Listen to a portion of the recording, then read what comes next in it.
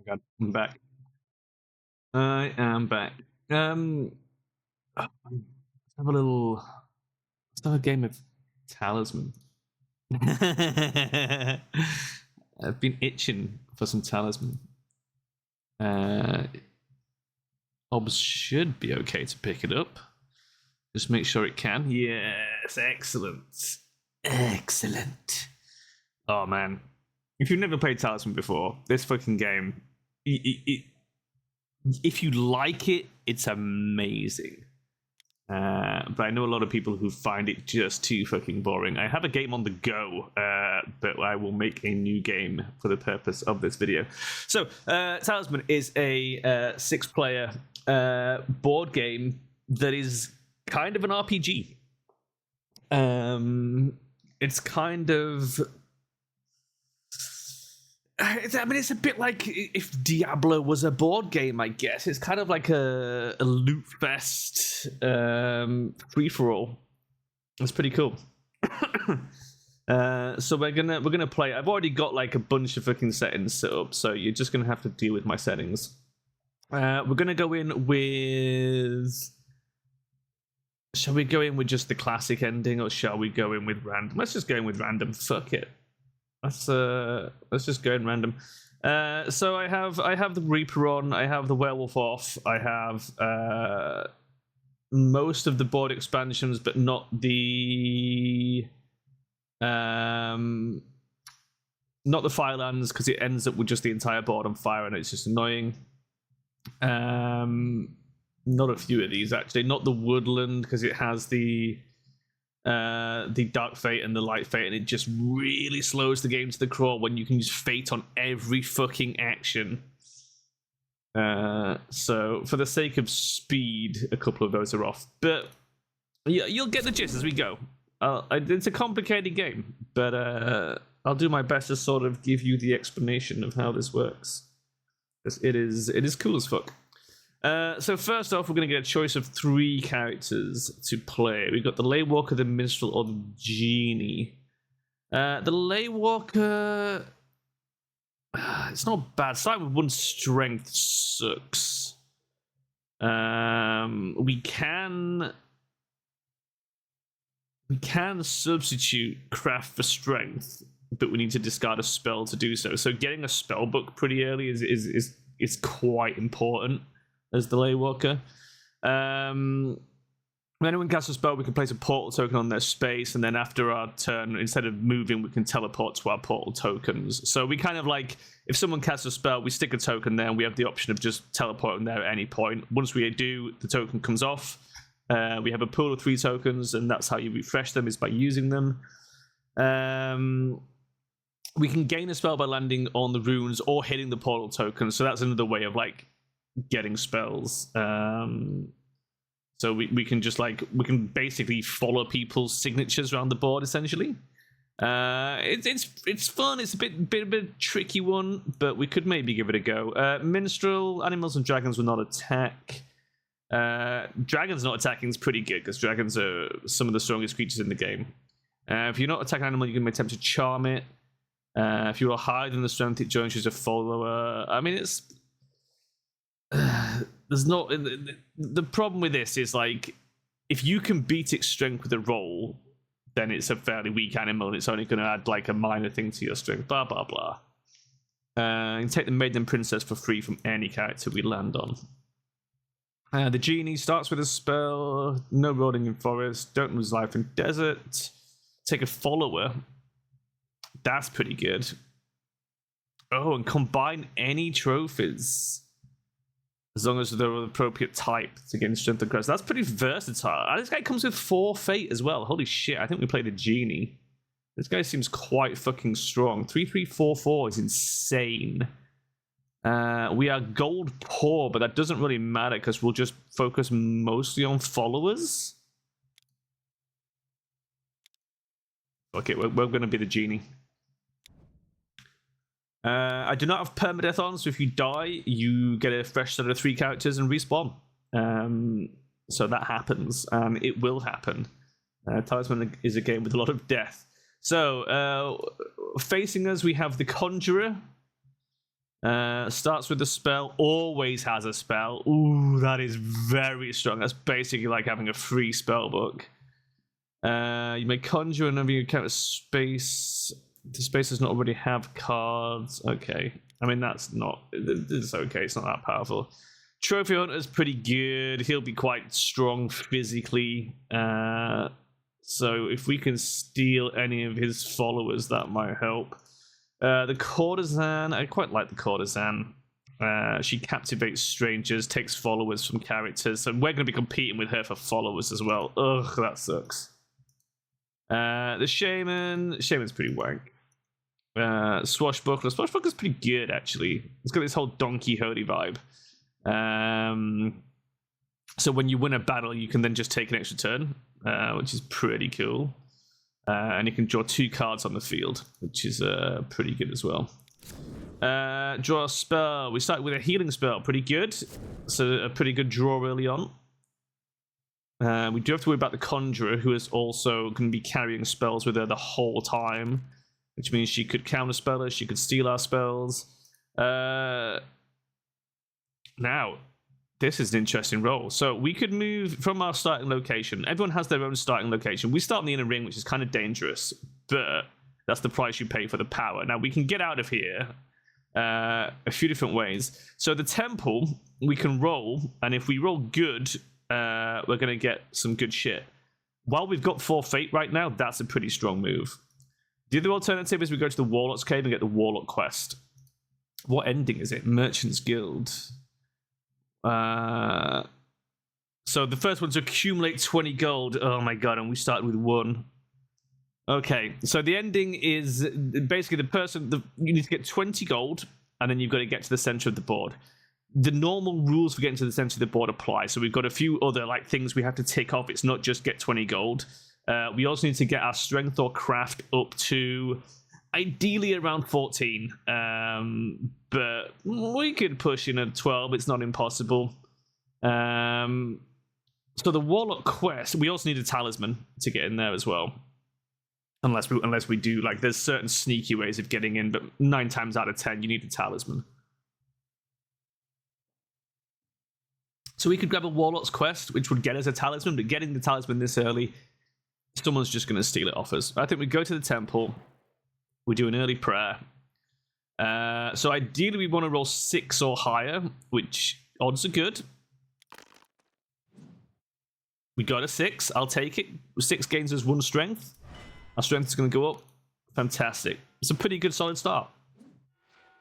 The AIs are going to take their turns. You can set them on super fast and they'll just bosh through them, but it is kind of handy to be able to keep an eye on what they're doing. So I have it fast-ish, but not so fast that I can't keep an eye on what they're going on. He just got an Orb of Destiny, which is really good. I'd love to steal that off him. But right now, 4v4 strength-wise, we are pretty evenly matched. She's got the Astrolabe. That's pretty good for her. That's like a magic item that means she can be unaffected by certain things that are like global effects that affect everyone. She can just choose to let it pass it by, like this. The magical vortex absorbs all spells. She can pass on that with her Astrolabe and is probably going to do that. We are going to lose our spell, which is really annoying. This is why the Conjurer having a perma spell is great, because she's just lost her spell, but she gets a new one back. The Reaper, already, I could die here. So the Reaper, if you roll a 1 for your movement, you get to roll and move the Reaper. Pushing the Reapers around between characters is a pretty good way to kill a character. If I roll a 1 here, I'm dead. I rolled a 2. Now this is, you'll notice I can re-roll. So any roll can be rolled again by spending a fate point. However, if I re-roll here and get a 1, I'm dead. So there is really no point. I know I'm going to lose a life here, but it's worth losing a life rather than just dying outright. It's also why I like to always keep 1 fate point, because if you do get reapered, at least you can always re-roll that 1. Because your chance of getting 1 is 1 in 6. Your chance of getting 2 1s is 1 in 36. Although it does happen. I've double 1'd on a Reaper before, many a time. He just got a spell. He's also got 2 gold, which is, in this particular ending, very, very powerful. accumulating the gold is going to be pretty fucking tricky. Now then, we're going to go to the Hidden Valley. It is risky as hell because we draw 3 cards here, and if we draw 3 enemies, they're probably going to beat us down. But we need to get out the middle ring. The quicker we do so, the better. We are neutral aligned, so the other thing we want to do is go to town and change our alignment to either good or bad. There's a reason for that. Basically, if you're good, you can heal for free in the chapel. If you're evil, you can heal your fate for free in the graveyard. Both of these would be super beneficial for me. I feel like with 4 fate, I want to be evil. Being evil will be pretty good on this. But being neutral alignment just is not beneficial to us at all, really. 2 bags of gold. Oh, God. A Chillblade. I don't think we're going to be able to defeat that. And an Instructor. Okay, well. The odds are massively against us here, but... Okay, he needs to roll... No, okay, we're dead. So we'll lose a life to the Chillbane, and the Chillbane will remain on the board. We don't get the other 2 cards, because they were higher priority than the Chillbane. So the Chillbane is going to guard that loot. Anyone wants it, they've got to defeat the Chillbane.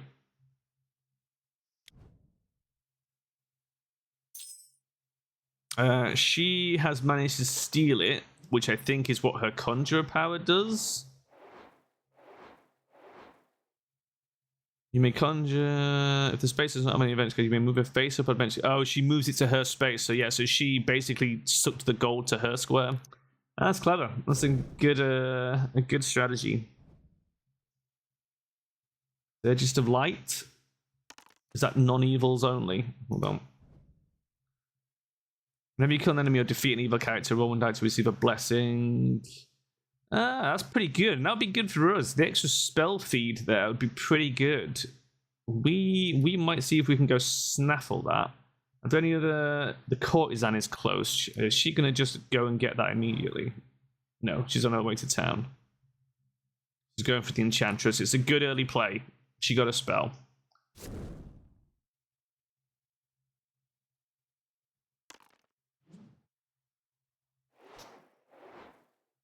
So the Shaman has changed into, I think, a cat, cheetah, so that she can move further, I think. She has like a couple of different animal forms. She did not manage to defeat the unicorn there. Swashbuckler's heading to the tavern, which is a good spot for him. He gets a bonus to his dice. He did just get moved to the dungeon. What did he drop in that square? Was that a spell sword? Oh, that was unlucky for him. That would have been pretty nice. This Ice Fang over there. Okay. I mean, I'd rather go for the Thurgis. I think... Oh, I've got to be Reapered again. Missed turn. Fuck me. Okay, that sucks. It's a bad time to be missing a turn when we want to be sneaking in and stealing this Thurgist. I think Ice Fang, if it's orange, does that mean it's evils only? Or just non-good? See if we can have a little look at it. Oh no. Add 1 to your crafter and psychic. And if you take a life, they have to miss a turn. It's pretty good if you're psychic heavy. We are not. We can only force into psychic with spells, which is a bit tricky. Although if we get the Thurgist, that will help with the spell feed. It's not impossible, but there's no one here that is craft heavy. Even you, I think, don't force craft.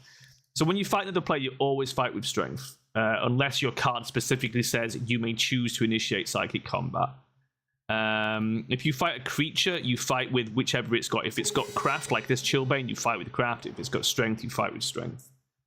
So knowing which characters fight with which and how you can manipulate those fights can really help you win. She's conjuring... Oh no, she's destroying the Instructor. It's an interesting play. The Instructor's not that powerful, really. Sometimes it's good to destroy like a resource if like other people can get to it easily and use it and you can't. Just like removing that advantage from them. Because this is a game about it's a game about snowballing. It's a bit like a 4X, like Civ. It's like you start off at like, you know, everyone's sort of a bit crap. You're sort of like you're getting your ass kicked a bit. You're going to take a lot of damage. You're going to struggle to defeat monsters and stuff. But eventually you'll get a little bit of an advantage here and there. And you'll start to like snowball. Like her having the astrolabe. That was a really good early pickup. Basic like finding a goodie hut in Civ. That's been very powerful for her. Fuck me. There's no penalty for landing on the Reaper. It's only if the Reaper lands on you. So actually by moving here, we're safe against the Reaper. And this is the square that allows us to exit the inner ring and get onto this better outer ring. We are not doing good. With only 2 lives left, and we're not good, so we can't heal them for free. So I really want to get that Thurgist. No good character may have the Chalice of Shadow. Oh god! If we get both of these, we can stay neutral. But we need a good amount of gold to stay neutral. Add on to your strength, you do not lose life in the desert. This actually isn't that good for us. We already don't lose a life in the desert, so really we're only getting +1 strength. And the price is that we cannot be good. And I would quite like to be good. The Gilded Compass, after you roll the die for your move, you may subtract 1. Very good for trying to like hit certain squares that you want to hit. We shall take them both for now, but I may burn the Chalice. I may go to the city and turn it into gold. I rolled a 1 for the Reaper, which actually fucking sucks. But I am going to send him out of the inner ring to discourage people pushing him back towards me.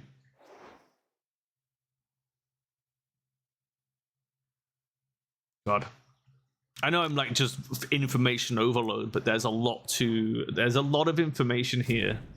Like this is one of those games where it's like when you first play it, it's like it's so inscrutable. You're like, what the fuck is even going on? But then when you get into it, it's like as soon as you like once you've played like 50 hours or whatever, you start to like know a lot of the cards and stuff. So people pick them up and you're like, you can glance at them and go, okay, I see what they got. I know what they're going to do with it. I have a rough idea of like the things they can and can't do. You know. Like I don't know every card. But I know a lot of them.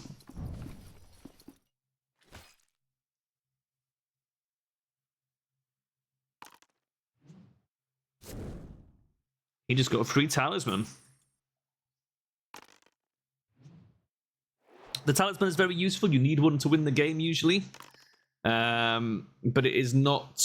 It's not just a matter of just grabbing one immediately. That is not always the best play because if you have one, everyone's going to want to take it from you. Now we can use our golden compass here to reduce the die roll by 1, giving us a 4 instead, and then we can go get the Thurgist. So the Thurgist is a follower, which is great. However, the courtesan is going to try and steal this from us. So we need to stay away from the courtesan as much as possible. So this is whenever you kill an enemy or defeat an evil character, roll a die, and we get some stuff.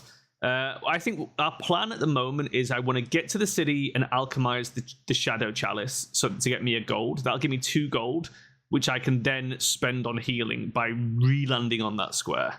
And going to the doctor to heal up. That will get me my lives back, and from there I could dip into the highland and start fighting some creatures which will start like making use of the Thurgist. I don't think I'm in a position where I can really be attacking the other characters very well.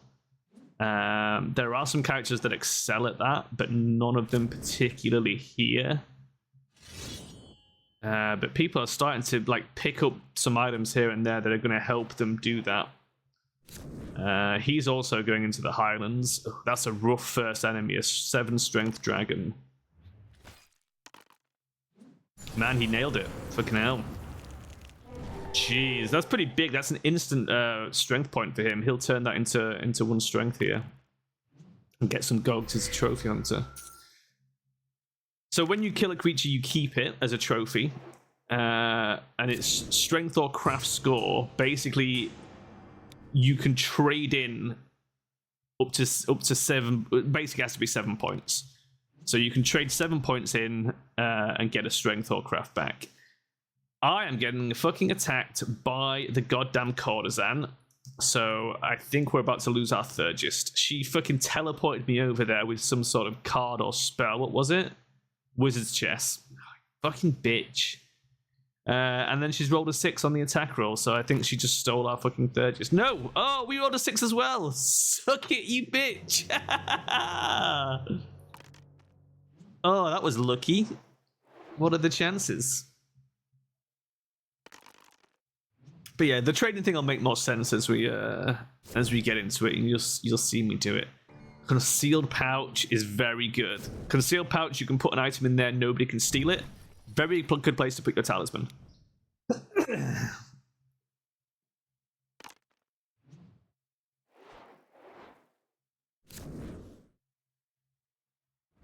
That is also very good. He's got a talisman and a gnome.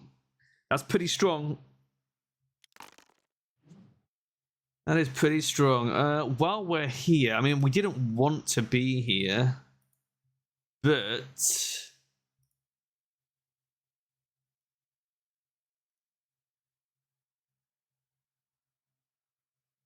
we can get our alignment changed at the Rogues Guild if we can get there.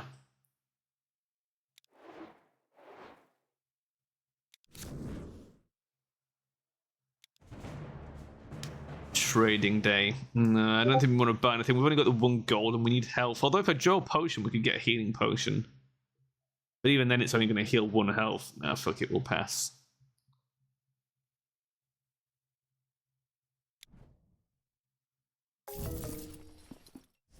Buying a scroll. Interesting choice.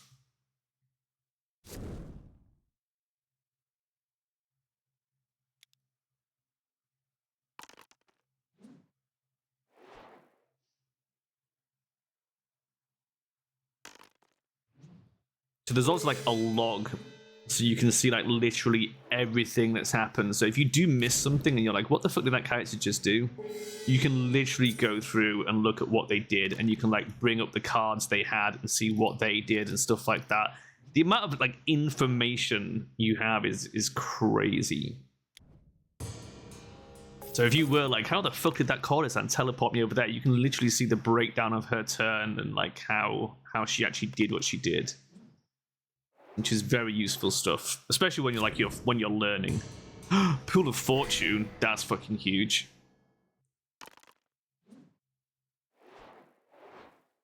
We want to go visit the Pool of Fortune if we can.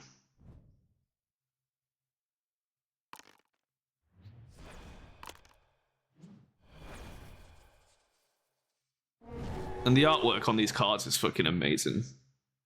There's like a newer version of this out called Talisman 5th edition, but the artwork sucks.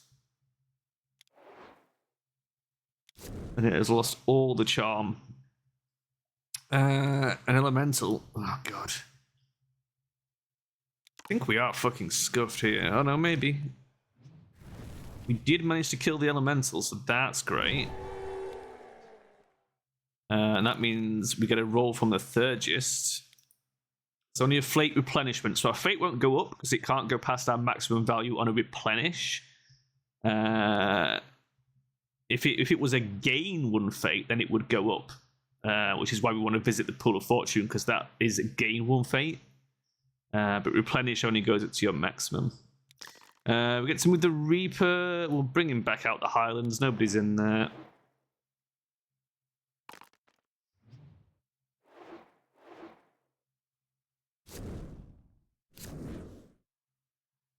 Ferocious Bear.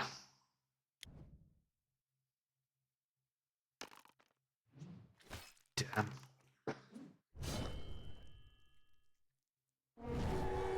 Contrary to popular belief, the AI does not cheat. Although it does feel like it a lot sometimes when they're rolling fucking 6s all over the place and I'm getting my ass kicked by everything. But it is just the way. It's just that classic confirmation bias, you know? Can't be helped. Oh my god, I thought she was coming for the Thurgist then.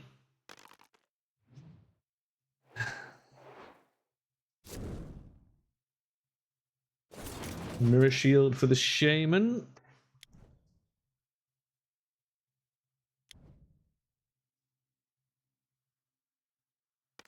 She put one of those in the pouch. Just put the mirror shield in the pouch. Interesting.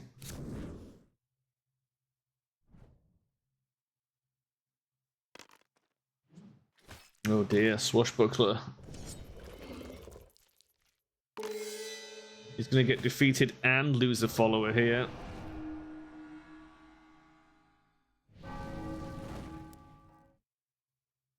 Lost his gnome. Good. That's great. Love it. The gnome, very powerful. Now I could change my alignment, or I could do what I wanted to do and actually hit the city. As soon as though this was part of the fucking plan. Let's actually start initiating the plan. So we get a choice of encountering the space or the character. And in this case, we want to encounter the space. We want to visit the alchemist, and we're actually going to alchemize the chalice of shadow, which is a wild thing to do. Some people will be like, oh my god, what the fuck are you doing? But honestly, it's not that big a deal. Getting healed is a very big deal.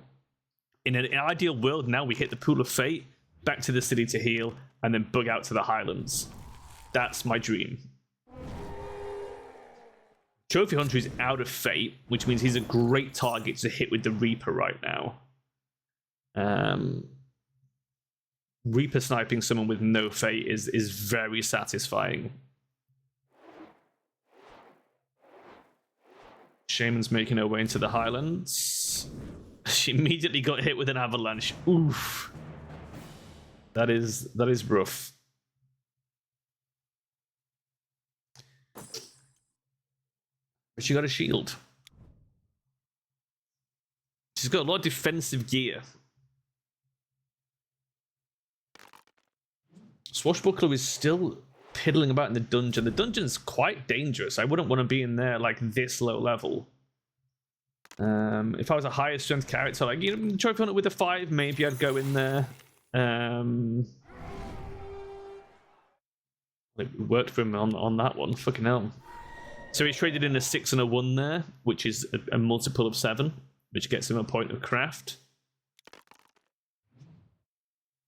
He rolled a 1, which is not ideal. What does the Redeemer do? Evil and neutral must lose 1 fate. Yeah, we don't want to visit that then. We'll move to the field. No good character may have the profit. Oh, we can heal in the graveyard for free! That is fucking amazing. Okay, we're gonna circle around and hit the graveyard then, I think. I kind of want to pull this out to go after the Trophy Hunter, but the Shaman's got 5 fucking fate, man.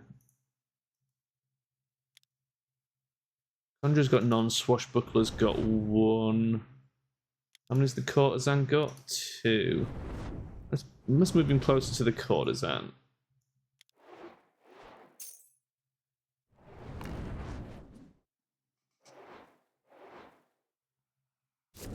Fucking Conjurer's playing the inner ring as well. This is just wild. Very dangerous to be playing the inner ring so early.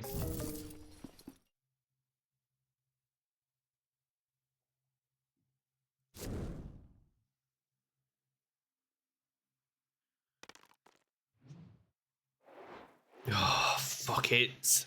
She's gonna take... Oh no, she's taking an object. She took a gold. I mean, I needed the gold, but at least we can heal for free in the graveyard now. I'm surprised she didn't take the Thurgist or the fucking Profane Relic, to be honest. I'm not complaining. We've got to stay away from her, though, because she will bleed us dry if she keeps landing on us.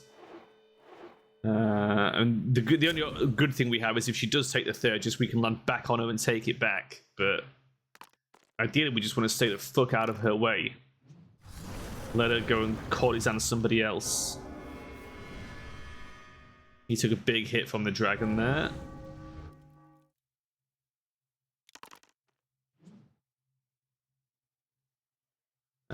Let's swing around that side and just hope she stays the hell away from us. We can get the Porter for 1 gold. That is pretty good. Fuck it. We'll take him. We'll take him. The carry limit is a little bit annoying, but we're basically, our big gambit now is to get to the graveyard and heal for free. And if we pull that off, I think we'll be in a pretty good position.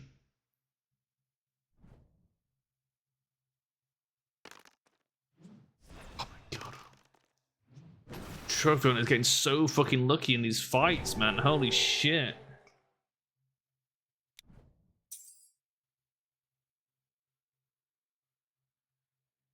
Oh, Corazon had to miss a turn because of the seduction attempt.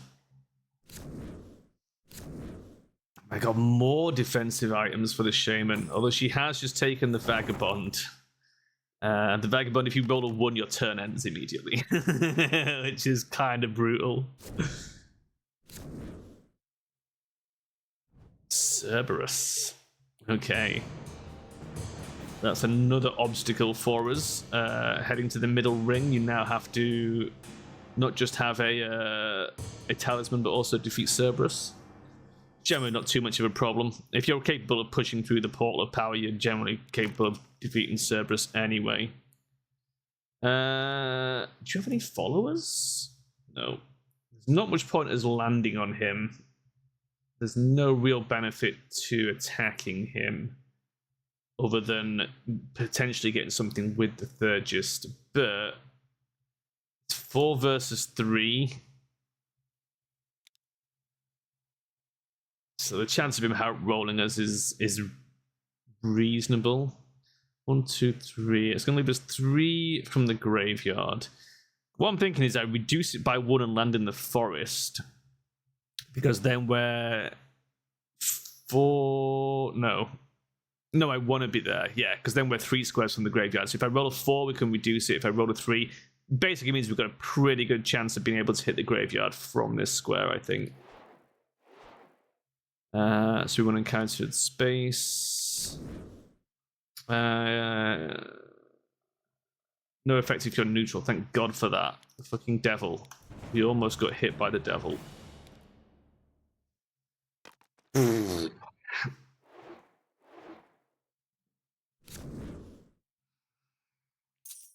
lot of gold flowing, but actually accumulating 20 gold is pretty tricky. The Highland's probably the easiest place to get the gold, I think, because you can find a lot of gemstones there, which you can sell in the city. So my plan is basically, that's why I picked up the Porter, in the hope that we can just go in there, fill our pockets full of diamonds and emeralds and shit, and then go sell them.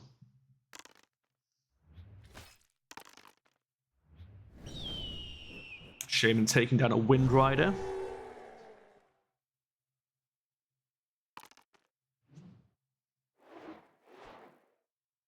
I think he's trying to get to the church to heal. He did just get ganked by a succubus. Although he has managed to kill it. Impressive work. So we want a 3 or a 4. That's a 6. Did not want a 6. We'll take it, I guess, because it keeps us away from the courtesan. Oh, that's bad.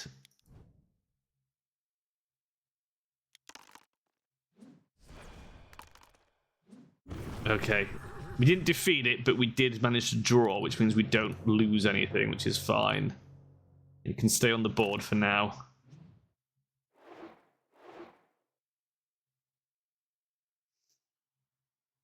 Conjurer's moving the Redeemer.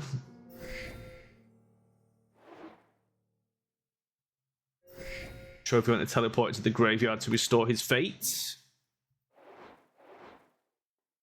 And here comes the courtesan to start fucking with everybody. Oh god, it's I hate the courtesan, man.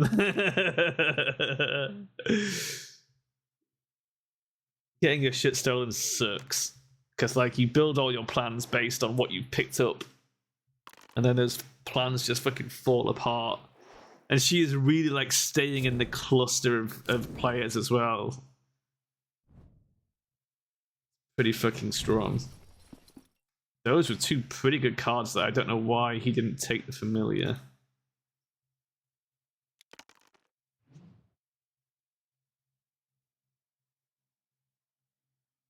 What does the familiar do? 2 to your craft, but you lose a life. Oh, that's why he didn't take it. Yeah, same with me. I'd be on my last life.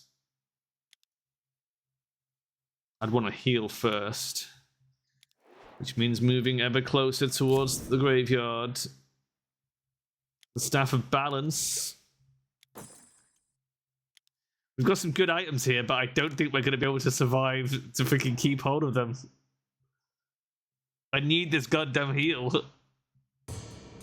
Oh, she's just moved the Pool of Fate over here as well.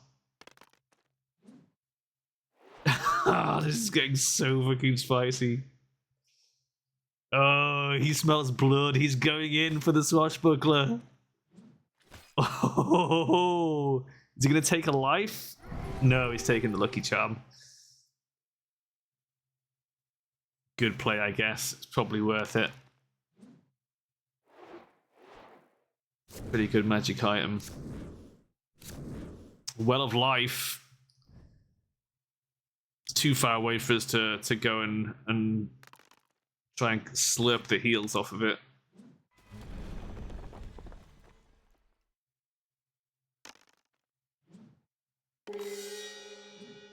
Wow, shaming using fate to protect a life there. Not sure that was really worth it. I mean, yeah. No, because if she'd failed, you'd have been down a life and a fate, and that just sucks. I would have just taken the life loss, I think.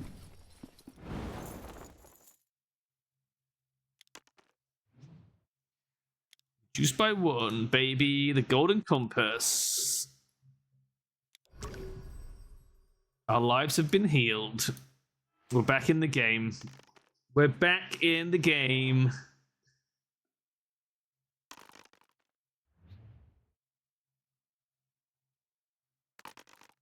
Okay. Oh, shit, son. He's coming for me. Oh, he's going to use the Lucky Charm to roll a 6. You son of a bitch. Oh, that hurts. That hurts a lot.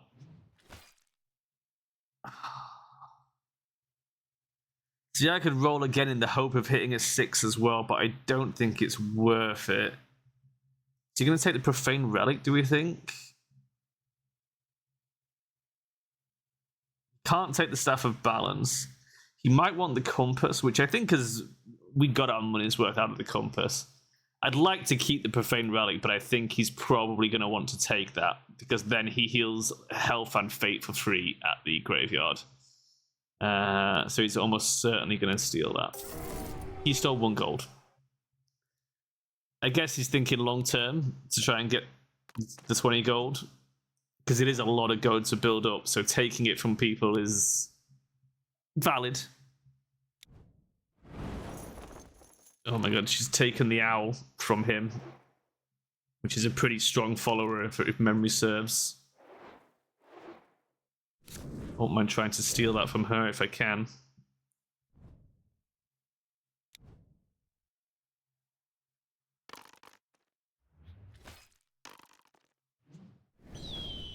The Wind Rider falls to the Shaman.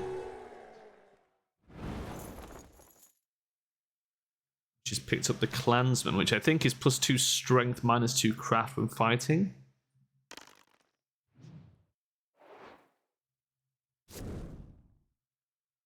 Dawnstone, really good fucking item. Man, these people are getting really fucking good items here. Okay, we can visit the Pool of Fortune, which I'm gonna do. Take 1 fate from the pool. Boom. An extra fate point.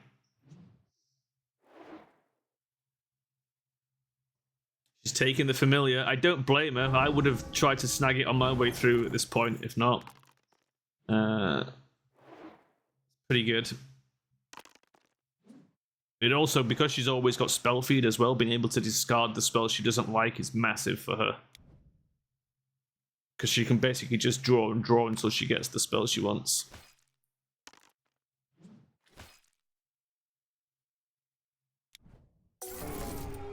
She's taken the gold back off him that he stole off me. That's fine. I'm not too worried about getting the gold stolen early on. I mean, I think the reason they're stealing the gold is because, like, if you don't have a gold at the start of your turn, you get one. So by stealing someone's gold who's only got one, you're getting a gold and they're getting another one back. So you're increasing the gold that's going round between the characters. So then that's another gold you can steal, sort of thing. So it's like you bring this communal pool of gold upwards. So there's just more gold in the economy, really.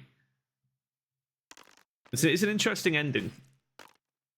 There's like a bunch of different actual endings. So that is just one type of ending that we can go for. It does mean we are settling in for quite a long game with the Merchants Guild ending, I feel. Unless someone like just gets really fucking lucky, there are like ways. Like if you manage to draw the Alchemist as your starting character, winning the Merchants Guild ending is piece of piss because the Alchemist just shits gold. He absolutely shits gold. It's brilliant. Big dragon over here. Oh, and he's going to get dragged. Oh, he might be dead here. Oh, he's got the Dawnstone. Oh my god, he's saved by the Dawnstone. Oh my god, that could have killed him. He's so lucky he had that Dawnstone. What a save.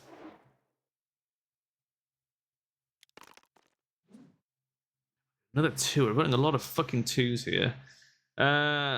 So I think we go to the chapel and we'll pray. Can we do that? Oh no, we can't pray. You've got to be good to pray. I still think we go to the chapel. The trophy hunter is... He can attack us on the chapel, I guess. Nah, fuck it. We're going to have to do it. We need to get into the Highlands.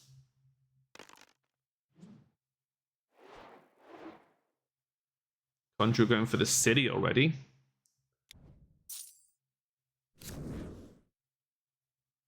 Not sure what she's got on her mind there. Maybe going to spend some gold on some weaponry, maybe.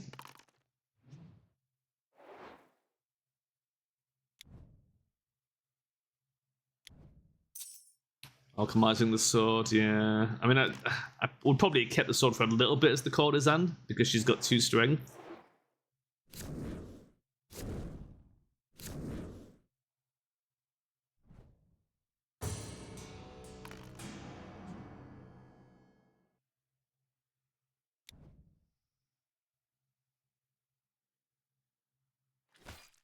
She just discarded the Vagabond. Well, that was lucky.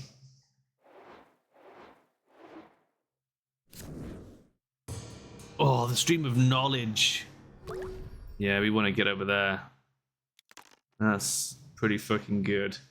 I do not want to hit that avalanche, though, so let's reduce that with the Golden Compass and sneak in next to the Trophy Hunter. Do you still have any followers we can steal? Nah. So we'll just encounter the space in that case. A goat. A bad goat. Oh, fuck me. I am going to re-roll this because we've got a pretty good chance we can do better. Fuck me. Couldn't have been worse. But we had the extra fate point. It was worth spending it to try and win that battle. Good thing is, oh no, we get moved counterclockwise. Oh, fuck me. Well, that was annoying. That was not what we wanted to happen. Oh, she's gonna go pray. Yeah, that was a pretty good idea. That is a pretty good strategy.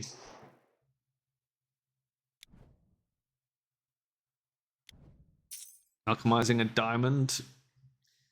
I don't think I'd have gone and done that straight away. I would have probably stayed in the Highlands for a bit, but sure. What is she up to? She's heading in to pray as well. Oh, that was a really bad roll. Oh, but that was a really good roll. Holy shit, she's up to 6 lives. Wow, that was a fucking slingshot roundabout, wasn't it? Holy fuck.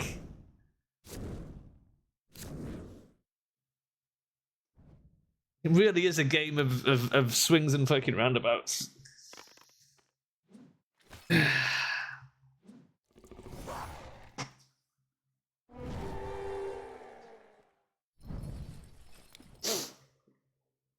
All these items she's got. She could go and alchemize a bunch of those. Although I think she's swapping some of them out for emeralds, which is a pretty good thing. She's dropped the mirror shield. If we get over there, we could try and steal it, but you have a limited carrying capacity, which is another reason why having the porter is pretty good, because we can carry a lot more stuff than most of the people.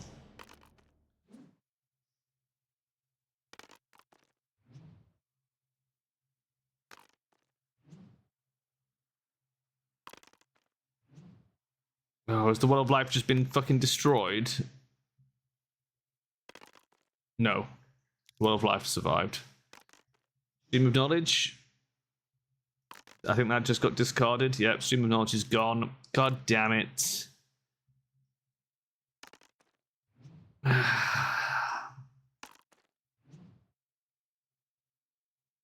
Okay, a bunch of cards got sent to the discard pile there.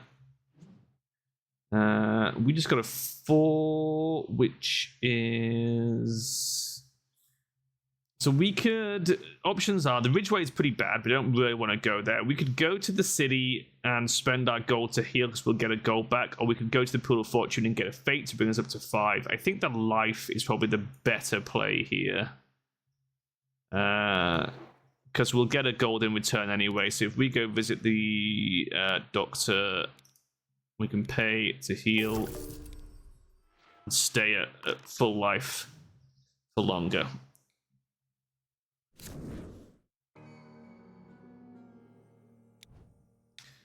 That was, you can discard an object to take something from the deck. Oh, but only one person. Okay.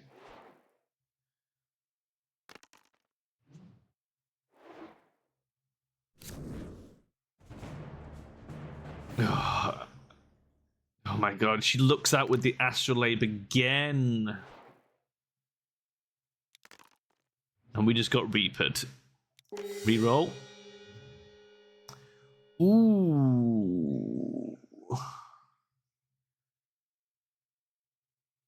I think we want to... Do I want to gain a craft? I think I do.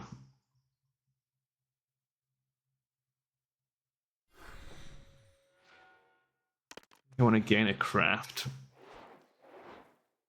I think we're probably going to mainly focus strength, but having that extra craft point will make it easier to kill some of the craft enemies around.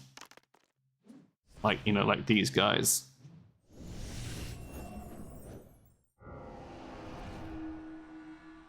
Partisan losing a life. Not a major problem. She's got lives to spare. Oh, no, she hasn't. What happened? Does Chilbane outright kill you? No. What was there something on the... Oh, she had the Deathstalker. You're defeated in battle, you lose a life, you're killed. Oh my god, the courtesan is out. I mean, that's great for us. That's really good for us, because she was a big threat to us. She dropped a load of loot as well. Problem is, getting into that inner square is actually quite tricky. But the first one that manages to pull it off, there's quite a bit of loot there to grab. But I guess you have to defeat the Chilbane. Did the Darkstalker get discarded, or is it still there? Deathstalker was ditched. The Deathstalker's still on the fucking square. Oh, if you take the loot, you've got to take the Deathstalker as well. That's wild. That's a big gamble. She's coming back in as the Martyr. Martyr's pretty fucking strong. So yes, here you go. You may choose to attack in psychic combat, which is pretty big. You You can sacrifice 1 life to automatically win the battle, which is fucking amazing. Add 1 to the score of praying. You are always good. There's some really fucking solid things here. I like the martyr a lot. It's a very fun character. You basically hang around the church, just attacking everything you can, basically. Just healing back up for free whenever you feel like it. Yeah, super good.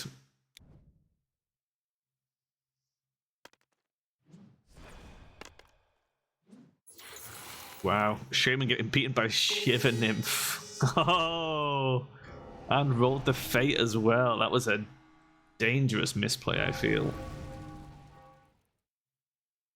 Converted to human form.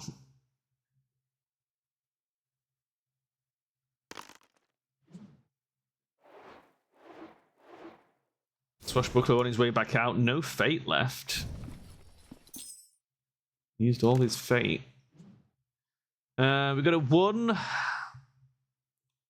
Not super useful. He's still got no followers to steal. I mean, we're just gonna encounter the square, I think.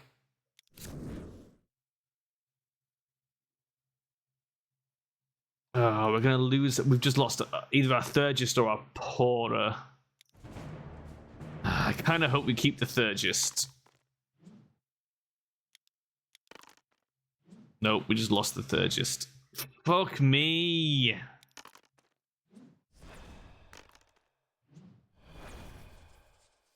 Fine.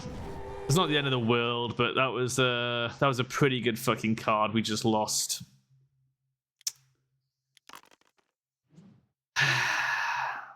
Five on the Reaper. Do we chase the Conjurer? I think we probably do. I think her and the Trophy Hunter are doing the best at the moment. Let's keep him on her tail.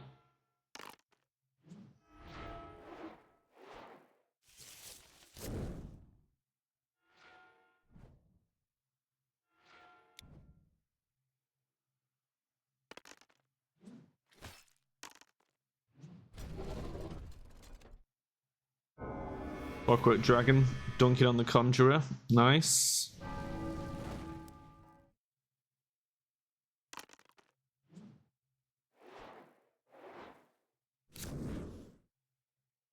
Bag of gold, sure. He's up to 6 gold. Not doing too shoddy.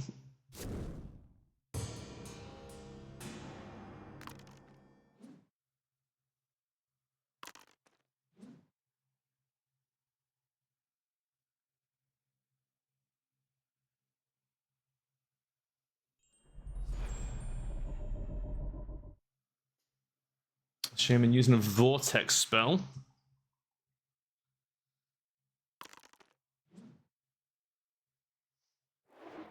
Getting teleported to the crags.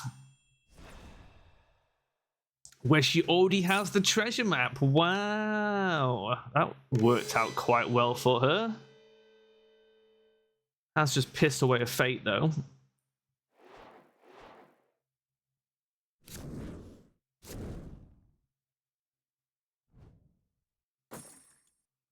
Ring and a Skull Wand. He can't actually take the Skull Wand. But I can.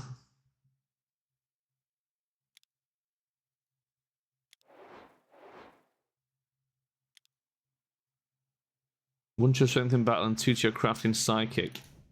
Fuck yeah. Give me that wand. Okay. It's pretty good for us.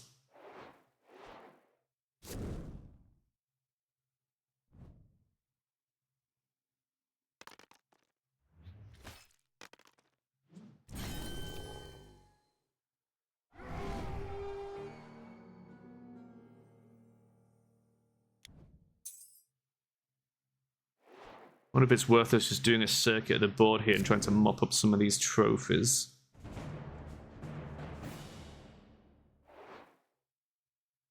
Oh my god, the Martyr's gone for it. She's taking the Deathstalker? Oh my god, is she just dead again?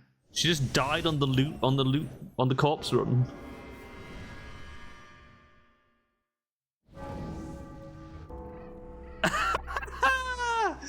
Wow. Oh my god, this is gonna be just insane. She went back for her loot and died again on the same square. That is just crazy. What was this fireman? If you defeat the fireman in battle, you may take a riding horse instead of keeping the fireman as a trophy. Riding horse could be good. I don't hate that.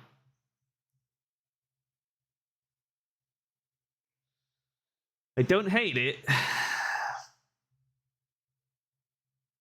It's not massive.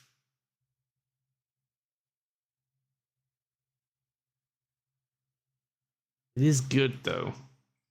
Fuck it. Fuck it, we'll give it a shot. Use the skull wand. Boom. Nailed it.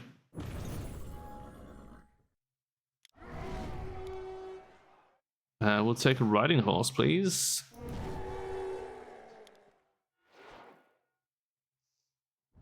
Oh my god, the Conjurer's gone for it. Oh, she has craft 6.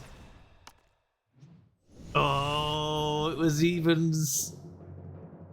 Oh, everyone is so tempted by that fucking loot, man. That is fucking crazy. She does have the craft that she could possibly pull this off, but she's only got 2 lives. It's such a fucking huge gamble. Koisan's back in as the ninja. Ninja's a pretty solid, reliable character, to be honest.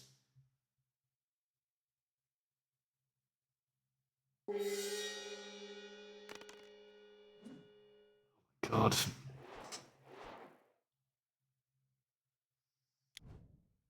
Shaman's gonna try and fight the Sentinel to go and get the loot.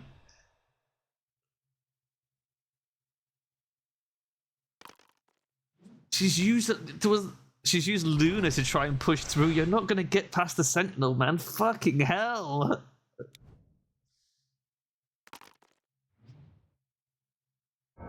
She's saved by the magic shield, but even so, like, what the fuck are you playing at? He's coming in as well. He's gonna try and fucking push towards the loot. He's got a second talisman. Oh no, he lost the first one. Where did his first talisman go? Man, this is going crazy over here. I am going to use my riding horse. So now we get a choice. We can roll 2 dice for movement if we wish, which helps us cover big distances, which is exactly what we want to do now. We're going to go... Yeah, I don't think we're going to defeat a Frost Drake. We'll sneak down the left. I want to get back in the Highlands, really. Rune Gate. That could actually be useful. I think there might be some runes in the Highlands we can TP to.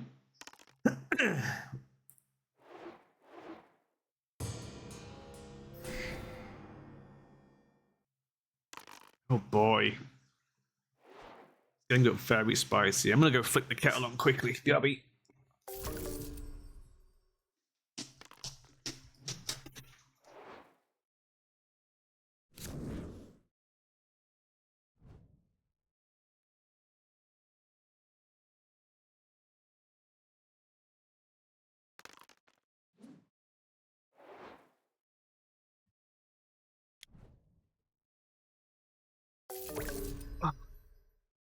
Leave that boiling. Get myself a nice copper in a moment. Okay, what's in our path?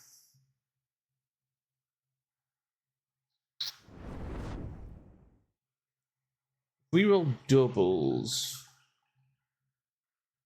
Pretty good chance of getting past the Ridgeway. Let's do it. Let's roll the horse. 7. Excellent. That works out really fucking well.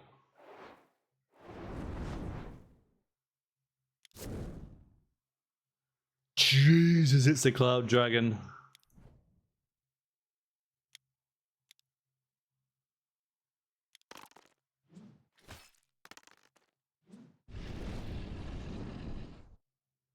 I don't think it's worth rolling a fate to re-roll that, because we would need a 5 to equalize, 6 to pass. The chances of him rolling lower are pretty high, so we'll just take the life loss. It's fine. It's not the end of the world. How many more people are going to die trying to get the fucking courtesan's loot? Oh my god, Conjurer's going very spell heavy here. I'm surprised she hasn't started fucking people over with those spells yet. I don't know what she's been doing with them all. Right, let me pour my cuppa out. Hold on.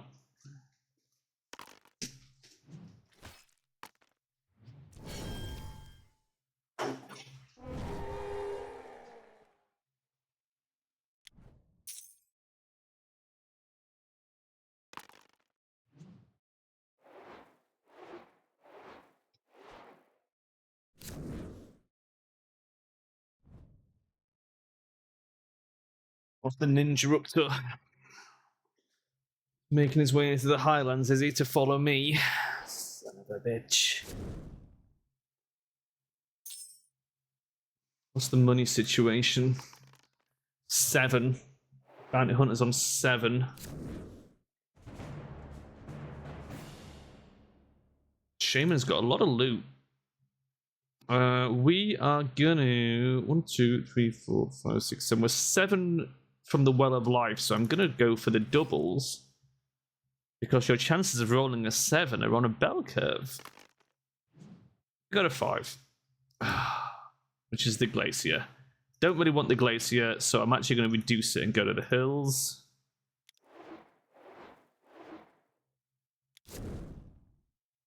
Flight Potion. Poggers. That's actually pretty good. We can teleport straight to the Well of Life. Like that a lot. That makes life a bit easier.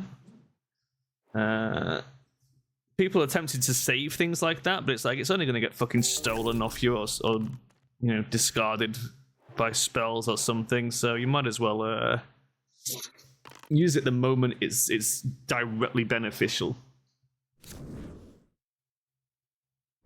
which in this case it will be.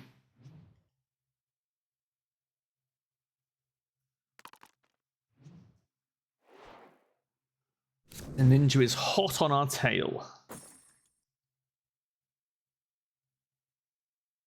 Drinking a spellbound potion to get a free spell. No, the Reaper's back in play. It's been a while.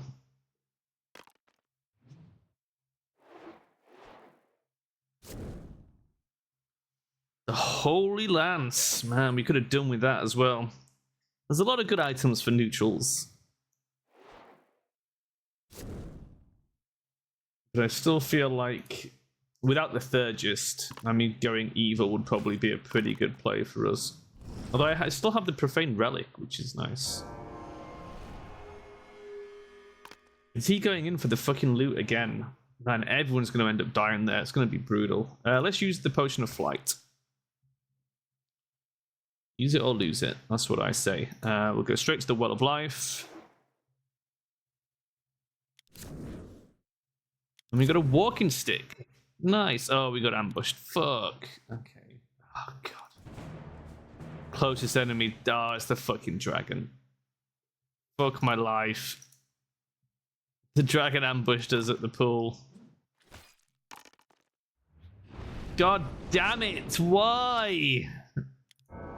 Son of a bitch.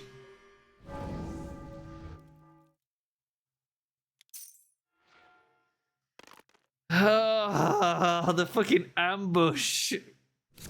That was really bad. That is not what we wanted at all.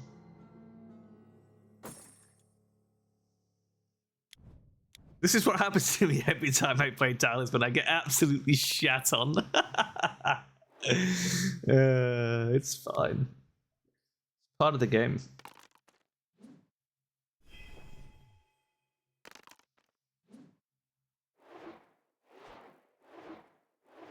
Over the years, I've tried to get so many friends into this to try and have people to play it with, and nobody else likes it. And I'm like, you mad? It's such a good game.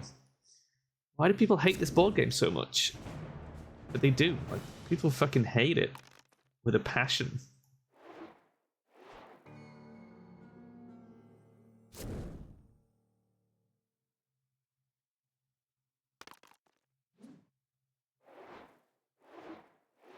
Okay, I think people are starting to abandon the lure of the courtesan's loot. I now want to get to the waterfall, so we're gonna bust out the horse again, because that's our next point where we can try and get some healing done. The waterfall will heal health or fate, 1 point per land, so we can just sort of flitter about for a bit. Get the hermit, free talisman if you reach him. Don't really care.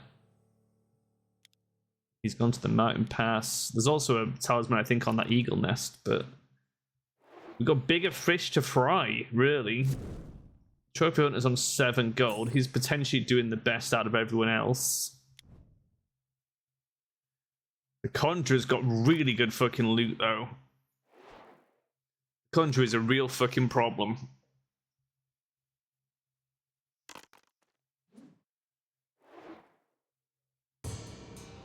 We're definitely a bit behind, but if I can just get some fucking healing here, we can start catching up, I think, in the Highlands by farming some gemstones. Because our combat stats are pretty good, it's just, that fucking dragon twatted us twice on the way through here.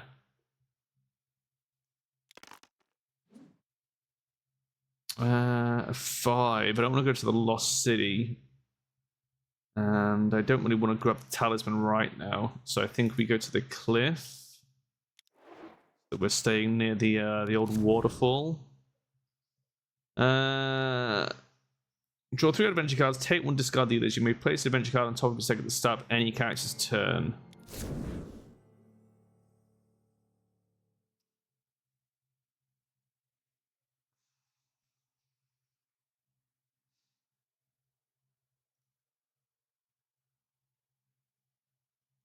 I think we take the falconer and we put it back on the deck at the start of our turn so we can fight it, and then trade it in as a trophy. I think that's a really good fucking play.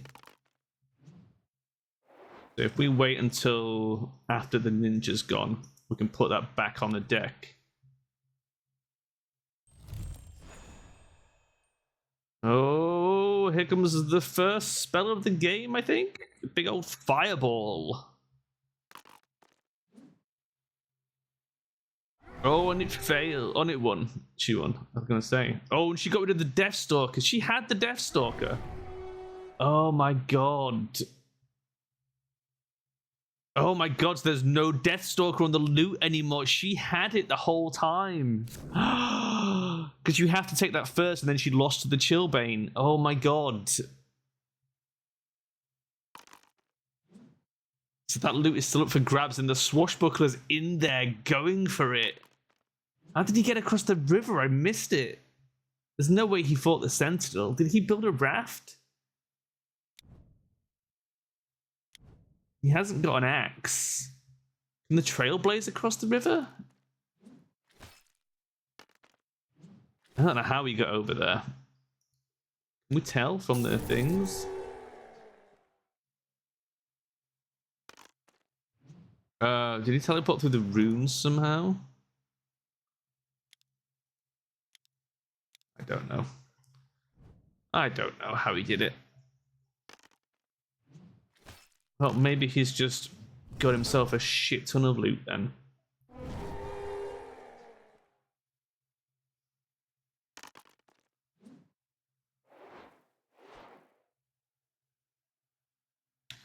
Right, so let's slap this back on top of the deck.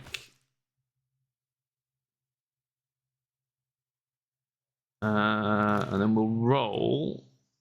We did not get the fucking thing. If we'd had that walking stick, it would have been so good here. It does mean we're drawing on the canyon, which is 3 cards. We're going to fight 2 falconers. It's fine, we've got the skill wand. Of course they rolled a 6. You know what? Because we haven't got much life left, I'm going to try... Fuck. No. Okay. I might fucking die here, man. This is really fucking bad. Oh, and Jesus just fucking hates us. Send the Reaper after these assholes.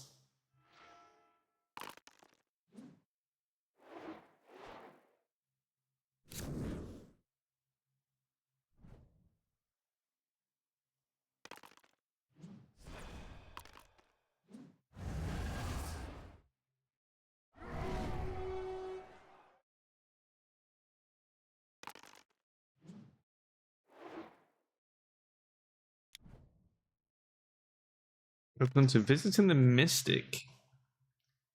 All play and it's paid off.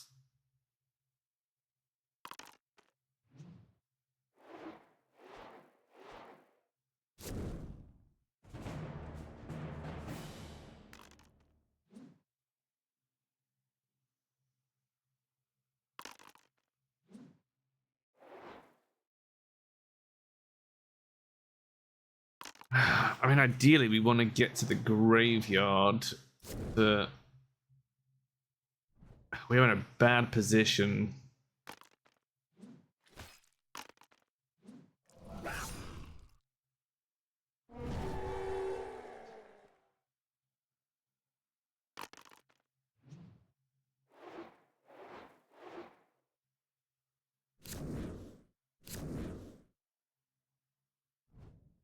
Man, he's really on a roll now.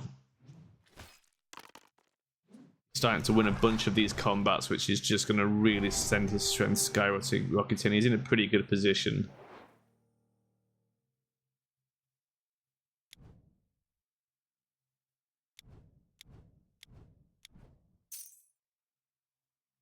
Oh my god, he's alchemizing like a son of a bitch. Oh my god, that was a huge fucking play. Meanwhile, we're stuck sort of fanning around here. I might reduce that and just go to the hills for a single card. If we get into a fight with a double, okay.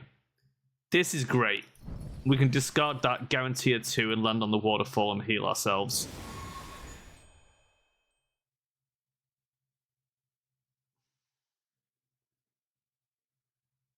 It's actually super useful. Contra going through a magic portal. Or not. I guess she chose not to go through. Sister of Fate. Reaper on the ninja.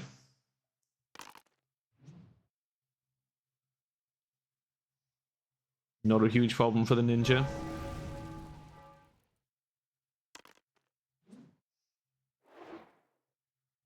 Ugh, trophy onto making it to the graveyard. And gained a fate as well. Oh my god, yeah, he's doing pretty well. Him and the Swashbuckler and the Conjurer are definitely the standouts here. The ninja's obviously struggling after dying twice. The Shaman got a lot of loot, but isn't really getting much out of it. And us, of course, just getting repeatedly shat on.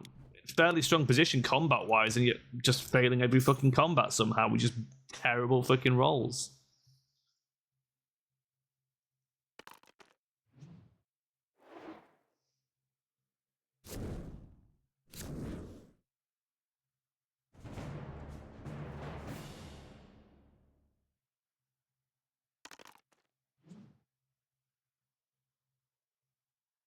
Right, let's use the goddamn Lucky Charm.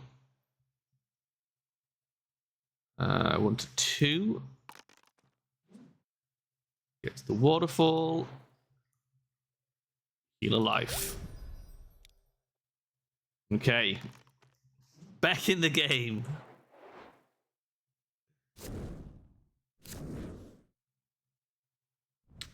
Torch and a Soul Drinker. She can't actually use the Soul Drinker because she's good, but... Man, the Trophy Hunter's probably going to want to go grab that. Oh, he's going to fight the ninja, though, and take his gold. It's a pretty sensible strat. Oh, but the ninja's got a cloak of shadows. Big evasive maneuver from the ninja. Nice.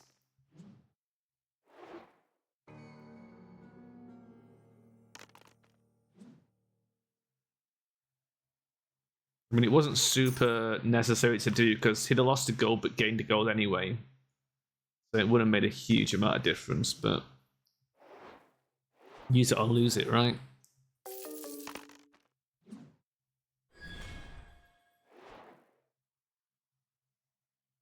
Swashbuckler made it back to the temple to pick up his talisman he dropped last time he was there. What is going on here? Nullify on Trophy Hunter. Why Trophy Hunter? Why not Conjurer? She's got fucking spells for days. Oh, she's only got one at the moment. Oh, Trophy Hunter with a counter spell. Oh, get fucked. You love to see it. That's great. A 6 here. Don't really want to go to the ice bridge. We could go to the cliff. I think going to the cliff is fine. Ah, the lodestone. Fuck my life. It's fine. We can carry the lodestone for now. Not a huge issue for us.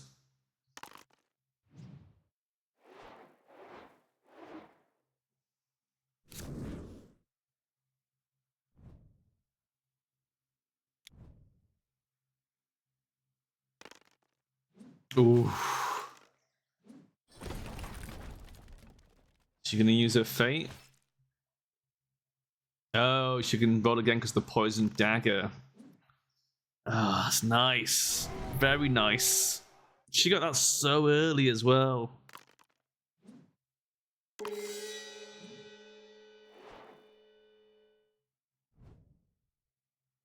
Trickster's still on the board.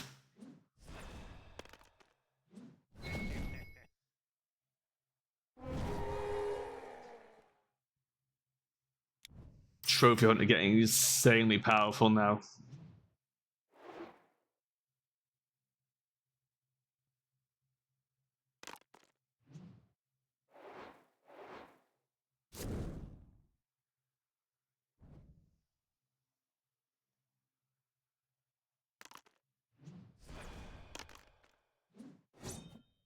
She defeated the Night Guard.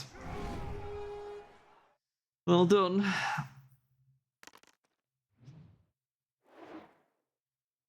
Swashbuckler back at the Warlock's Cave.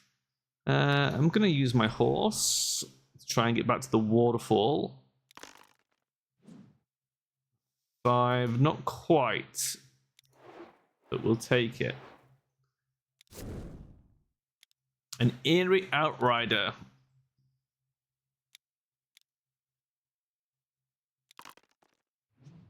Finally, something we can kill.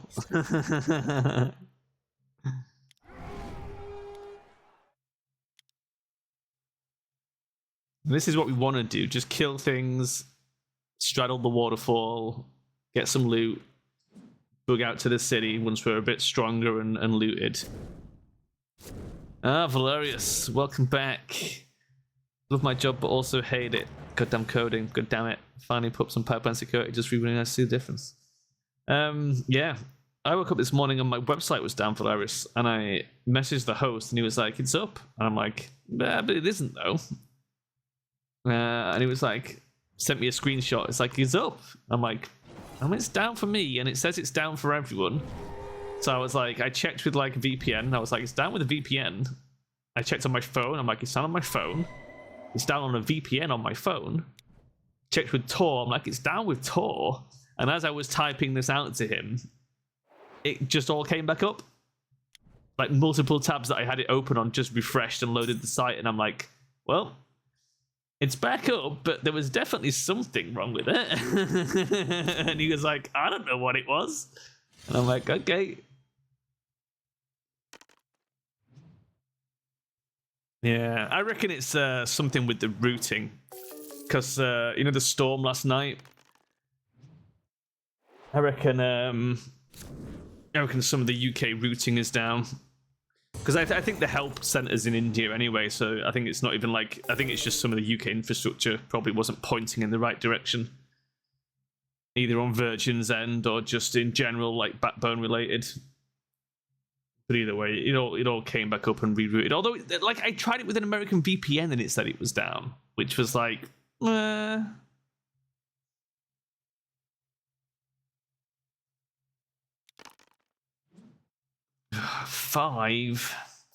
I don't want a 5. I hit that sweet ass waterfall. Oh, not a Cyclops. Yeah, I checked is it down, but I also checked like GeoPeeker style site where it's like it checks from like 6 different countries and gives you like a screenshot of what it looks like from those 6 different countries. And they were all, even India said it was down from there as well, which I was like, well, something's going on. But he was convinced that there was nothing wrong on his end. So yeah, maybe they were just looking at the cached version, I don't know. You'd think that would be a pretty obvious thing to... You'd think that would be the first thing they would check though, right? When you go, no, it's definitely down. You think they'd be like, oh, maybe it's the cache. You know? But whatever, it's working now, so... I'm not going to cry about it.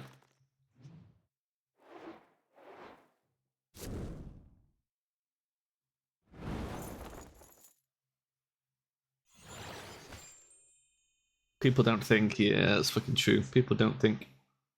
Oh, Swashbuckler turning all the ninjas' items to wood. I mean, the ninja's like the least threat here. If you're going to do that to someone, I mean, the trophy hunter looks like he's already been fucked by someone. I don't know what happened to him. Hilarious distracts me. What happened to the trophy hunter, man? He just got shagged out of nowhere.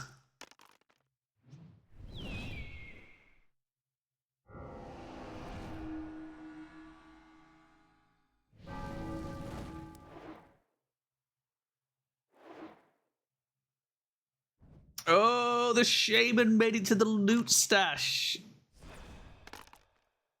But could not defeat the Chillbane. That Chillbane was the first enemy that dropped on the board. He hit me in the first turn, and everyone is still fighting over the loot on that square. It's insane.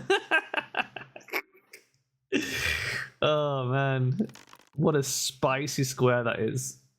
You missed it. Like, the Chillbane was there, and what was the courtesan went there, died, dropped all the loot, respawned as a different character, went there to get her loot back, died again. It's fucking brutal.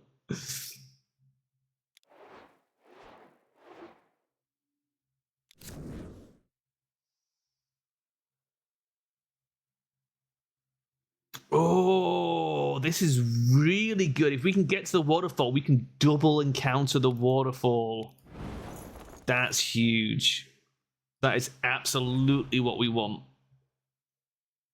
She pouched her torch. Oh, she's got the bag of carrying. Oh my god. This is crazy. Talisman stakes are real. She is a mad woman. She's strong as fuck, the Conjurer. She's all over this shit. I think her and the Swashbuckler are probably doing the best.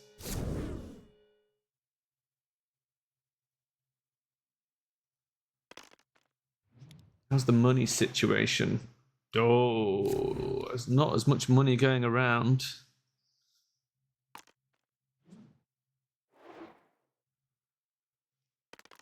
Sometimes you've got to bag your torch, Hilarious. It's, you know.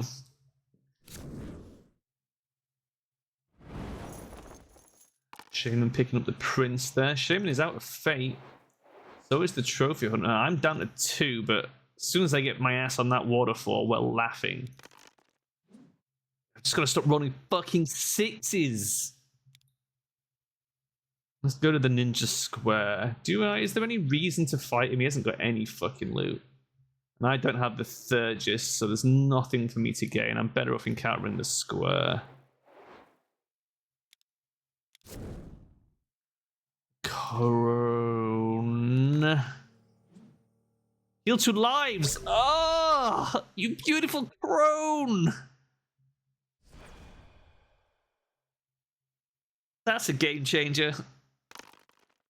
That's an absolute game changer. Now, if we can hit that waterfall and get our fate back, we're golden. Conjurer fighting a spider over here. And getting nibbled. Oh, and that was a reroll. Oh, but she gets the poison dagger. Oh, that poison dagger has paid off for her so many times. That might still not be enough. Oh, you lose, bitch! Then she correctly leveraged all her assets, but it just wasn't enough. Aaron Jesus says no. Trophy under casting barrier and strength. What the fuck is he doing? What did he barrier? The Chillbane? To prevent the shaman getting the loot. Oh, and then he's gonna gank her. Wow.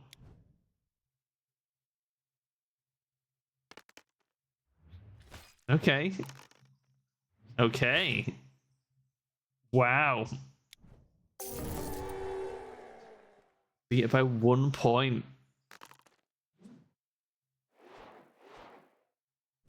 Can't believe the ninjas this deep into this fucking place. Oh my god, was that you can heal for free? You can heal for gold. That's, I mean, I don't need to heal. I'm already, it's the fate I need now. Okay.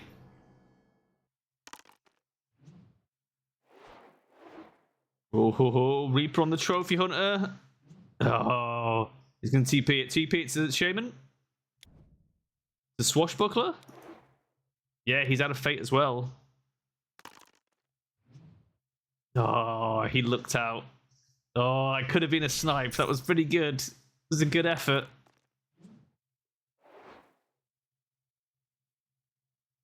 He is going to lose a life in the desert. He's up to 8 strength. Oh, and he's got the Angel of Mercy. Oh my god. Okay. We are going to use the horse. Try and hit that waterfall. God damn it. What can we do at the Sky Haven? Finish fate for gold. Okay, we could buy a fate point. That's fine. It'll do. It'll do. 3 fate's pretty good. Conjurer's pushing through. Is she going to fight the Lord of Darkness? There's no way she can fight him, right?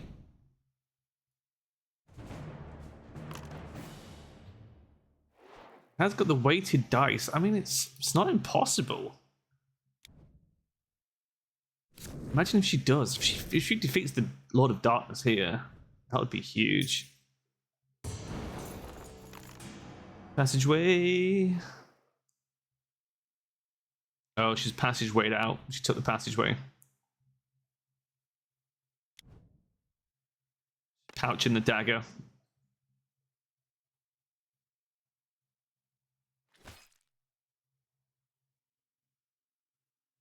She's using the weighted dice.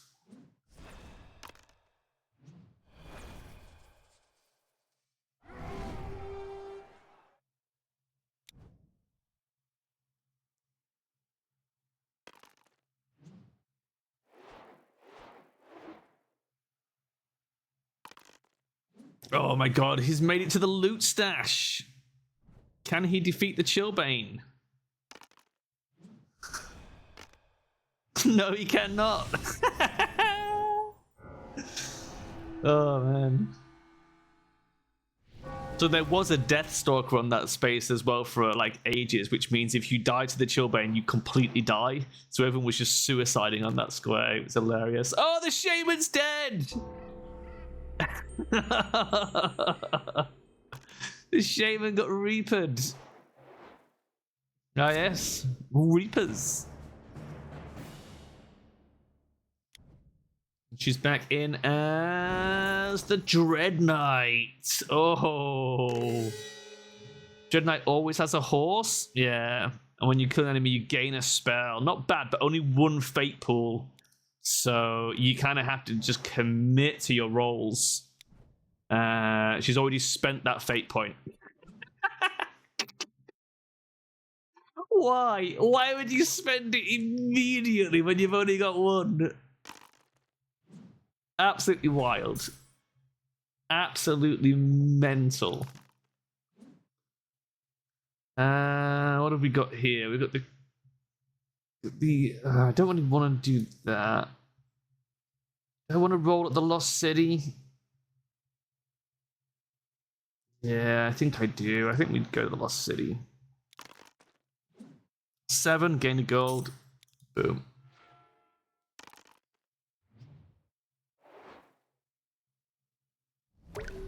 Ooh, Contra stopping in for a cheeky heal at the church. Very nice. Oh, Trophy Hunter scooping up that Shaman loot. Got the concealed pouch.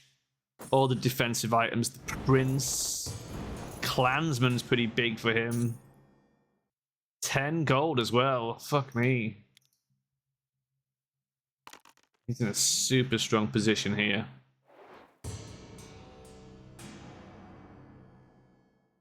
Ninja's not having much luck. The Dread Knight already super precarious. Like, it's fucking crazy to just spend your fate point on your very first turn.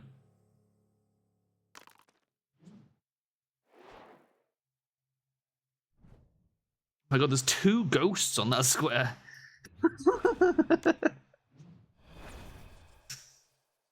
Swashbuckler just getting ganked by 2 ghosts. Maybe they were twins. Maybe they're like those creepy sort of ghost twins.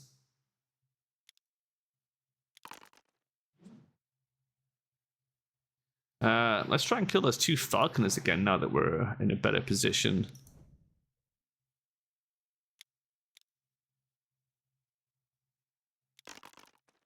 Oh, come on. 5, 6, 7, 8, 9, 10, 11. We need a 4 or better.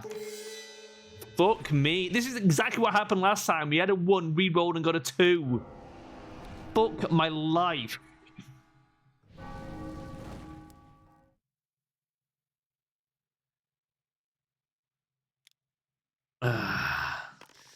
Off topic, my mate was bitching yesterday, no one is on Hunt. You know, the one friend always on it all the time. And he was like, does your brother play? I was like, oh god, what to do? It's the old group finally trying to mind it off it just because it was coming every day or night. The thing is, I've already got someone on my waiting list. I have another friend who is like, do you need an extra for Hunt? I don't know anyone else that plays it. And I'm like, my guy, we already have 4 players, so we've almost always got a trio. But I was like, if I do find a night when it is just me and Pell or just me and Erks, I will message you. But it's like, we've usually got 3. Everyone wants to play some Hunt. I don't blame them. It's a great game.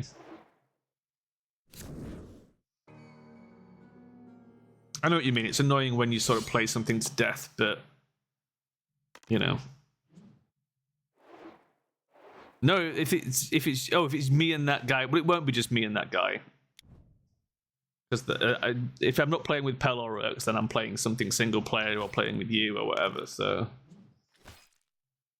this is just another game in over 1 or 2 years. I mean, that's fucking sad. I play so many fucking games. I've just got games coming out my goddamn arse.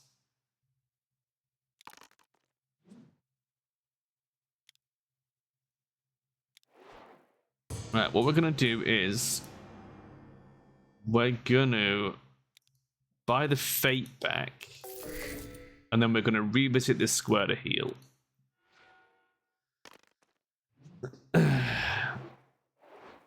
Yeah, I mean, don't be wrong, Hunt's really good and I could play it a lot, but even I want to break from it now and again. Like, I want to play something else.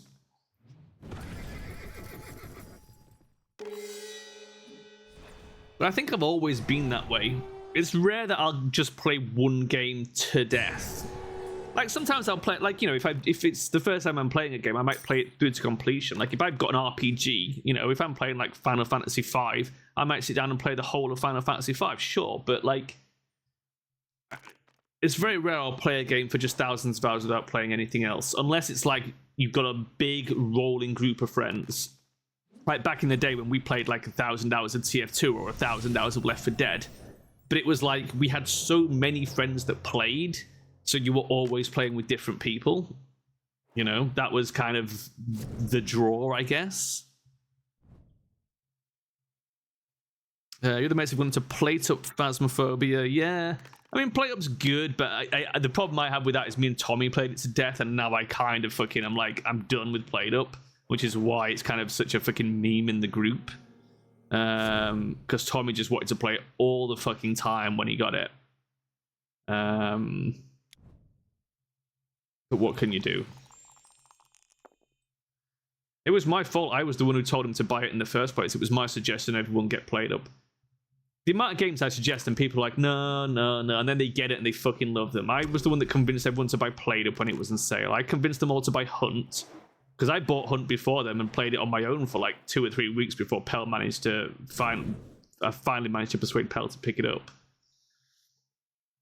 And then suddenly they were all like obsessed with it. Phasmo we haven't played, but I feel like I wouldn't mind playing a bit of Phasmo, but I feel like there's not that much to it, you know.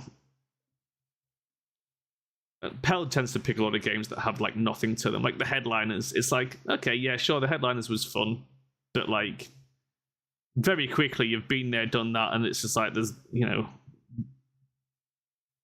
it's literally like one night's fucking entertainment.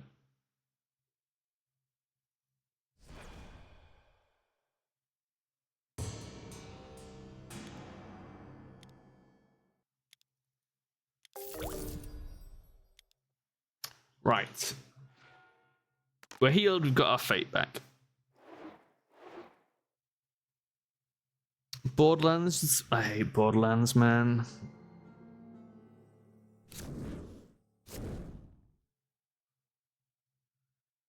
So about co-op slop. Yeah, I mean, it's like... I mean, that's always kind of been a bit of a thing, right? But co-op slop can... Sometimes you can hit on a formula that is it's just a laugh, right? I mean, Lethal Company is a really good example. Is it a great game? No. But it's a good game. Like, effort was put into it. It's not shit. And it is super fun. And yeah, okay, it's kind of a baity sort of idea, but it's like pretty good fucking fun. We played quite a bit of it. I think it was honestly better than Repo. I think the reason Repo's fun is because the little robots and the way their mouths move. That's all it is. Like, really good implementation of in-game voice. Which is great.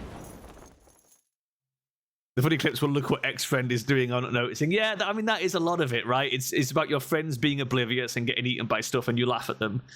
And funny voice acting moments. Yeah, I absolutely agree. Repo is co-op slop. But I mean, it was a good laugh. I didn't hate it, and it was cheap. You know, it's like they're charging fucking 25 quid for it. It's like it's a fiver or something, right? It's fine, sure. I'm down with that. I'm down to clown for £5. Right, we're gonna try and defeat these two Falconers again.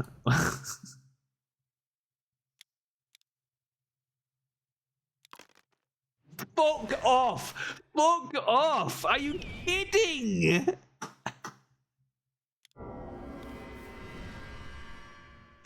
I roll a 1 every time I fight these fuckers.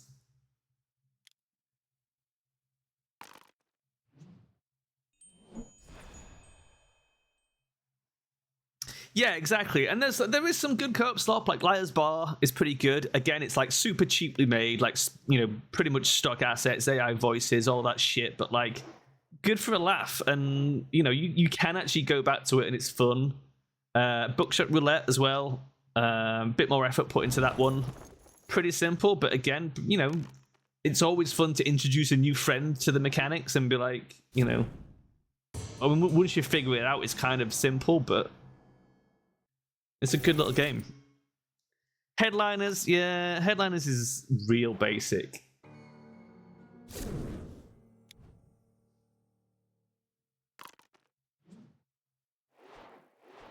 Another one that's on my list is that that robbery one, where you're bank robbers and it's asynchronous multiplayer. So like some of you are bank robbers, some of you are cops, and it's like it's a great idea in concept, but obviously, you know, cops can just camp the vault or camp the extract and you're just dead anyway. But it's pretty fun, and there's lots of different roles and stuff. I think I played the first one, but then I'm no luck convincing these guys to pick the second one up on the cheap. There's a fine line between co-op slop and multiplayer. I think the difference is just co-op slop has less to do. Co-op slop, you're making your own fun. Right? It's not necessarily that the game is fun, it's the way you play it that makes it fun. Whereas a good multiplayer game is just fun to play, right? I think we're probably going to be doing a Baldur's Gate playthrough at some point soon. Because I know Pel's been fucking itchy. Pel's finished Baldur's Gate like 20 fucking times. Fuck my life. RNGesus, please. Headliners, you would say co-op slop? Yeah, absolutely. Visceral Cleanup Detail is multiplayer. I think Visceral Cleanup Detail is multiplayer.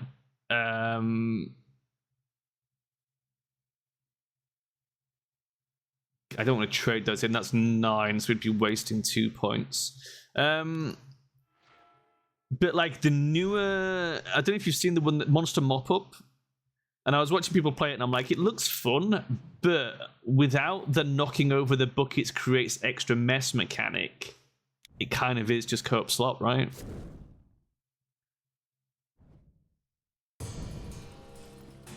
Headliners requires the friends. Yeah, true. True, there is an element of that. But just requiring the friends doesn't make it co-op slop. Like Helldivers 2 is a good multiplayer game, but you wouldn't play it single player. That would be shite.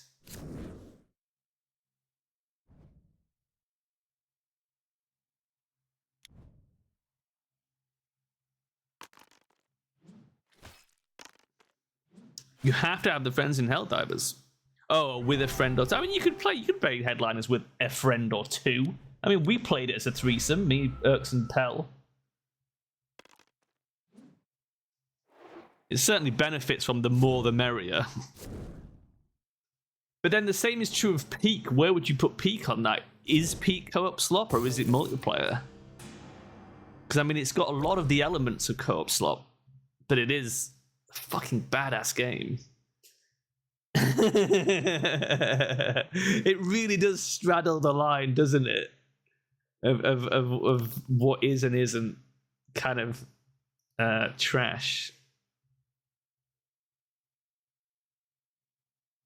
What does the astrologer do? Oh yeah.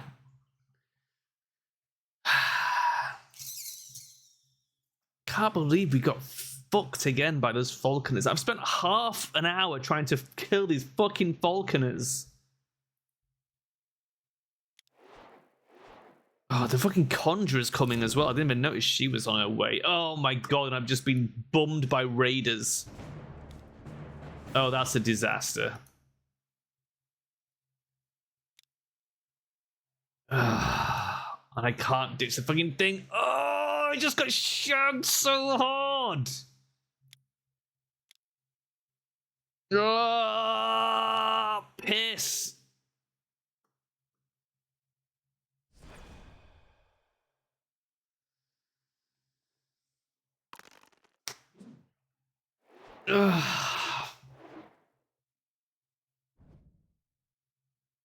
Fuck my life.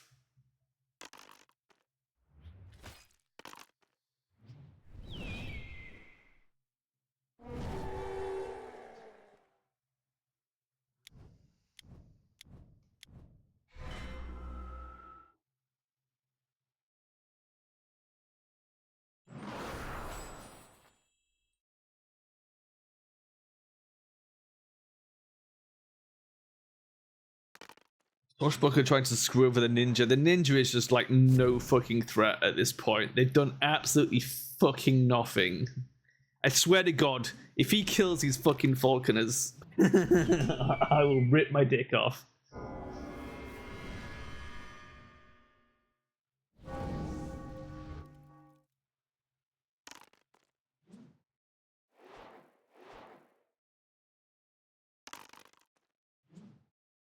Uh-oh, we're about to get some Reaper slingshotting going on. Over to the Trophy Hunter. Oh my god, if this kills the Trophy Hunter. Oh my god, another slingshot. No! Shit. Oh, fuck me. Oh my god, my luck in this game has been awful.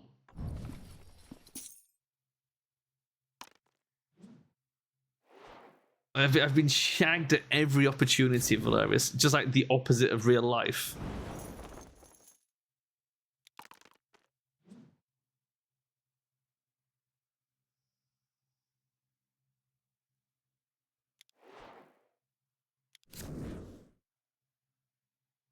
Okay, Blizzard's not the end of the world. That's actually pretty good for us. It means we can visit the Well of Life twice. Which is pretty good. Oh, the Conjurer got my horse and my horror. We can try and land on them and steal them back, maybe. But I don't know if we can even defeat her in combat. Because I have to combat to get them, right? Yeah. God fucking damn it.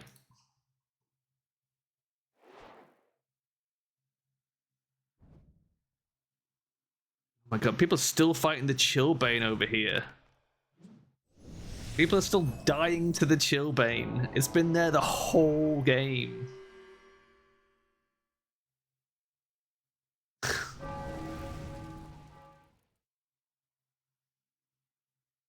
Oh, she just dropped all her shit on the floor.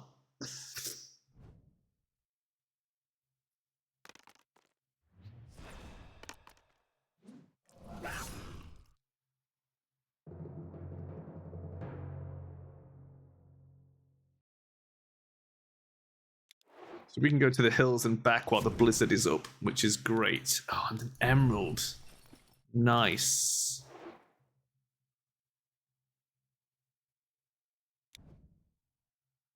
Oh, she's got my compass. Fucking bitch. Oh, and she's bagged it. She's bagged my compass, Valerius.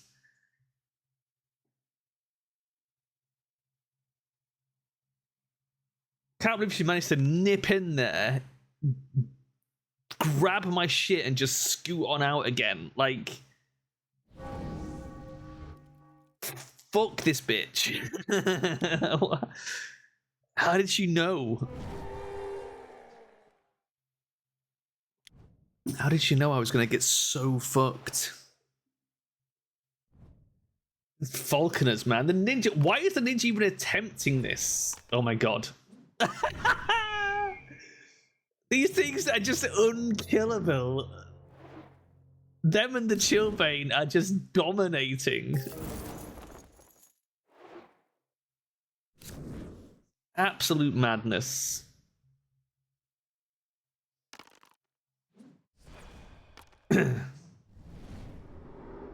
Bushbuckler's up to 9, so is the Trophy Hunter, man.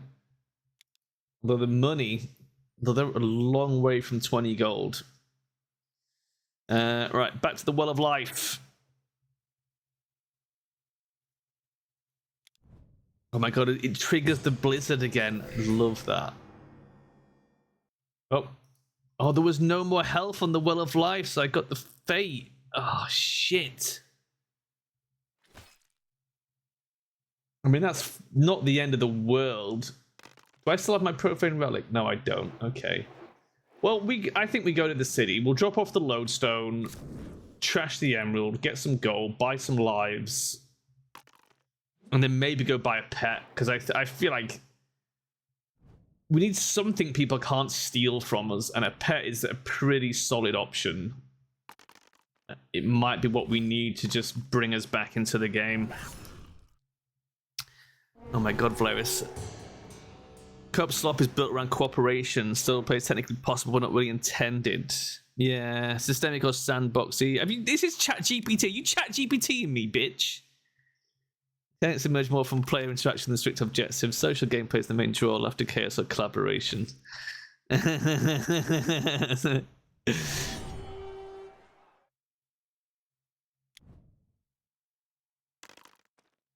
Yeah, I mean, I kind of agree with you. I think you're right.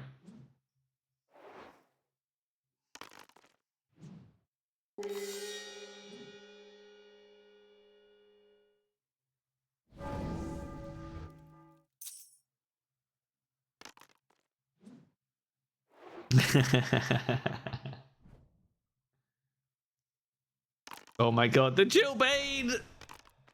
It's still here, it's still kicking ass. Man.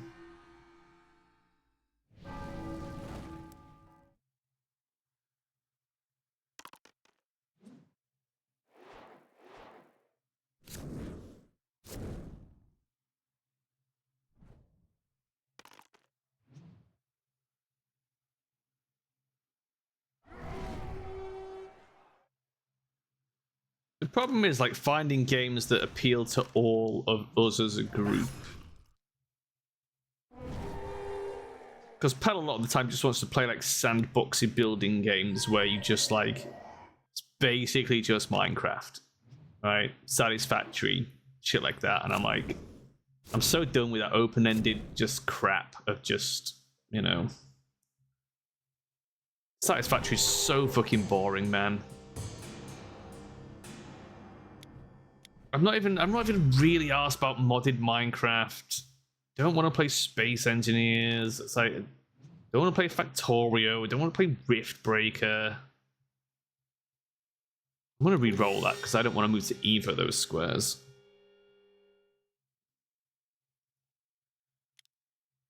Fuck it, we'll go visit the Leprechaun. Thing is, don't remember, we played some Factorio. It was fun, right? But it's also kind of just we've done it twice, and it's like it's got nothing new to offer us. It's the same fucking shit. You build the same fucking bullshit. Get to the train's point. It all gets too complicated. You all get bored and go play something else, and you never come back to it. You know.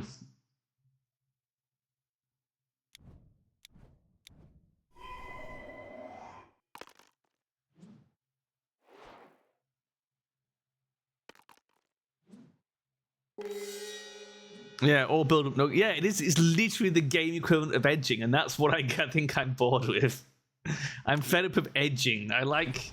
Sometimes you like to complete stuff, right? Like, you know, Paradise Killer was great. I played a game and I finished the game. Blood Rain, okay, it was a bit annoying, but I played it and I finished it. You know, I finished Tomb Raider 1 recently. I finished Metal Gear 1, 2, and 3. I've been finishing Pokemon games. I like having a game that you can reach the end, you know? Raft, we've played Raft twice, maybe 3 times. Again, it's like, I don't really want to go back to it. I mean, I'm kind of looking forward to, well, I was kind of looking forward to Subnautica. But it's probably going to be shit now, because they fired everybody that was working on it. But, you know, maybe not. Maybe it'll be good. I guess we'll find out.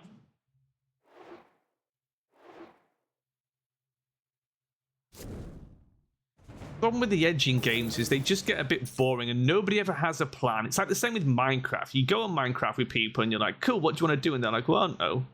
And it's like, so we just do the same old shit then. We just build some sort of horrible monstrosity building that's just like a big square and play until everyone gets bored. Like, nobody ever has a fucking plan.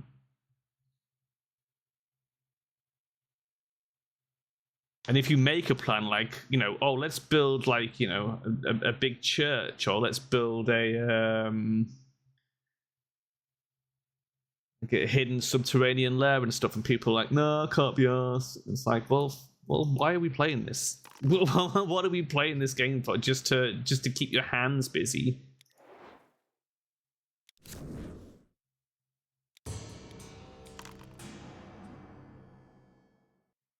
Few spaces counterclockwise. That's actually pretty good. That's where I wanted to be anyway. The Prospector. Oh, that's massive. That is huge. Bam. Okay.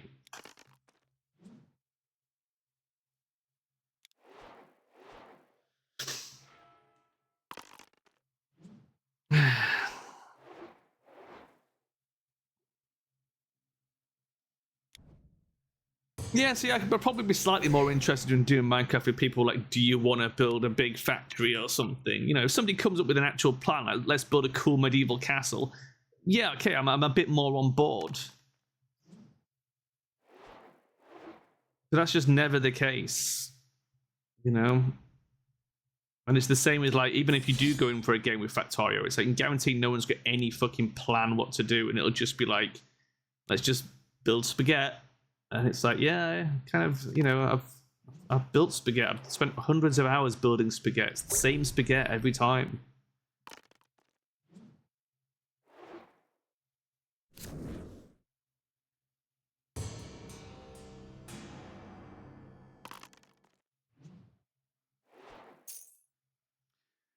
Man, I like Viscera cleanup detail, but like it just doesn't run very well, and it gives me motion sickness after a while, which is kind of annoying. I wish they'd remake it in a modern engine, because I would love to play that again. It's a very satisfying game, but the motion sickness is real. I don't know if I want to visit the Madcap. What does the Lore Master do? Gain your full complement of spells. Well, that's fucking brilliant. That's just beautiful. Summon Phoenix, Simulacrum. Both defensive spells, not the end of the world. I think we're going to visit the city and try and heal, and then go see if we can buy a pet. And just pray we get a good pet. This fucking conjurer can suck a dick. Look at all this stuff she's got. Fuck me. And the Swashy and the Trophy Hunt are both on 10 now. Very dangerous.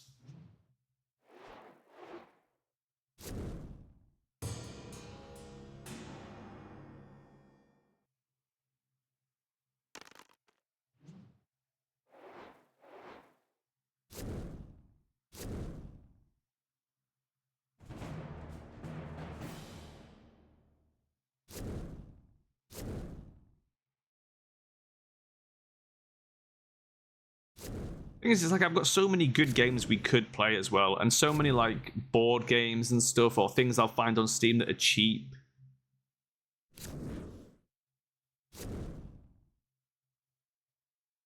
There's always someone who's like, no, not interested.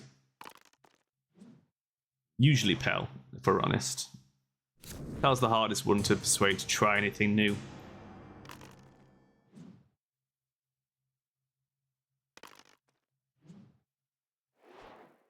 That and Tommy. Tommy just because he's got no hard drive space, so he can't fucking install anything. Pell bought him Darktide. I was like, don't buy him Darktide. He's never going to install it. And he bought him it anyway. And has he installed it? No. It's been months.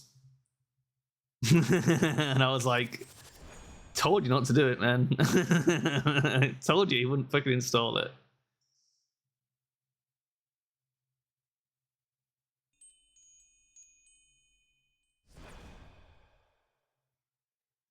Thing is, I also like trying, like, even if it's a game that's like edgier, it's at least if there's shit to achieve in the game, I enjoy it more than if it's just like, here's a sandbox, do stuff. It's like, okay, I'd rather it give me potential things to do, you know?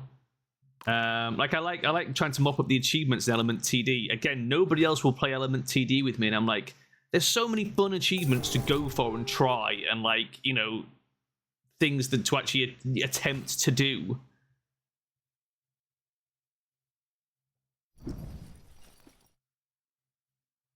That's kind of why I like this game as well. There's like loads of different achievements in this for doing certain things, there's certain characters, and like trying to like, you know, set up specific sort of strategies and stuff.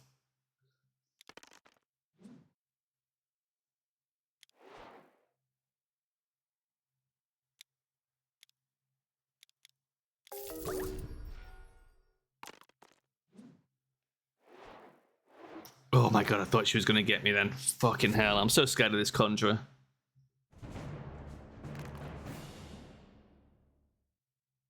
You had a friend who used to ask, why are you playing nearly everything? And your response was, I find what I want to enjoy in any game. There's barely a game I didn't enjoy, and I said burnout from like on. I think there's plenty of games I don't enjoy. But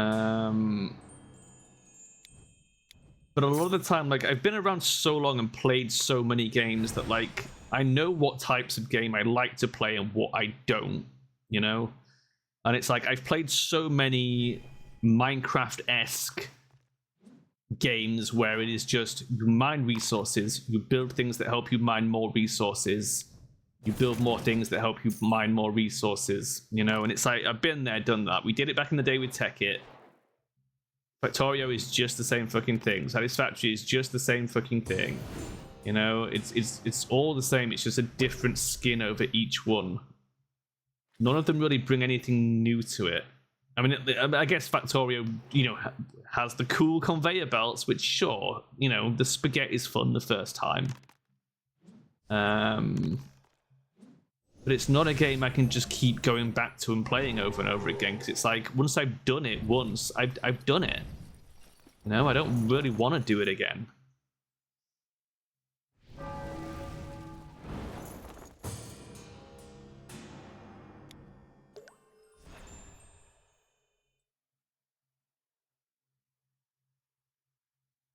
Well, I mean, in Element, it's not that you're perfecting something, because there is no one right way. And like I know one guy who plays Element, and all he does is he only plays the lava map. He loves the lava map. He like does all sorts of different strategies. He's really good at it. He can get through it in like with pretty much any build and stuff, and it's just his map and it's what he does. Whereas I like to like look at all the achievements. They'll be like, you know, finish each map on the different difficulties, for example. Then they'll be like, finish it on the variant mode. Finish it on the variant mode with the double path modifier. Finish it with this modifier. You know, finish it with chaos mode on and stuff like that. And I'm like, you have to sort of like completely change how you're thinking about doing it. And you're like, okay, well, with chaos mode, I can't do the same thing I would normally do. I've got to be more sort of active in dealing with the waves and stuff. And it makes it just a lot more. There's a lot to it. Like, it's not a game you ever really master, you know? Unless you're one of those autistic people who can just, like, every wave, sell all your towers, buy them all back, sell them all, buy them all back. You know, they kind of, like, just buy, sell, buy, sell, buy, sell. And they have all the macros and hotkeys, so they can just, like, oh, I'm doing all my things. And it's just like, yeah, whatever, get a life. Fuck off. But like to actually play, it's super fun.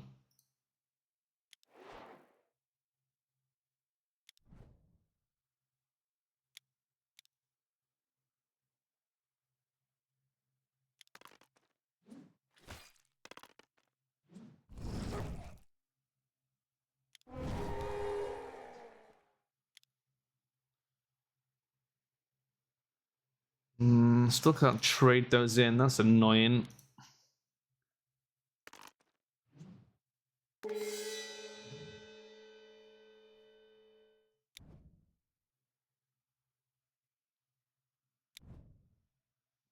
Yeah, but the problem is, sure, I'll do satisfaction until I get trained. I want to ride a train at that point, game done. Fine. But, like, getting to that point is so mind-numbingly boring.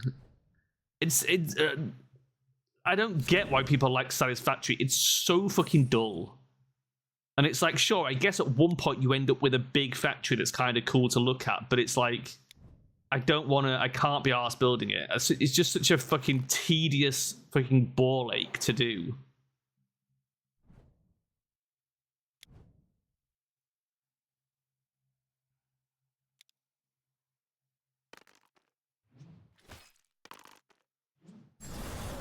But it's basically, if you've played Factorio, you've played Satisfactory.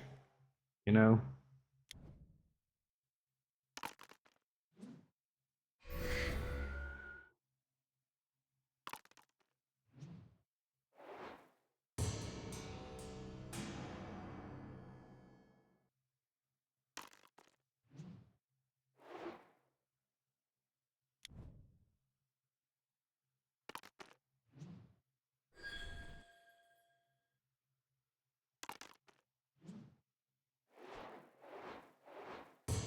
Jobbers make all the difference. Honestly, I think Factorio is better than Satisfactory if I had to choose between them. I don't know, there's just something about Satisfactory that just is not satisfying in the slightest for me. I don't know what it is, but it just does not do it for me at all. Why am I all the way over here? Did I move over there? I don't remember moving over there. Oh yeah, I went to fight that wolf. That's fine. Do I want to claim bounty? I could. What am I carrying here?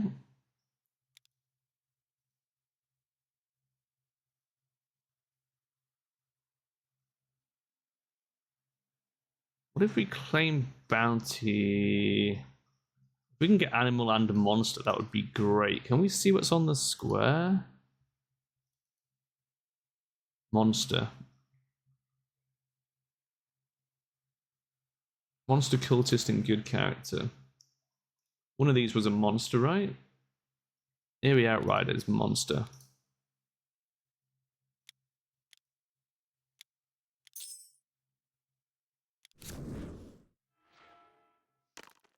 Remember Prototype? Yeah.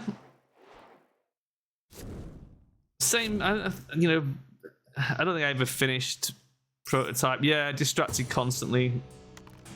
I mean, sometimes that works. Like, Paradise Killer was the same. I was like distracted constantly, but in a good way. Like, that was super fun. And I think it's because that kind of does lead you to progress. Every time you sort of get distracted, eventually you come across someone you can talk to, and that progresses the story a little, and then you're like, oh, interesting, and then you wander off and ADHD over in a corner for a while. You know. That actually managed it in a very satisfying way. But I suppose it helps knowing that there's going to be a conclusion to it, right? If that was just an open world, I would have got bored of collecting all that shit much quicker. But knowing that, like, it's finite, you're like, you know, there's this will come to an end naturally. You know?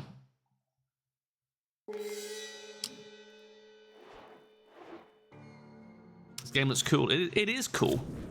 It's a very cool game.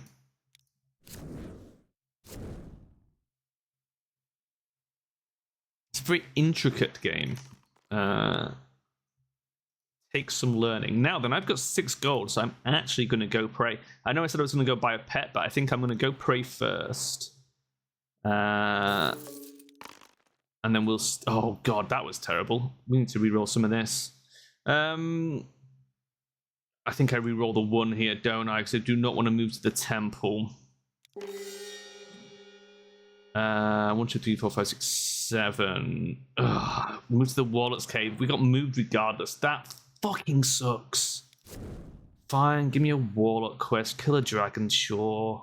Fuck me. I've got to kill a dragon now.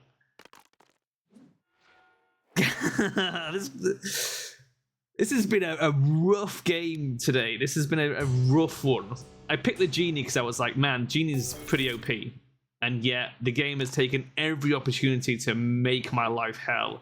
The Trophy Hunter is dominating. The Conjurer's doing amazing. Even the Swashbuckler.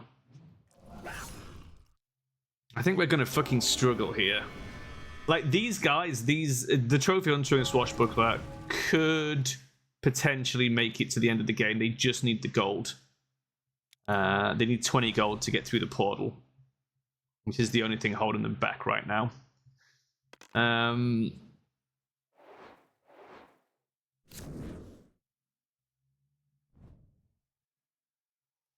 really hoping that buying a pet is going to help us. Oh, hey, Plex.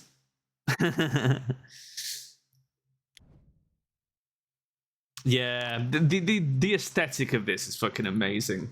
There's a new version, the 5th edition version that came out, but it's like the artwork's all modern and just looks like fucking garbage. But they kind of had to make it because obviously it's licensed from the actual board game. So because the board game got updated, they can't legally continue developing this version. They have to do the new version. So like, this version, you can still buy it and everything. It's still available, but it's like they have to make the whole new version. It just kind of sucks.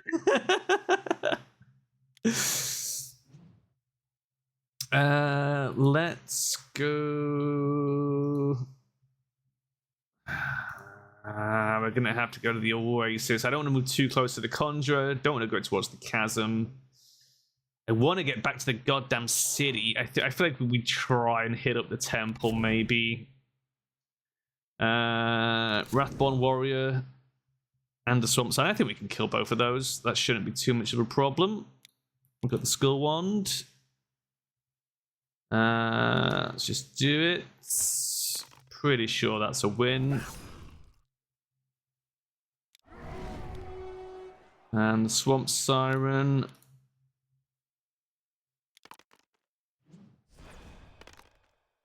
Nice. Dealt with. Okay. Get out of here.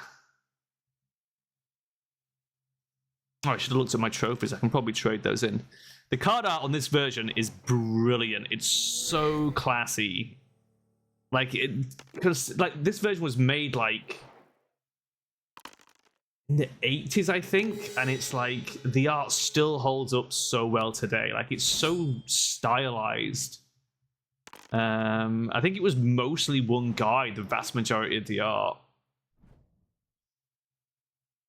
And it's beautiful. It's so intricate, right? It's like there's so much detail to it. It's really fun. There's a priest that looks like Gaben, which I absolutely love.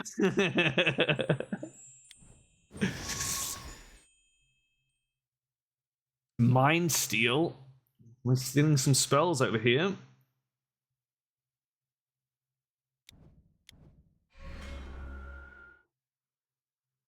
Dread Knight making a little bit of progress.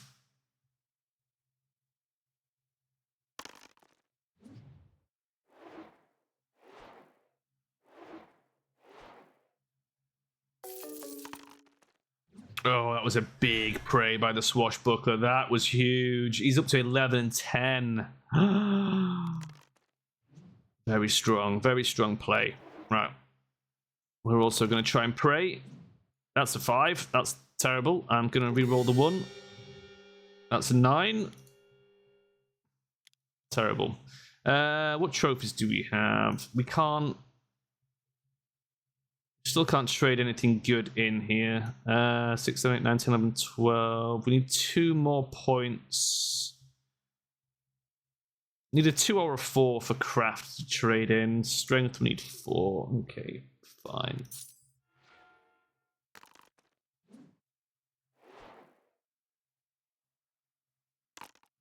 Yeah, thanks for dropping in, Plex. Appreciate it. It's always nice to see someone pop in for a moment to say hi. Oh, living statue.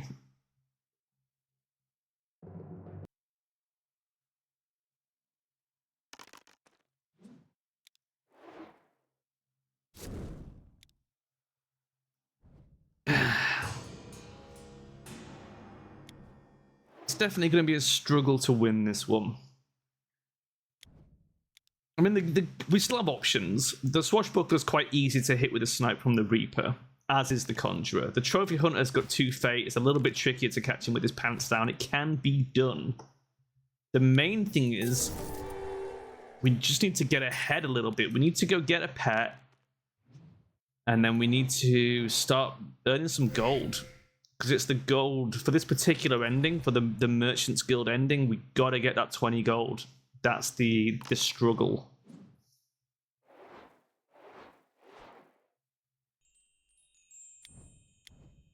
Swashbuckler buying 2 spells. We're still trying to squeeze our way out. I really don't want to go via the runes, but I also don't want to go back towards the Conjurers, so we're gonna have to... A Talisman. Okay, well, we'll take it with us, but... It's not particularly useful at this moment in time. Yeah, you carry on doing your coding, Valerius. You can drop in and out and see how well I'm progressing. Bloodstone, very good. Rune Dancer. This guy's getting some really good stuff in the dungeon. Though he did not manage to defeat the Rune Dancer. So that will stay on the board. God, the Highlands are just a mess.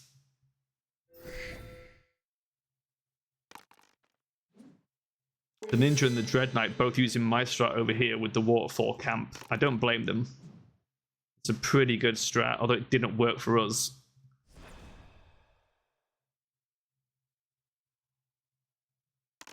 We've had a tough time of it. We started badly. We pulled ahead a little bit when we picked up our horse and our porter. And then just the Conjurer ganking us in the Highlands was just an absolute fucking disaster.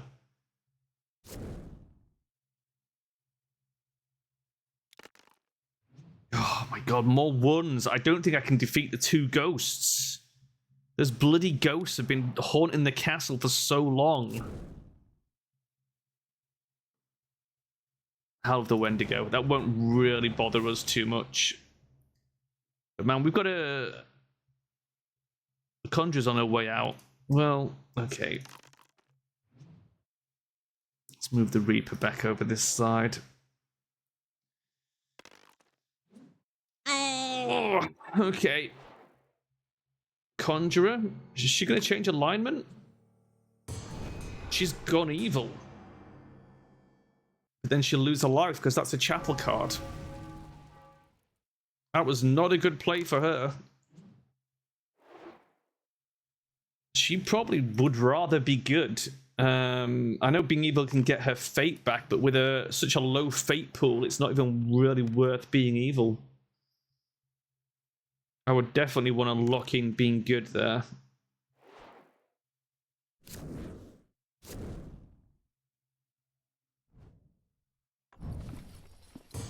Death Knight picking up a few gemstones and successfully scaling the rock face.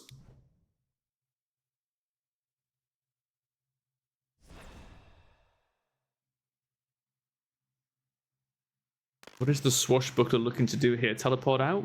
Yeah, teleport out. Where's he going? We'll find out next turn.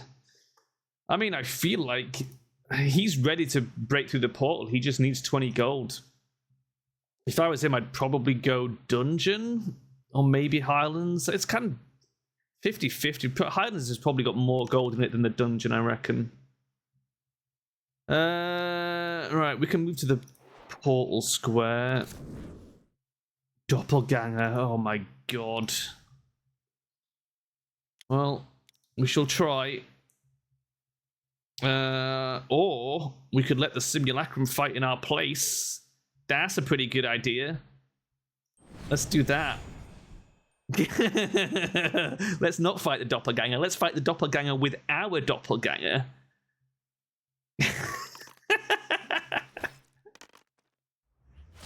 That's a way better idea. How about that? Nice. We gained a strength from that as well. Beautiful. That absolutely worked out in our favor. Oh, she's evil, so now she can take the Wrathborn Wand as well. She is a monster. She's still got half of my loot there. That's my golden compass she's carrying around. How good is the AI in this game? Pretty good, actually. Like, it will beat you. But there's obviously there's quite a lot of RNG involved because it's a dice-based game. But the RNG is fair. Like, the big stat screen you get at the end, like, you can see your lifetime stats and like how many 1s, 2s, 3s, 4s, 5s, or 6s you've rolled, and it is pretty even. It's surprising how good the dice algorithm actually is. It feels bullshit because you always remember the times you fail, right? It's just cognitive bias, but the AI will do things. It will play to its strengths, and given how many characters there is, it knows how to play them all. Like, it will play them. It will attempt to do what they're good at and stuff. Like the courtesan can steal followers and objects off people, and at the start of this game, she was just following a bunch of us around, just stealing our shit. It was like, ugh, leave me alone.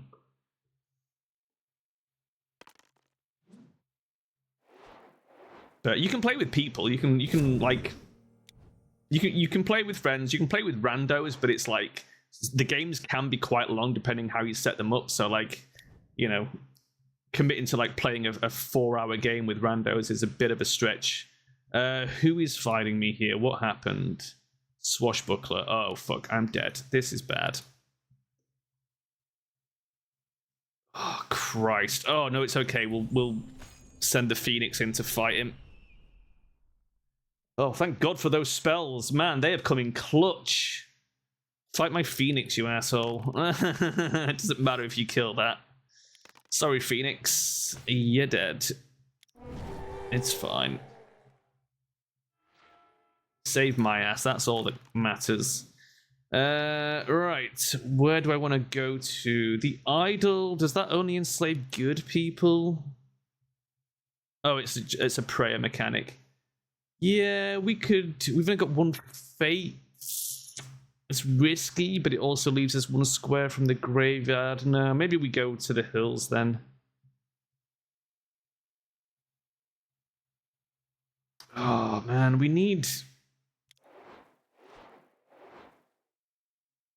We could do with some money. The Rod of Ruin.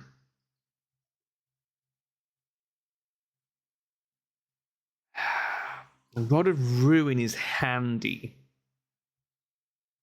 but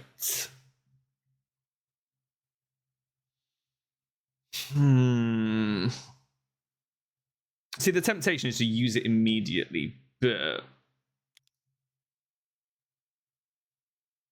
not really of any particular benefit right now. They're already so far ahead that, like, knocking 2 off them isn't really going to do anything. I think in the right situation it might be helpful, but I might just go alchemize it for the gold, to be honest. I think we try and hit the graveyard, get our fate back, alchemize the rod, and go buy a pet. That might be the way to play this through. We just keep losing all our gold.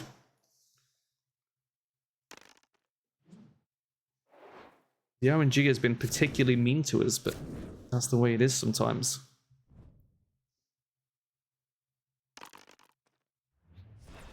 Good roll.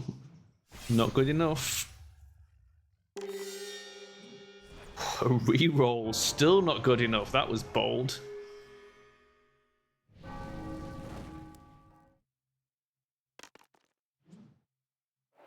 Down to 2 lives, 1 fate. He's a prime target for someone to take him out. Tomb Warden, yeah, it is a good one. The art is amazing. Like, it is so beautiful.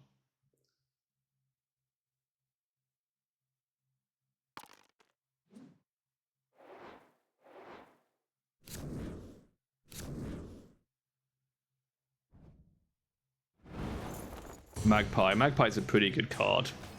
Lets you pick up the items before fighting the enemies, which, especially if you get it early on, it can be super helpful. So it becomes a little less powerful the later into the game you are.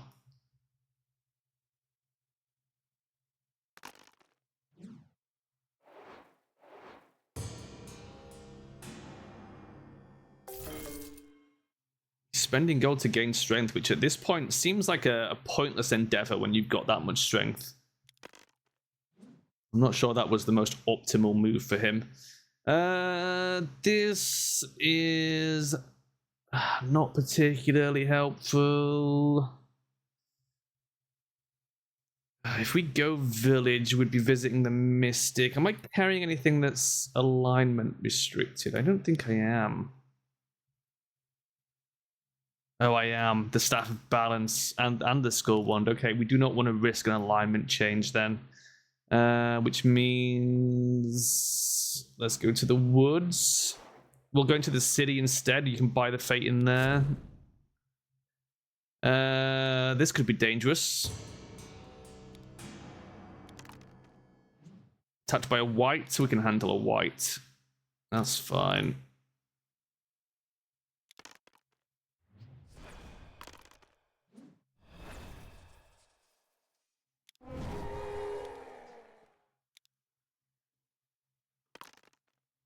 At least it wasn't the demon. That would have been pretty bad. Uh-oh. Uh-oh. Shit. Oh, piss. Well, we can't do anything about that. She's got us. We ain't winning that fight. What are you taking? A life. Okay. That's actually not too bad. we can afford to lose a life there. That's fine.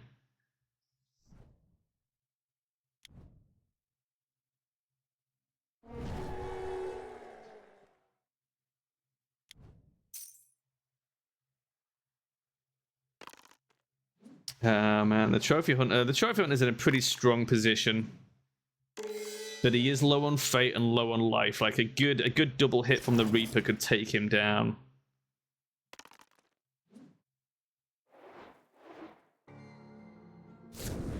But he's doing very well. And the Swashbuckler has been so lucky. Right, let us continue pressing on into the city. I don't think we want to buy anything from here.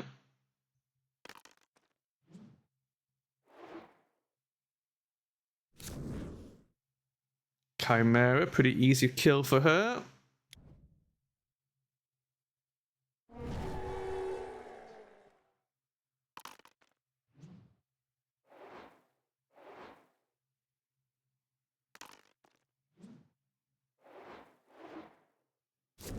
He's pushing in. He could, like, I mean, he's going to want to mop up all these animals, which is why he's in here, because that's going to give him the gold. But he could probably push through and defeat the Lord of Darkness as well. Like, that'll be pretty easy for him to do. Yeah, the gold is starting to come in for him now. This is how you win this as the Trophy Hunter. Because part of the ending here is you need to acquire 20 gold for this particular ending that we've chosen. And he can any animals he kills he can sell for money. So the more of them he starts moshing through, the better. These two guys still hanging around this waterfall, which is what I tried to do earlier, and it did not work for me. They've had a bit better luck with it, but they are both sort of competing for the same resources over there.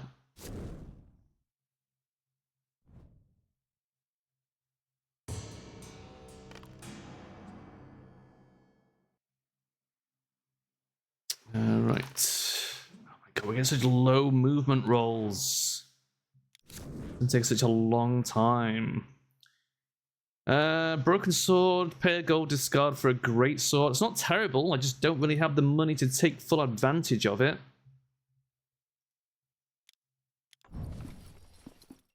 We're full on stuff. Let's discard it then.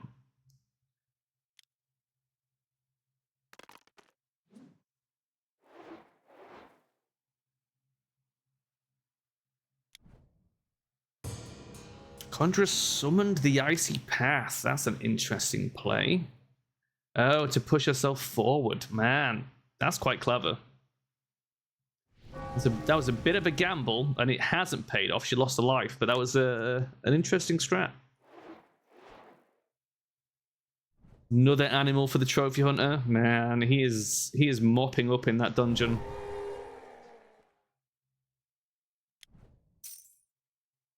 Up to 8 gold.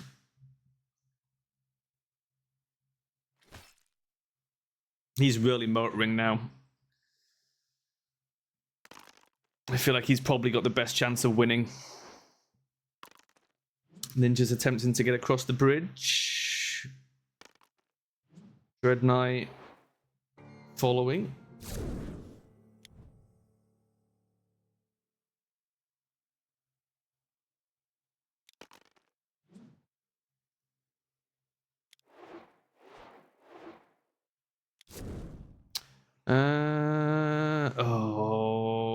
If we roll lower than our craft, we gain gold. That's actually pretty good. So as long as we don't roll too high. What's our base craft? 3. It's not base craft though, but it's current craft, so that's fine. We gain 2 gold. That is brilliant, because we're about to spend some of that shit. We want to visit the Soothsayer, which lets us buy 3 fate points back. And then we want to visit the menagerie and buy a pet.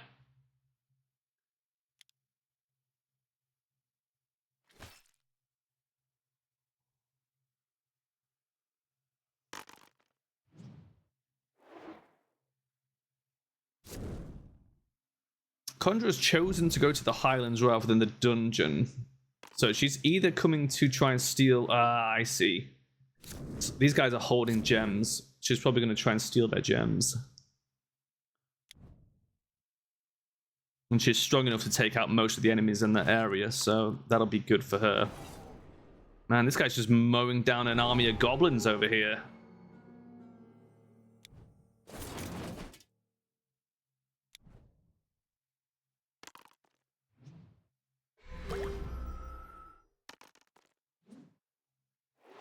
He's having a good time of it.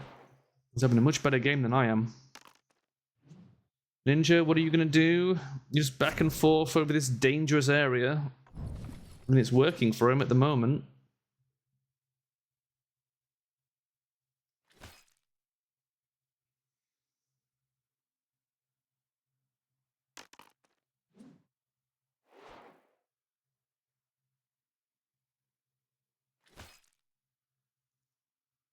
I'm not sure what the Swashbuckler's play is going to be here. He's got the strength, but he needs the gold. And I don't know how he intends to get it. Because he is very behind on gold. And he just changed a line. Oh no, he didn't. Wait. What happened there? Oh, he changed to good, and he was already good. That's fine.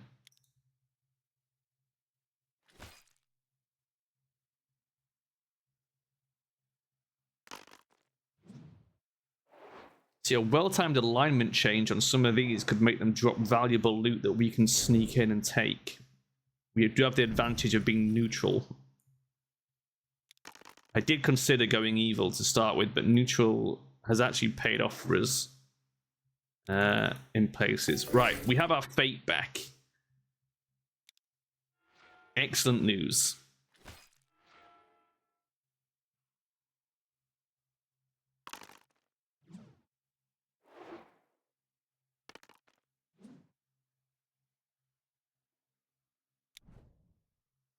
Conjurer's made it as far as the mines.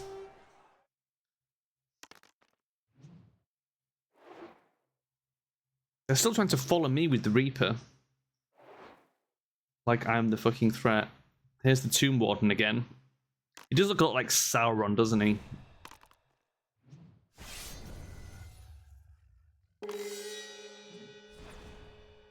Yes, he cannot do... He's stomping everything else but the Tomb Warden he's really struggling with. And now he's down to 0 fate, which is a tricky position for him. If we can send that Reaper his way...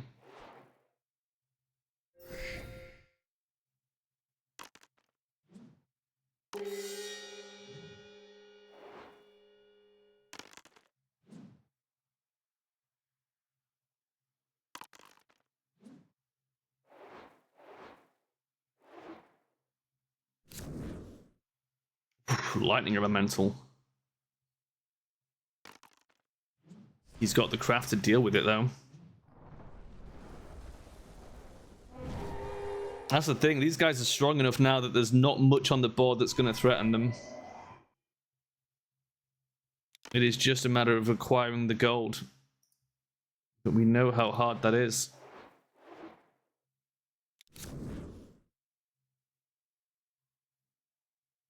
That is very good for us. That is brilliant for us. Wow. We got a pet unicorn.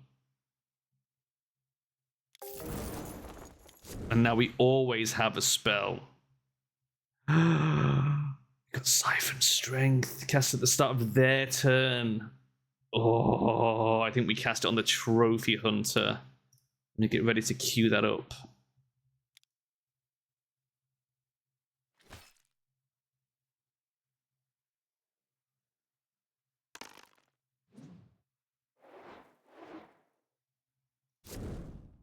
Right. So what I've done is I've queued that spell up. So at the start of the Trophy Hunter's turn, we're going to cast Siphon Strength on him. There's a window where people can counterspell or nullify or Hydra. Nobody did. We gain a strength. He lost a strength. And we get another spell because we've got a fucking unicorn, baby! Stasis. So we can basically prevent them taking a card with that. It's very situational. It's not really going to help us, but if we cast it when we can just draw another spell. So we'll probably just basically burn it when someone draws a card. So I'm just going to queue it up immediately. And then it'll just cast it at the moment there's an opportunity. Lord of Darkness. Trophy Hunter has killed the Lord of Darkness.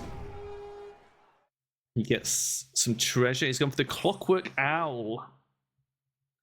That is a very smart play. So basically, the Clockwork Owl, if memory serves, whatever you roll for your movement, so if you roll like a 4 for movement, you can move up to, so you can either move 1, 2, 3, or 4, which is really good when the board is full of cards like this. You can start picking and choosing what you're going to land on, and you know, in a game like Merchant's Guild, which is the ending we're going for, where it's gold, you can prioritize items rather than enemies, which is very good. Time Steal. Nice. We'll use that on the Swashbuckler, I think. Oh, having access to a permanent spell is so good for the Genie. We've come across this kind of late, but it is amazing. Right. Queue it up ready to cast on the Swashbuckler.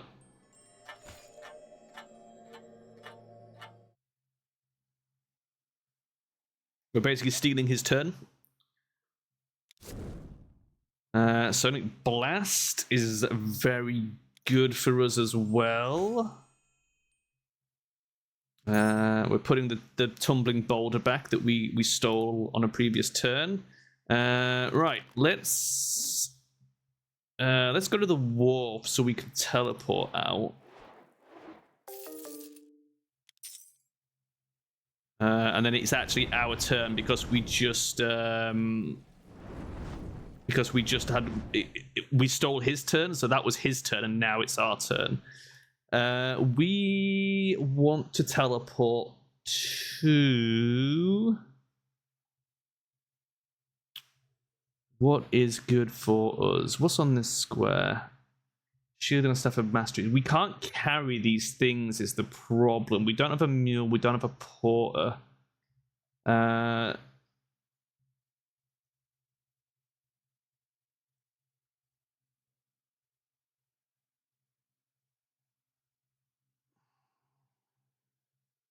We go fight the Servant of Darkness.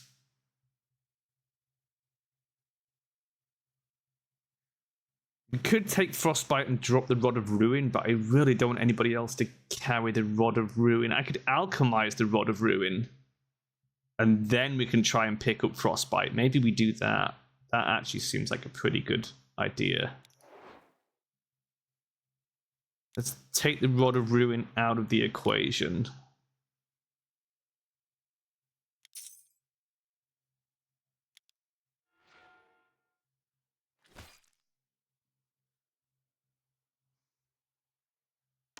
They've got pets in this game. Yeah, so pets are... You can only... Basically, every pet you get costs more. So your first pet costs 2 gold, and then the next one's 3, next one's 4, next one's 5. But they have some pretty unique effects. They are followers, so there are certain players that can kill them or steal them. And there are certain events that apply to followers and stuff, so they're not without some element of risk. And it's random which one you get, so they can be like... I mean, most of them, they're all really good at the pets. They're all really good. But some will help you better depending on what character you are. We got a perfect one for us as the Genie, because having a permanent spell as the Genie is really good. Dread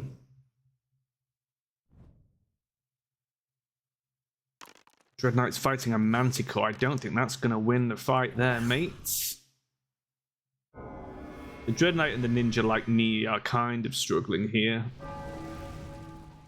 But this is a game where it can turn around in an instant. You never know. Like, this is... It's a wild game sometimes. Oh! Swashbuckler's attacking me. Well, that sucks.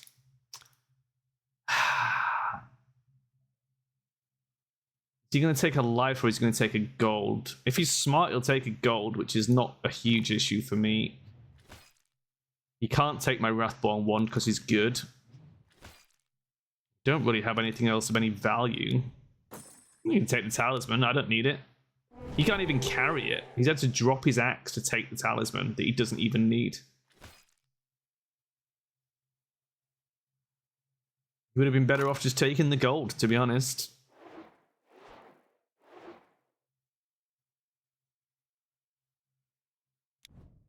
Oh, this is a big one. And a fight between the Conjurer and the Swashbuckler. But that's a 6. Oh, that was so close. What's he going to take? Did he take the compass or did he take the gold there? He took the gold. Okay. I mean, that's a smart play. I think if he's going to get the gold, he's going to have to start taking it off people. He's got the strength to gank almost anyone except the Trophy Hunter. So if he just keeps pursuing people and just taking their gold repeatedly, he could actually win that way. That's absolutely what I would do if I was the Swashbuckler. I would just harass someone. I am going to open the treasure chest immediately, I think.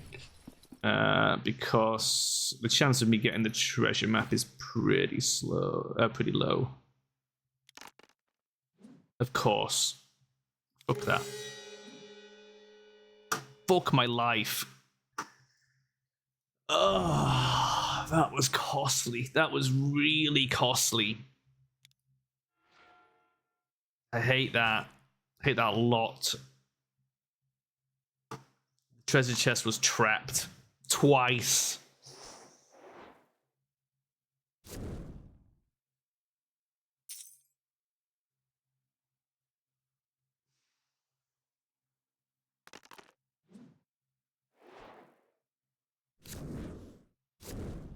And the poor ninja. The ninja and the Dread Knight have got a long way to go. I mean, they could do it. They're both pretty strong characters. I mean, I feel like every time the Dread Knight lands on this astrologer, he's essentially wasting a turn, though. Like, he wants to get out of this fucking area completely. It's not helping him. He's got a horse. He should be making the most of the movement and actually covering some squares. Swashbuckler, is he going to alchemize? Oh, he had an emerald. Means he's got the ability to potentially pick his axe back up.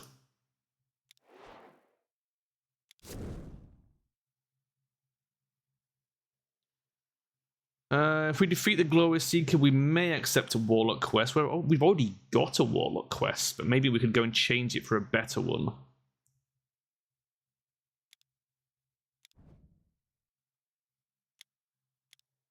The Skull Wand has served us really well so far. We would have really struggled without it. Yes, replace my quest. Defeat the Sentinel. Oh, God. Well, it's not much better.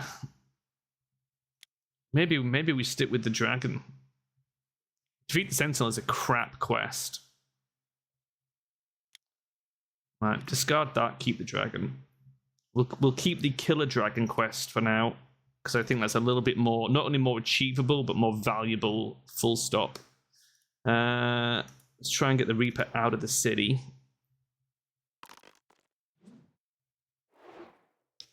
What time are we on? 3:30.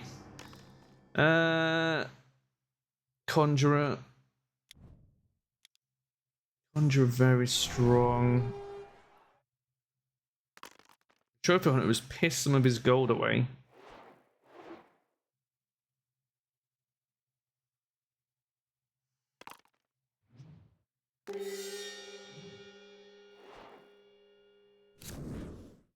See, if we can land on the Dread Knight, we could try and steal his Magpie. That's something we could do.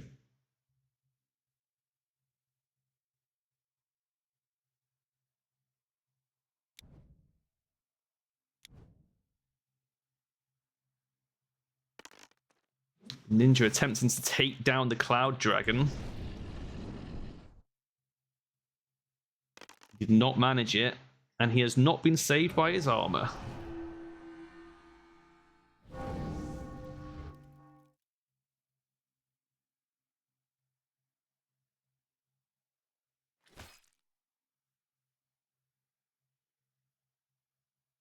What is the Dread Knight going to achieve here? Probably nothing, let's be honest. He is enslaved in the Lost City. Well, sucks to be him. Oh, we've got some Reaper action. Oh, the Swashbuckler's dead! The Reaper just took him out, just like that. He's come back as the Ranger. That's huge. The Trophy Hunter still has no fate. The Conjurer still has no fate. These are still prime candidates for getting taken out by the Reaper. Death comes for everybody. Holy crap. This game is far from over. We are going to go to the tavern and miss a turn. Well, fuck me. But we can move that Reaper closer to the Conjurer. It could happen. It could happen. These guys could all get Reapered, and we could be back in the lead. Where did the Swashbuckler drop all his loot? Was it on the city? Is this all the loot? Is she sifting through his loot now? She just lost a life while doing it. What did she pick up that made her lose a life? Oh, the familiar. Yeah. Oh my god. Oh my god, there's so much fucking loot. She's carrying everything. Valerius the Swashbuckler got reapered. Did you see it? Were you there? Also, I've got a unicorn. A pet unicorn. Check this bad boy out. It's beautiful.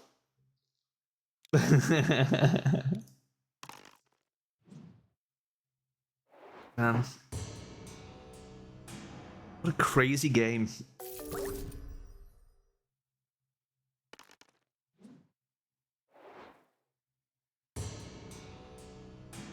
Oh, a lot of Skyhaven action going on in this corner. The Ranger now. I don't know much about the Ranger. I don't think I've played the Ranger yet. Oh yeah, we're missing a turn. What does the Ranger do? You don't have to roll. That's pretty good. No desert. +1 to attack with dragons or animals. You always know what the top card is. That's interesting.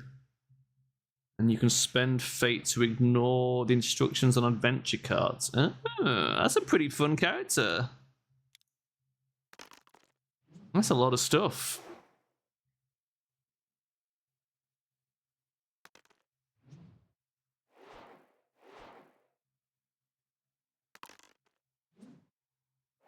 Oh man, the Swashbuckler just dying to the Reaper. That was beautiful. Still think the Trophy Hunter's probably got the best chance here. He does have a low base fate pool, which is an issue for him. We can Reaper him. Which in a long game like this, like Merchant's Guild is a great one for the Reaper because it's like the longer the game, the more opportunity for that Reapering to happen.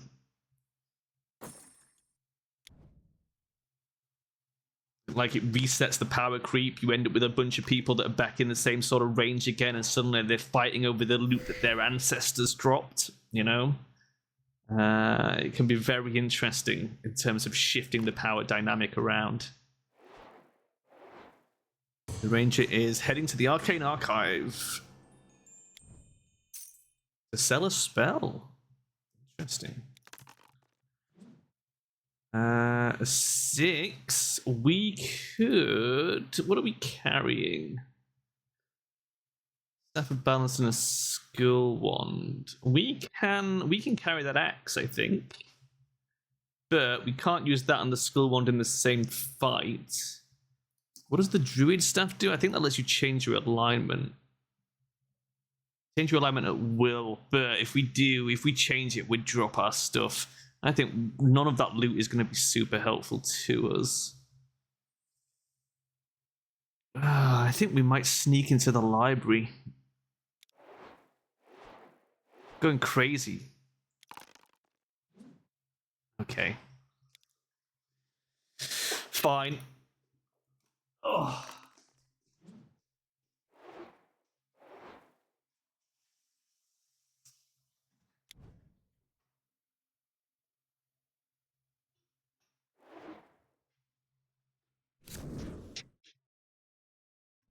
Vampire bats.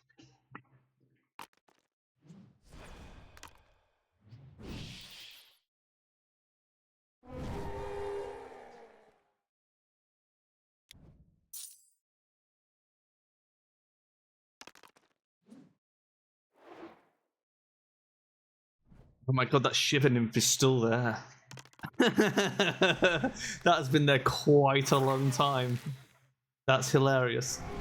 I'd forgotten it was even in existence. He's going to attempt to fight the Eagle King. He did not defeat the Eagle King. He will get moved to the crags.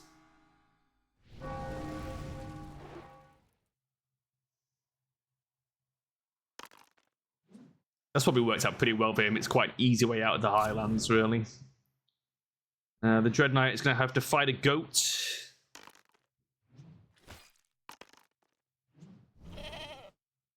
Nice. Love that sound effect.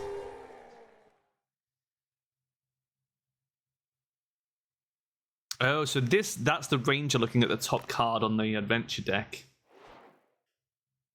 Gives him a lot of knowledge of knowing like whether it's worth moving to like a blank square or going for a square that's already got a card. Because you can sort of weigh that information up. It's not the only character that can do that. The Conjurer just got reapered!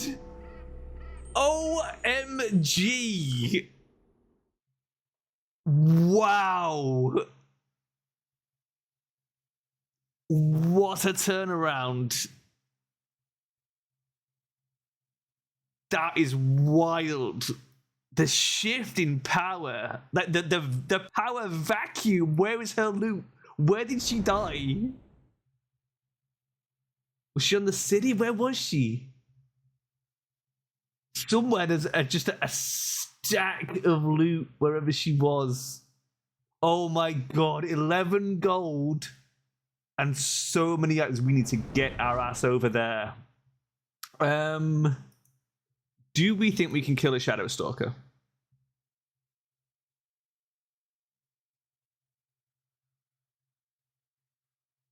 Because we could do it and try and get the Soul Drinker. And then we can try and get the Conjurer's loot. I mean, it's a hard push. I think the Trophy Hunter might just be able to get to it before us. But make the most of it and kill this Shadow Stalker, maybe. I think that's probably what we do.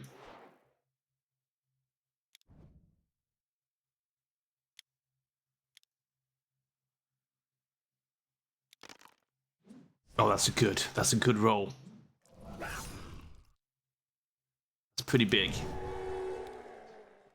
We get the Soul Drinker, and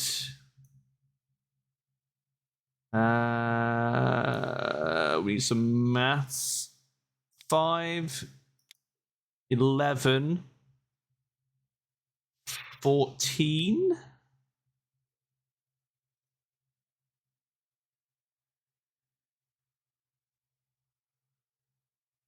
You want to go craft or strength? Given what everyone else is on the board, I'm actually going to trade it all for strength.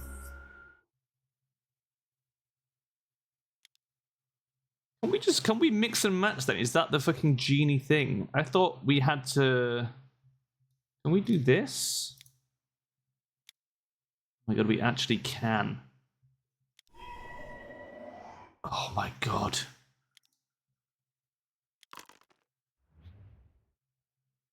If we can kill the fucking bounty hunter, we're in the lead. Laywalker has joined the game. Interesting.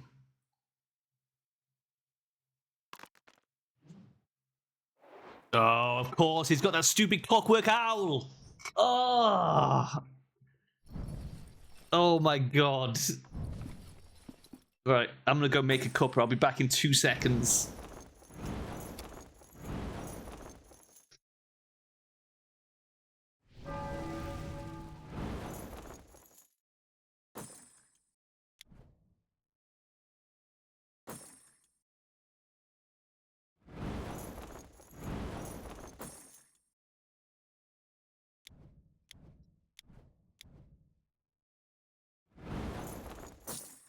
Oh my god, there's so much loot. Jeez. But he's still sitting on 0 fate. He is in such a dangerous position. He could die any second. This is what I mean. This is and there's 15 gold. This is what I was saying about like the loot of your ancestors in a merchant guild's game. It's very generational. Like the characters you start at are probably not the ones you're gonna win as. Because this shit happens. That was so big. The Conjurer going down was huge. Man. What a turnaround. We need to get some health. I think we need to go and heal up. Because we are now in a much better position than we were before. With 9 strength, 6 craft, we should be hitting these highlands and mopping up in there now. I think we go to the doctor, we heal up, and we just bust straight into the highlands. And we hope and pray that trophy hunter goes down and we can steal his loot, because that would be fucking gold. Sister of Fate. Up to 2 fate for free. I mean, that's brilliant. I will definitely have a free fate point. Thank you very much. Sister of Fate. Very good for us. The problem we have being neutral is like we get some pretty good items, but like the life is so risky. We are very much in danger a lot of the time. Ninja's got a magic mace. I can't believe he's fighting the trophy hunter. Is he fighting him voluntarily as well? What a madman.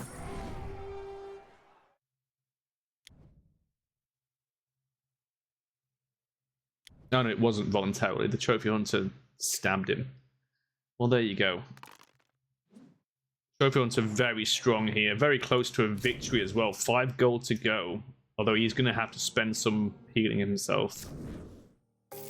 But, I mean, he could alchemize. He's got so much loot. He could alchemize all this loot. He's got a talisman. It's hidden in a concealed pouch. He's practically got this in the bag. It's just a matter of time. He could go to the city, heal his lives, go back to the city, alchemize all his stuff for the extra gold he needs, and make the push for the finish. It's just tricky to do. But with that clockwork owl, it makes it so much easier for him to, like, pick the squares as well.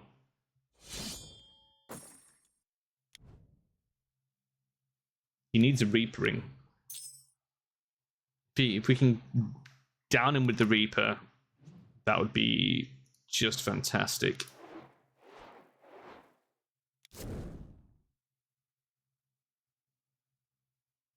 Interesting. I don't think crossing the Storm River benefits me much. It would put me in the temple.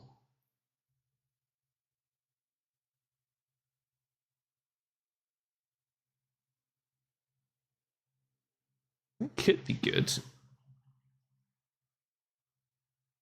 You know what? Fuck it. Alright. Why not? Let's go crazy. Nothing ventured, nothing gained. It gets us away from all these assholes for a little bit, because he's going to be looking for blood now, this trophy hunter. Oh, there's a pool of life. The moment I fucking move away from this area, there's a fucking pool of life.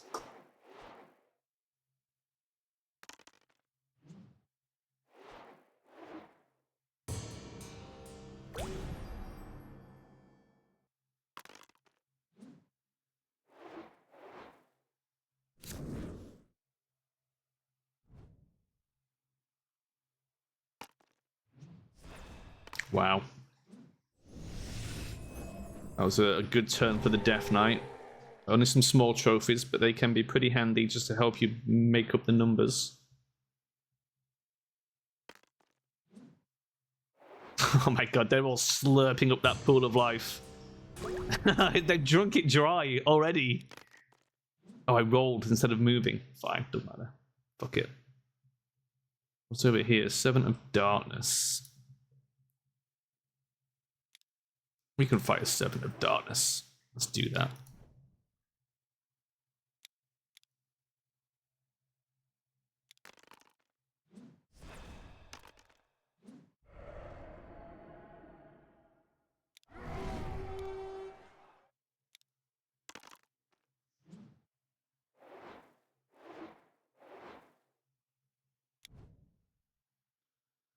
Alright. Something we need to be aware of the Ley Walker is if we cast a spell, he can read the essence of that spell and move to our square on the following turn. That's not much of a threat to us at the moment. But we just need to be aware that we basically give him free movement around the board with our spell casting. You can't really gank us from it because he hasn't got the strength yet, but when he is stronger later, it's something he can do.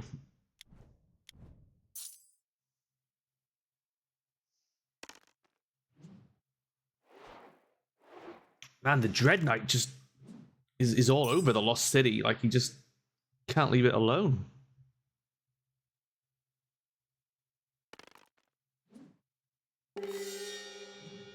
Wow, Ranger burning some fate there for the movement to go and take Frostbite.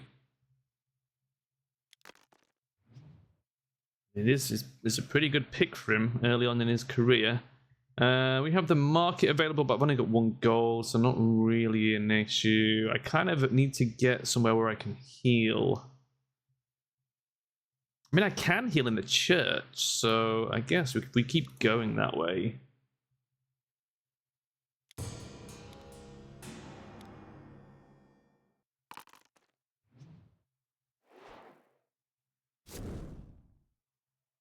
Laywalker getting attacked by a bandit. He's paid him off. Actually, a pretty sensible strat, because he'll get the gold back because it's Merchant's Guild. So you always start your turn with at least 1 gold.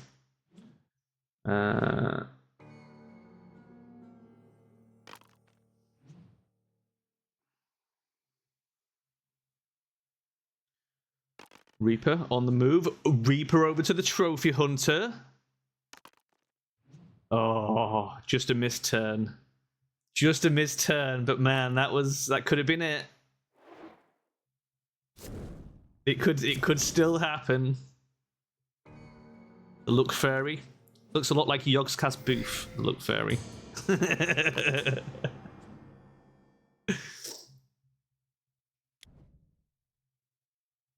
Oh, did he just lose his Magpie?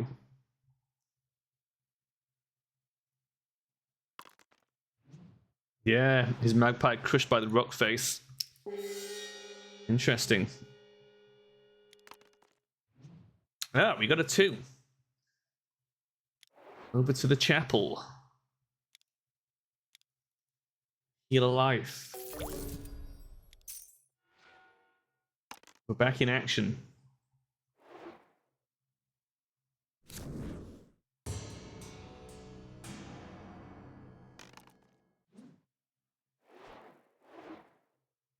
Oh, Reaper on the move.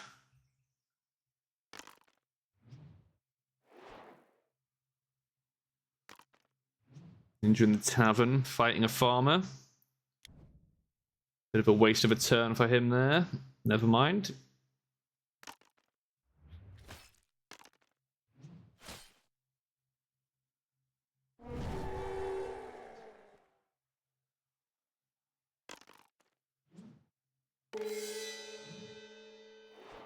Red Knight burning a fate for a reroll.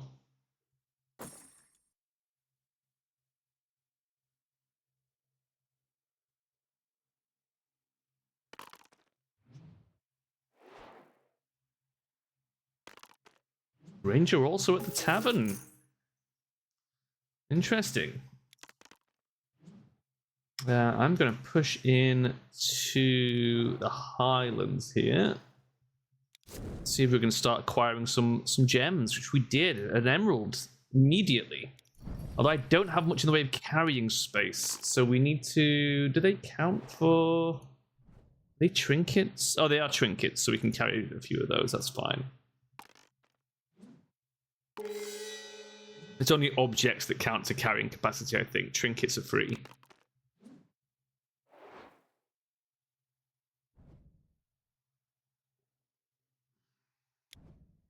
Trophy hunter, man, fuck me. When he gets into the fight, so he adds the strength of the animals to his strength, which is why it goes up when he's getting into the fight. He has like snowballed to the point where he's practically unstoppable now, and it's literally, if he doesn't get reapered, he's probably gonna win. He's set up for victory. He's got pretty much everything he needs. He's got the talisman. He's almost got the gold. He's strong as fuck now. Like a Dota hard carry, he's just sort of accumulated the stats that will carry him through to the end of the game.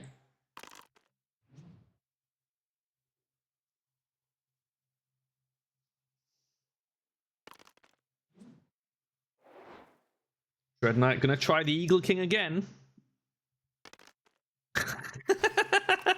It's not a success. He's in a bad position. He's about to be on 1 life and 0 fate. Oh, he has got the Ring of Protection, though, so he doesn't lose the life. Good save. Good save. He's good aligned at the moment, so he can get the health back, but not the fate. Interesting play to be a good aligned Dread Knight. And is quite wild. If I was him, I'd go get that change to evil as swiftly as possible. Although, what's his starting craft? Maybe that is a strong play. It is a strong play. It's only got 1 fate as a natural pool. Yeah, maybe that's actually a pretty good idea, changing the Dread Knight to good. I don't hate it. We could go land on him. Does he have any followers? He does not have any followers. What has he got? Has he got anything we can steal? Got the Dragon's Teeth. Roll 1 die and add the result. I don't know if it's worth the detour. I think we stay in the Highlands. Oh, it paid off. We got a fucking Luckstone. Oh, that's good. That's really good. Oh, I'm glad I didn't chase him down to steal his fucking dragon teeth. That would have been a big misplay and we wouldn't have even realized it.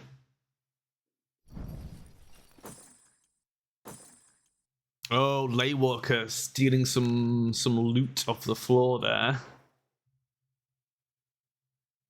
Trophy Hunter going to take the ninja out again.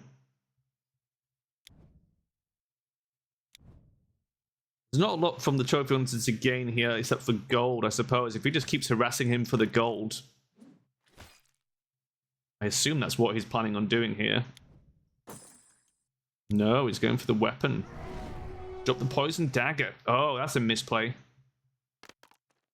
I mean, I suppose the mace is useful for certain situations, but I feel like he's already got the strength. He didn't really need to upgrade to the mace. It's a short-sighted move, I would say.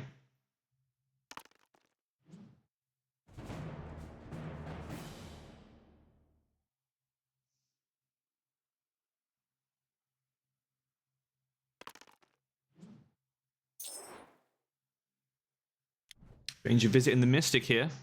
Could change alignment. He's evil. He's evil. Might as well be.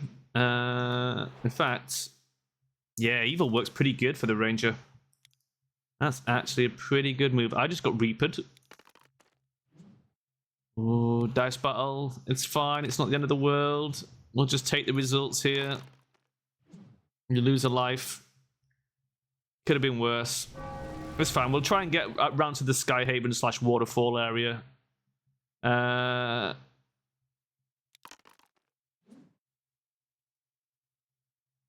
Yeah, we'll face the ravine. Ah, interesting. That is a dragon. It's a weak dragon, but my quest is kill a dragon. Doesn't say how strong the dragon has to be. Do we want to... I feel like we use the Soul Drinker. So we're rolling with advantage like in D&D. Because we're already at 9 strength. We're already strong enough to kill the dragon. So I think this just guarantees us the victory here. If we roll double 6s, we just lost the fucking Soul Drinker. Oh, he's killed Glitter! No! The Soul Drinker drank Glitter's soul! Oh, no! On the first fucking use! Oh, I forgot he could do that. Oh.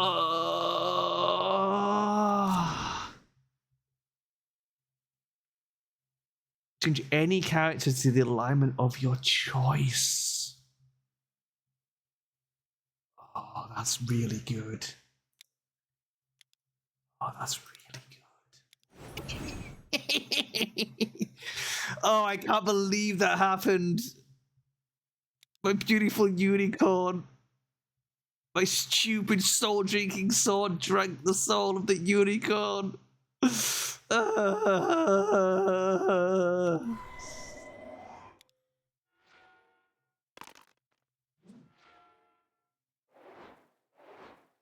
Oh, this game. This goddamn game. It's such an adventure.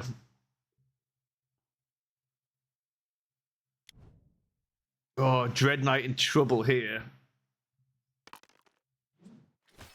Trophy Hunter should really be ganking for gold, but he might be just greedy and going for stuff. Oh, the Ruby is a good pick. That's 3 gold if you can alchemize it, which he can because he's got the Clockwork fucking Owl. Oh, him picking up that Clockwork Owl was fucking massive. He wants to stop delaying, though. He could get Reapered any second. He hasn't got the time to fuck about. Oh, my poor fucking unicorn. Ah, it's heartbreaking.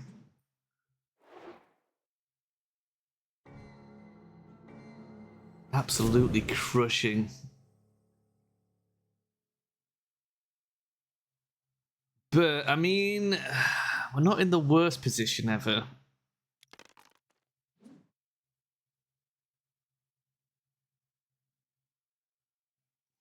I think we risk it at the fucking temple here.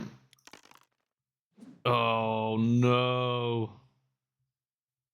Fuck. Oh, that was so lucky. Oh my god, we almost just died in the temple. Oh, we've got to be more careful. I mean, what were the odds of rolling double ones in the fucking temple, man? Christ on a bike.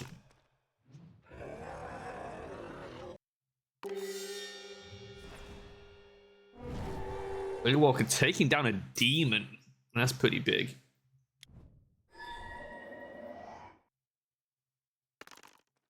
Oh my god, my fucking unicorn, man. I am so gutted.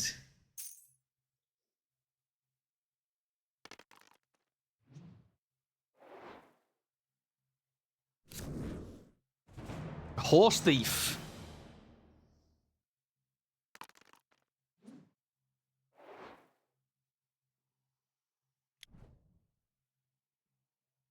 Good night, alchemizing his loot. Trophy owner's up to 19 gold.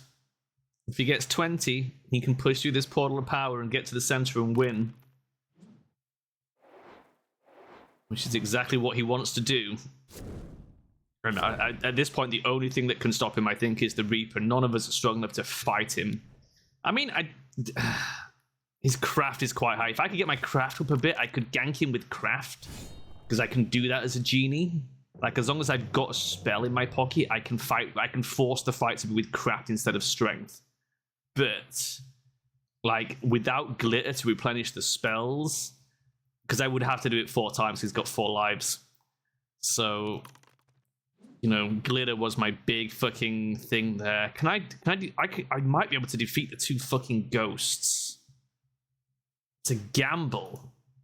Do I still have the skull wand? I have the skull wand. It's pretty good. Let's see if we can get rid of these fucking ghosts. Because this would be pretty good for me if we can kill them.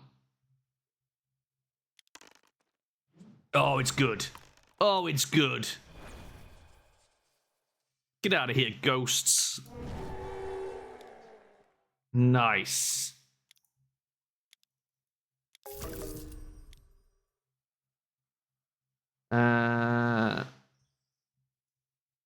If we trade winning, we're losing a point to overspill, but I don't suppose that matters too much at this point. I think we're gonna go for craft again.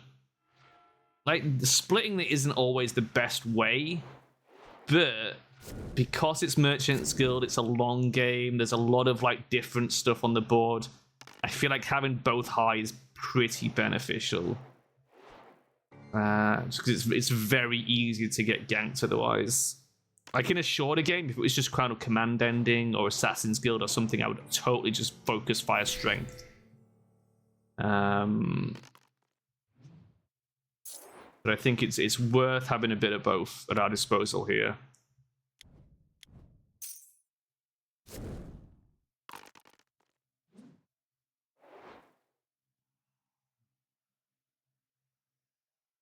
Ranger braving the dungeon. Ninja as well. Like, you guys are too low level to be fucking about in there. Oh.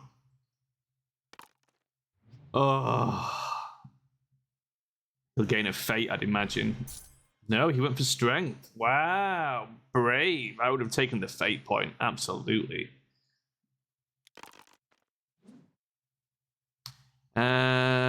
What's that? Dungeon door, livery stable, market. Dungeon door would take us to the dungeon entrance. That's probably a pretty quick way of getting out of here.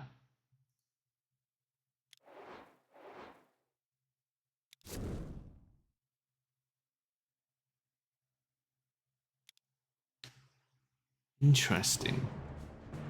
Top 3 cards from the Highland deck onto the Adventure deck. So 3 of the cards, which are often gems, moving into this region. Okay.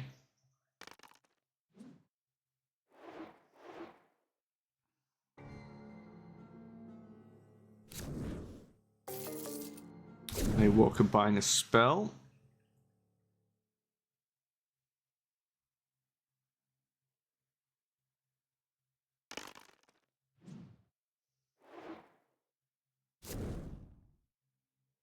Oh man, if we can Reaper this fucking guy and snatch that loot. We can't even carry it all, but we don't need it all. We just need the 19 gold and the talisman. We could go and win. We could potentially win with that. It's not impossible to do. Oh. Ninja attacking the late walker. Both have got armor. Ninja's using his sneak attack. But the lay walker did something to boost his strength, and I missed what that was. Potion or a spell or something. Man, Ninja got wrecked. Oh, but he's casting Retribution. That basically nullifies the whole combat. Oh no, did they rematch? They rematch! Oh, shit! What a turnaround! He's stolen the late walker's magic shield. Not particularly useful item to the ninja who's already got armor, but it is a kind of an upgrade, so he could go and like sell the armor for money and keep the magic shield.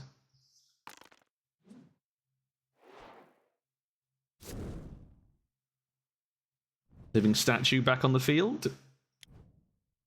Fighting with frostbite. Very good. Frostbite can actually kill the statue. He did not win. He hasn't got the fate to reroll either. But he's got spare lives to burn, so that's not an issue. We can TP to the dungeon door and fight the statue. Does the skull one count as a magic object? Yes, it does. So we can go and kill him. Let's do that. Or... is frostbite any good? It's not really much good to us. We'd be taking it to deny it to him. It counts as an object for us carrying. It's not really worth it. I think we fight the statue instead. That is more valuable.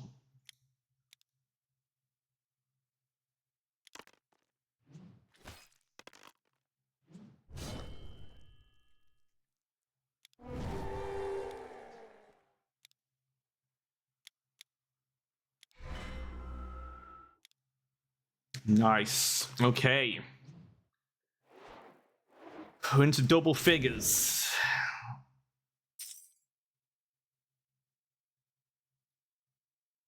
We're also carrying an emerald.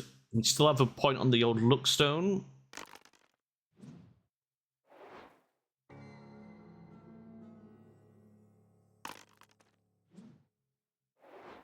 We could try and fight our way through the dungeon.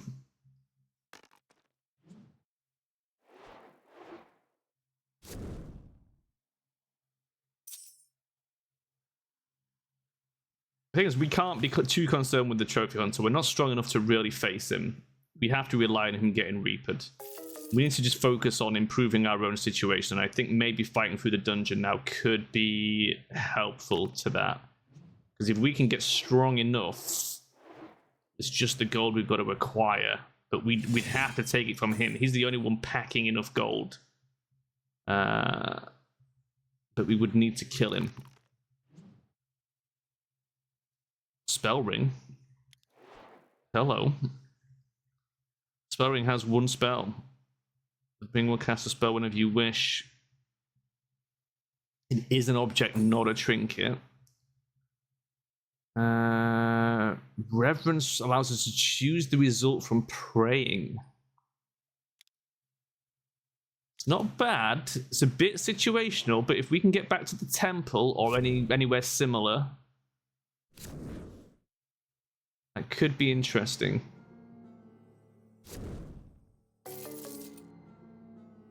Could be an easy way for us to pick up a talisman if we need one. Oh my god, that's huge. Oh, now we just go attack the lay walker for gold, right? Everyone pile on the lay walker. Why would you put such a huge target on your back? I mean, don't get me wrong, denying it to the trophy hunter, fucking brilliant, absolutely baller move. But now we're all coming after you, lay walker. He is just a gold mine walking around. The ninja's already on him. Ninja just took the rune sword instead of ganking the lay walker. Man, I'm just going to be all up his ass. If we can just repeatedly steal gold off him until he's got none left. Man, if we'd have got the generosity spell, oh, we'd have been fucking rolling in victory at this point.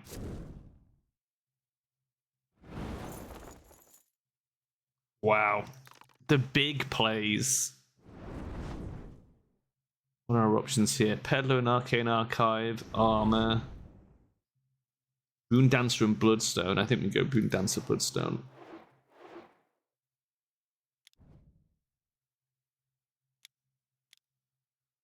And the fucking Skull Wand. Getting the Skull Wand really helped us a lot. Boon Dancer down. Free spell for us. Invisibility. And Metamorph. Ooh, interesting. That's very valuable.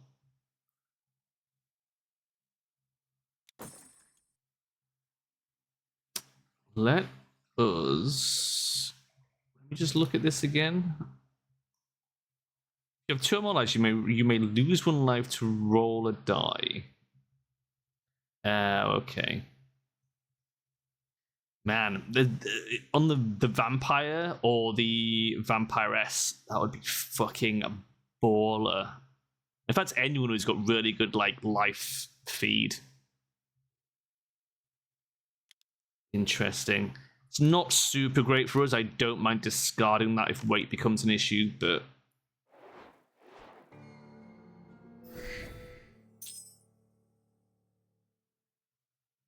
oh my god, what a turnaround. Who saw that fucking generosity coming? That was amazing.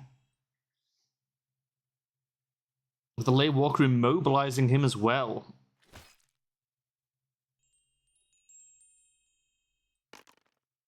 Brutal.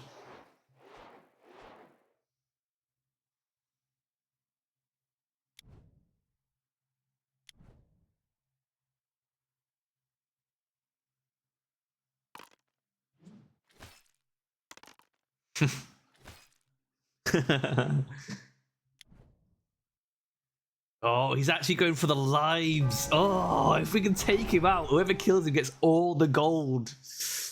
Oh my god. This is huge.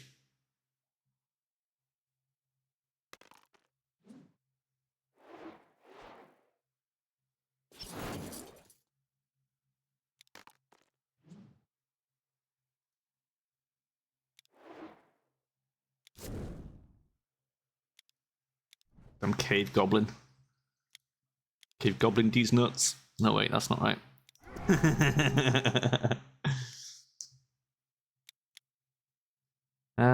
Let's go strength.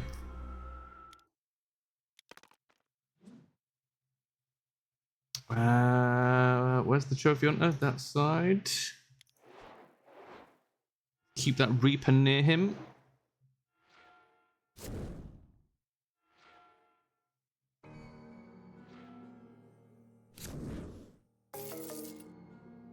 Oh, he's starting to spend some of the gold. We don't want that to happen. Everyone get him. What's going on here? Oh, shatter. He shattered his talisman as well. Oh man, he's really giving this guy the middle finger. Holy crap. That is some brutal spellcasting. Oh, the trophy hunter. How the mighty have fallen.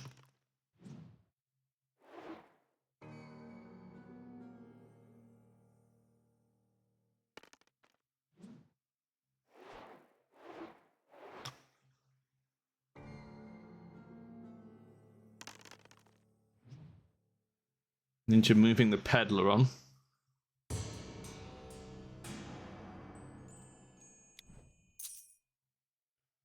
Right, we need to start attacking some of these weaker characters and getting their gold off them, I think.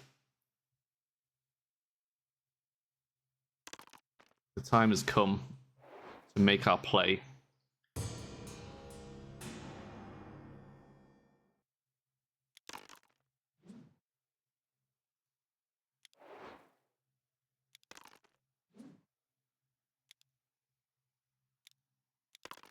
Extra turn from the secret passage. Very nice.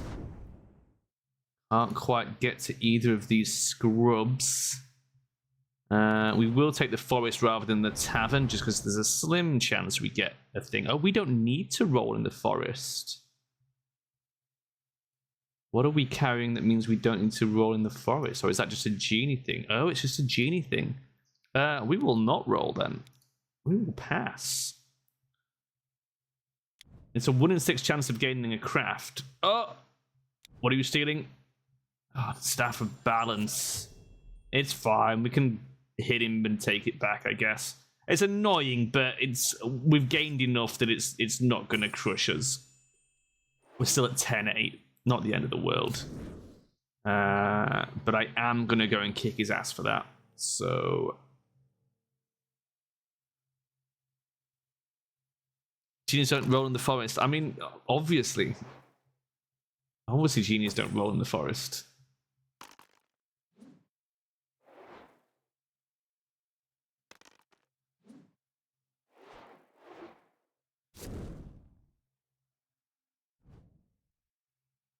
Rhyme Spawn. Another beautiful card, man. Fucking hell.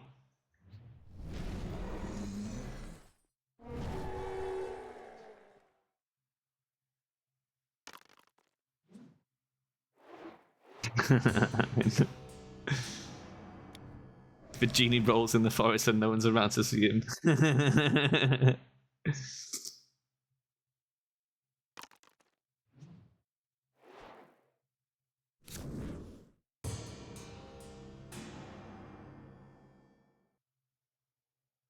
Right. Let's gank the ranger then.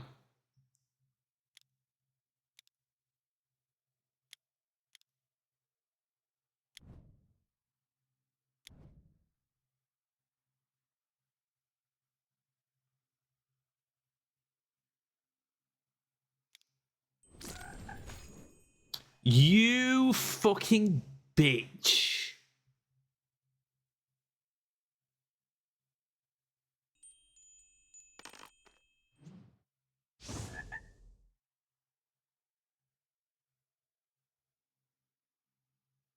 You absolute fucking bitch.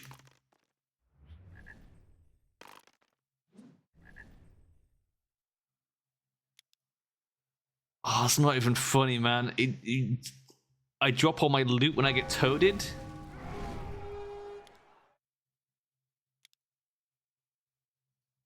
All my shit is on the floor. Fuck me.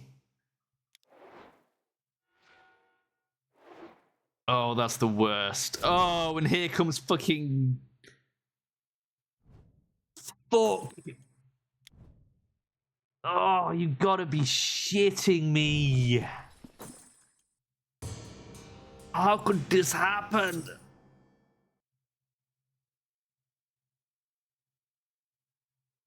I can't believe he toadified me, man.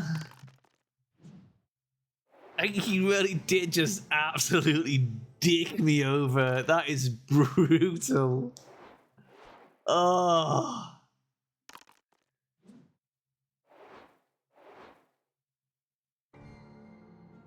Fucking ranger. Why does it look like Sean Beasley as well? Are you seeing that? Is it just me or is it handsome Sean Beasley?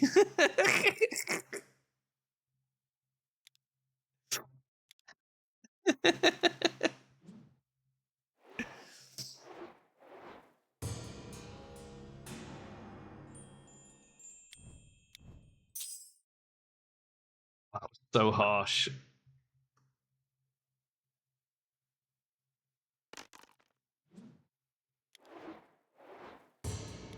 Oh, that set me back so fucking far.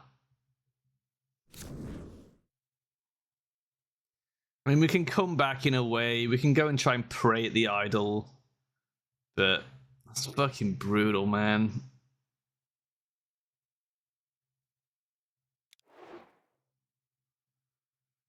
I can't even. I have to roll in the forest because I'm a frog now. Frogs have to roll in the forest, man. You can't. I'm not even a genie. Oh, I know. Rolling in the forest like some sort of fucking pleb.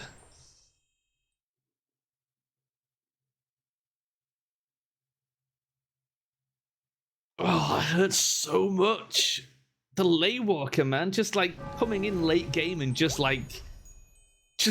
fucking everyone up their arse with his massive wooden dick. Basically, it's like he's not fucking about. He came to fuck. He came to fuck. He absolutely came to fuck.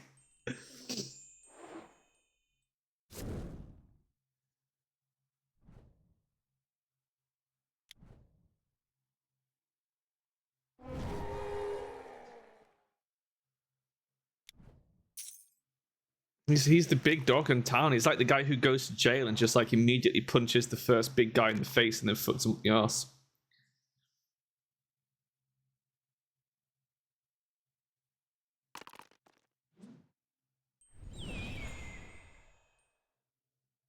Ninja casting Eyes of the Hawk. Probably to mop up the remainder of my loot. Yep, there he goes. You son of a bitch.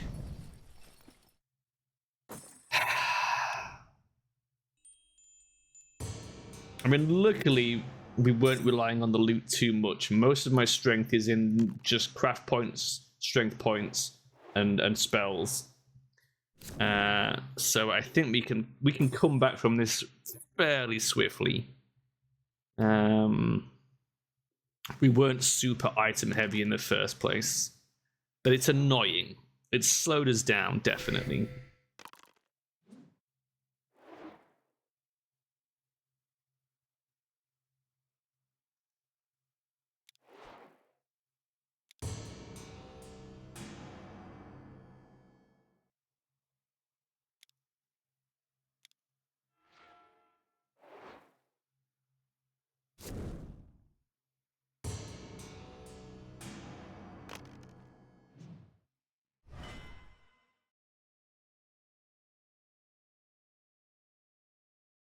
Oh, wait, I lost the reverence spell because it was on the ring. Oh, so I can't even do the fucking... Okay.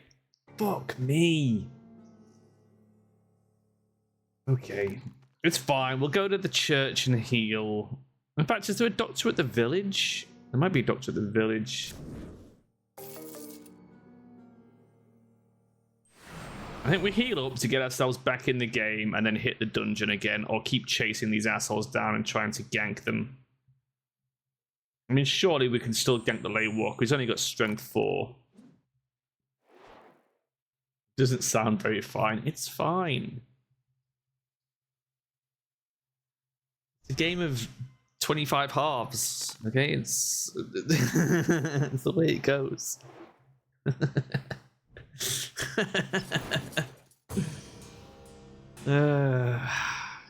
damn it. Dread Knight's back to evil. He has run the gamut of all 3 alignments.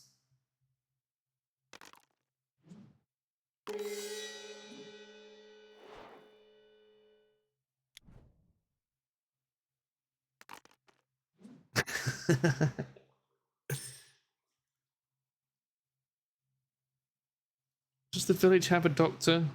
Yeah, healer. Okay. Of course I got a 6. Of course it fucking did. Yeah, basically got fucking blue shelled. Right, okay, a nightmare, fine. We'll try and kill the nightmare.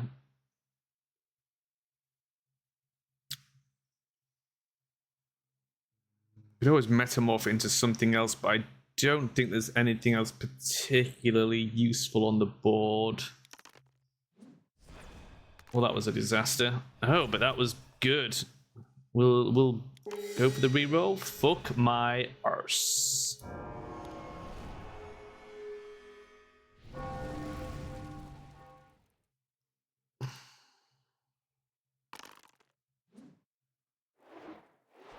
We are in so much trouble.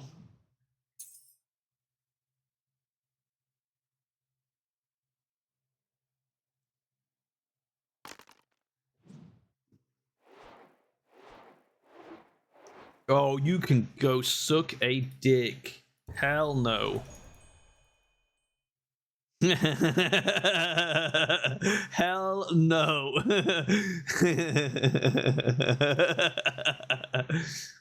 What's that? There's a genie here? Nah, mate. Nah, there's no genies here.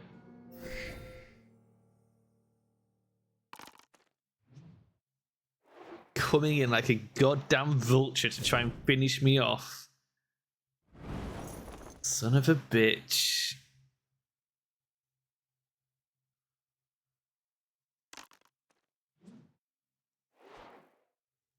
Laywalker came in with BWE, hilarious. Big warlock energy.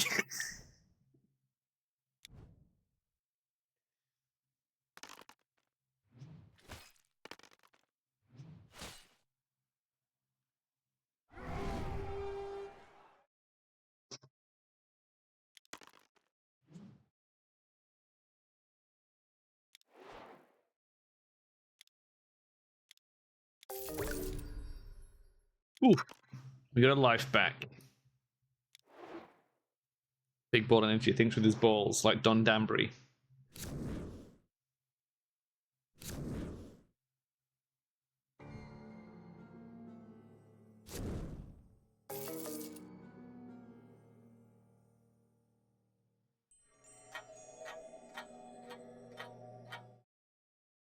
Fuck? Who caused that to happen? Oh, mage.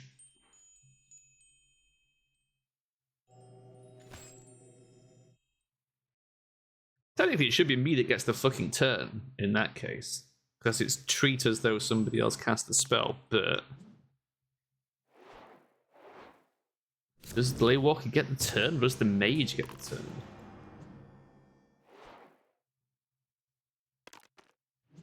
Oh, go fucking suck a dick. Don't you dare come after me, you fucker.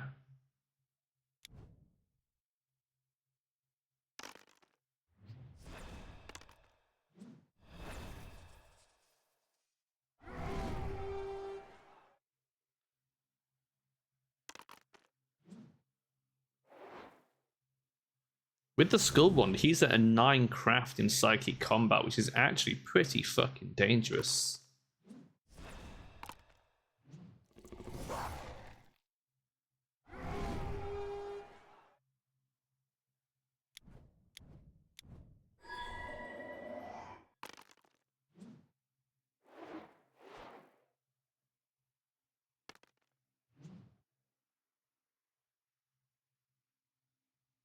Okay, Laywalker missing a turn. Not that big a deal, but keeps him out of our hair for a bit.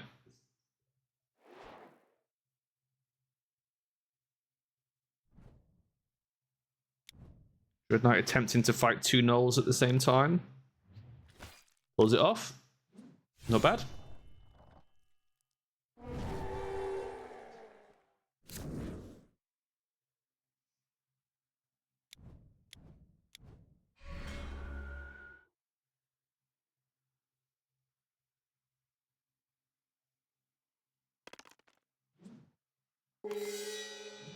What is the Ranger doing?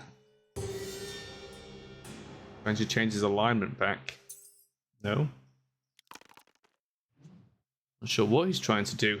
Do I want to risk praying? I mean, I might as well at this point. The hard stats are going to be more useful to me than anything else. In a Talisman. Not exactly what I wanted, but it's not the end of the world.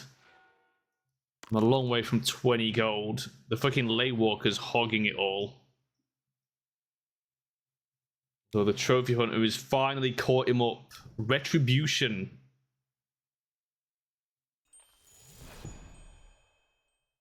Ho ho ho. Laywalker's going to cast Sonic Blast. I don't think it's going to be enough to help you, Laywalker. It's pretty pointless. We might just be doing it for the spell cycle.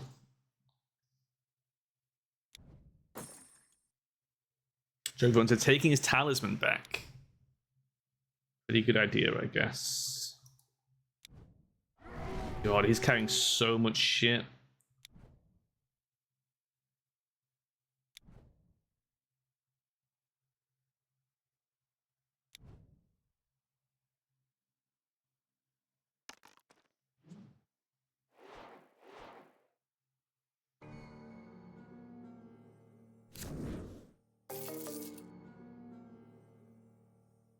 Ninja and Dread Knight basically just been shadowing each other this whole fucking game.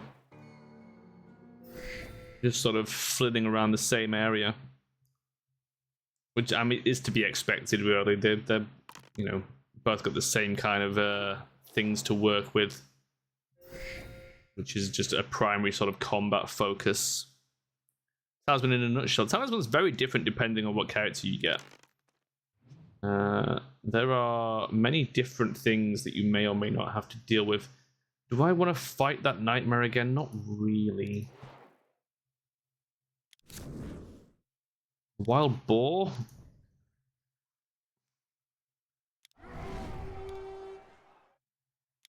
Piddling. Oh my god, the lay walker. He's on the move.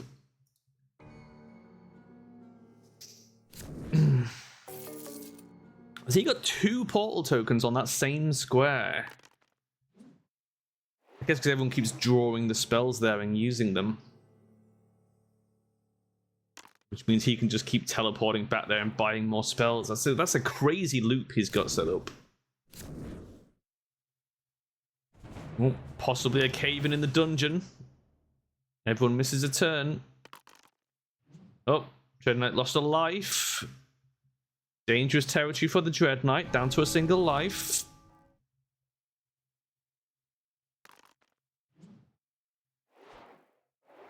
He has made it to the village, though, so he can heal back up. That was lucky.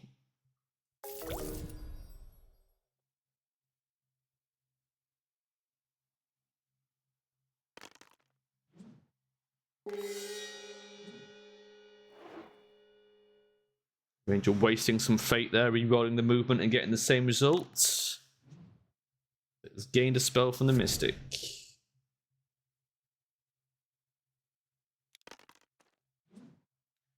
Meanwhile, I'm back to the church to buy another life.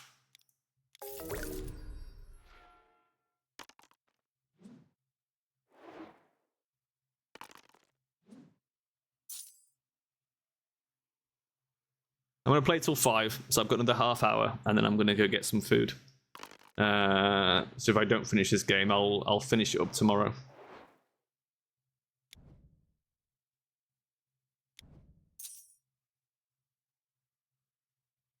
I knew it was going to be a long one once we drew the Merchants Guild ending.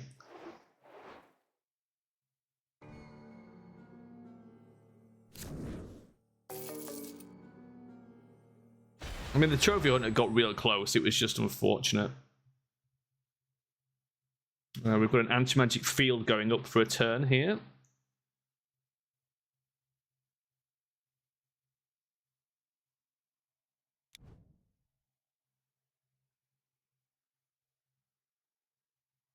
I think he's having to ditch Luke, so I think he was carrying some of this in a magic bag, and the magic bag just stopped working.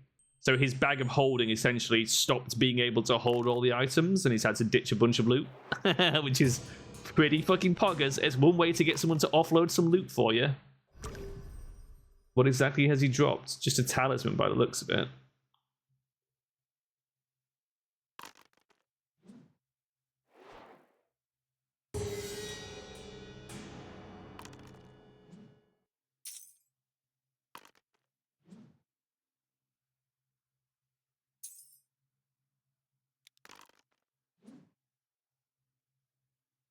There's a crystal of power there.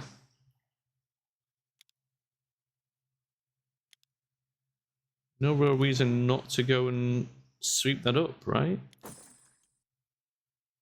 I will not roll in the crags because I'm a genie. Genies don't roll in the crags, Valerius.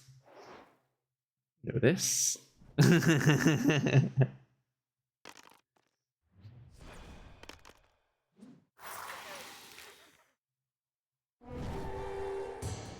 They don't roll in the crags or the forest.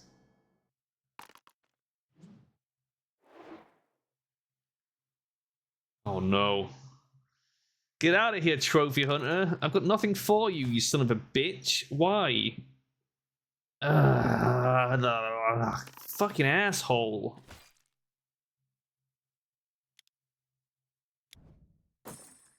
Why do you even want the crystal power? You can't even carry it, Bellend.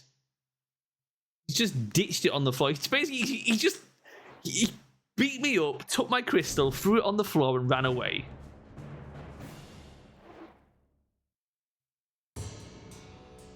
Getting bullied.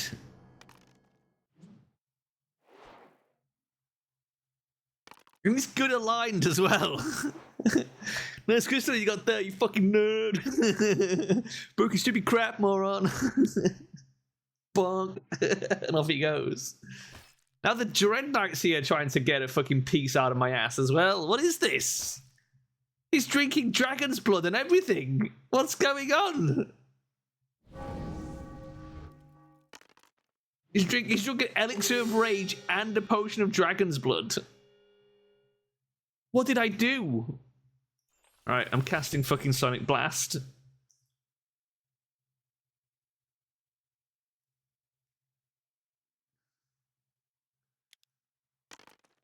Ah, you fucking nerd! What a schnurb. Looks like the Ganker just became the Genki. What do I want from you?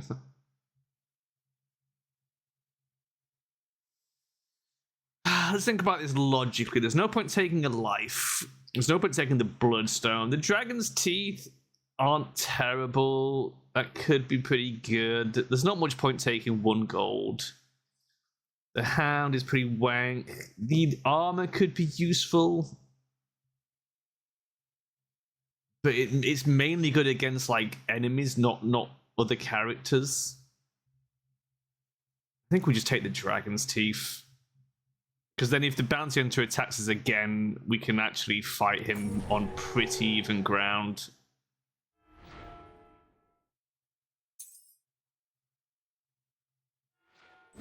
There's not really anything that can stop you being ganked.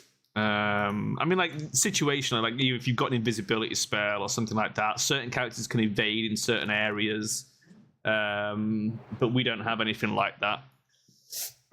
So we're kind of at the Trophy Hunter's mercy, but so is everyone, really. The Trophy Hunter's so strong, he can pretty much just gank whoever he wants at this point. That's the danger of a long-running game. But he could just as easily get Reapered and then he's out. So, you know. You just never know. I mean, the good thing is, like, it doesn't matter too much if we do get ganked because we don't have anything to steal. We have got Talisman, which is probably why everyone's coming after us at the moment, but it's kind of not that valuable.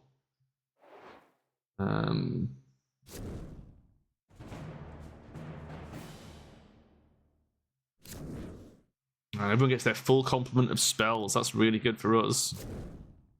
Summon Stormcrow, meh. Restoration, pretty good.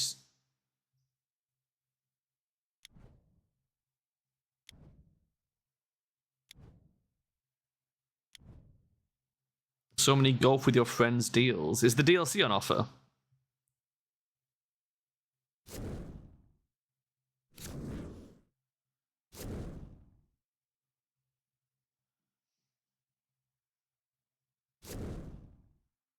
I'll have to have a look. I don't know which courses I don't have. Well, the fall sale is on, isn't it? Or has that ended?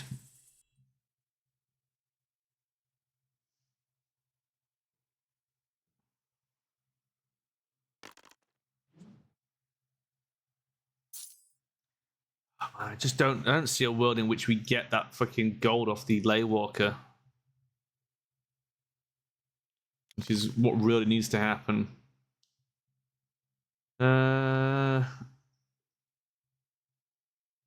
We have to go to the plains here. All places pack up. That's fine. Clears some of the board off nicely. There's a lot of places on the board.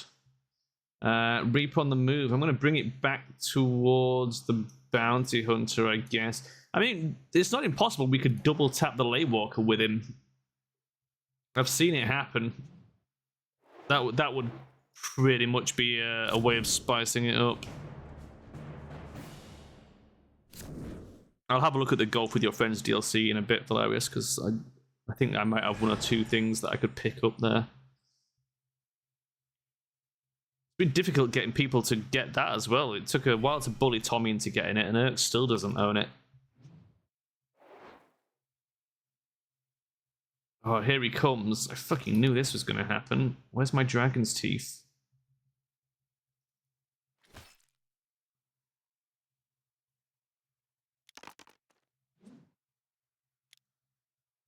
Right, bitch. Oh my god, he's so strong. Even with the dragon's teeth, we ain't winning this. He's got too many fucking trophies, man. Shit. Fucking when you're losing with a 22, you know it's bad. That's fuck it, he's not going to take my life points anyway, is he? Let's be honest. He's taking the talisman. Fine. Fucking have it. I don't even need it, and neither do you, and you know it, you idiot.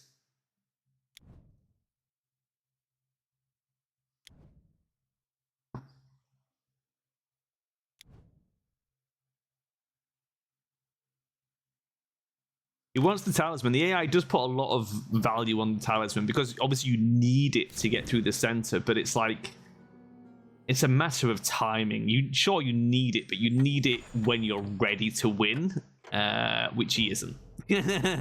So it's kind of a waste to keep ganking people for their talismans this early on. I say this early, like, you know, if you have the gold, like if he hadn't have lost all that gold, if he still had the 23 gold, then by all means grab the talisman. But he's got to get that gold back first. You know what I mean? He's so far away from needing that talisman. Hello, Sakin in the chat. Welcome. Welcome. You catch me deep in a very hardcore game of Talisman that I am probably losing. I mean, never say never. There's a lot that could turn this around. But the Trophy Hunter and the Lay Walker, very strong at the moment. Very strong indeed. Between them, they are troublesome. The Trophy Hunter, because he's so strong, he can just, like, defeat anybody in combat, which gives him the option to just take any items. And the Lay Walker, just because he's carrying all the freaking gold, and it's a Merchant's Guild game, and we need the gold. The Angry Dwarf requested I view your stream. Who's the Angry Dwarf? Is that you? Are you the Angry Dwarf? Damn.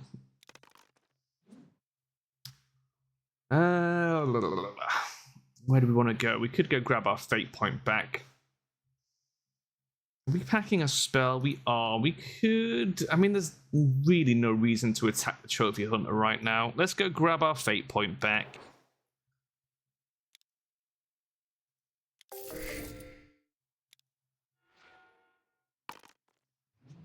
We've gotten a little bit stalemated here.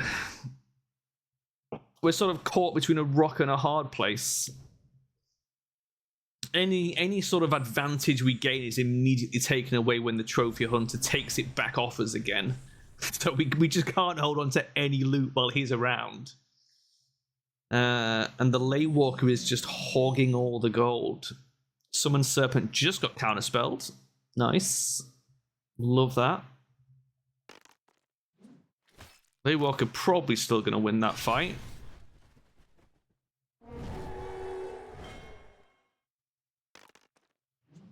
We are just going to have to try and harass the Lay Walker. Oh, Dread Knight's dead. Goodbye, Dread Knight. He'll be back in a moment with a fresh character. I did get toaded. That sucked so much, man. I got toaded real bad by the Ranger. Couldn't have happened at a worse time. Oh, Plex summoned you. Oh shit! I'll have to thank him somewhere down the line. Well, thanks for the chain summon.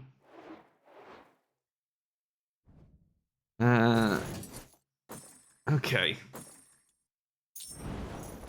I mean, the Dread Knight dying is neither here nor there, but if we can keep that Reaper near the Trophy Hunter, there's a chance we can take him out.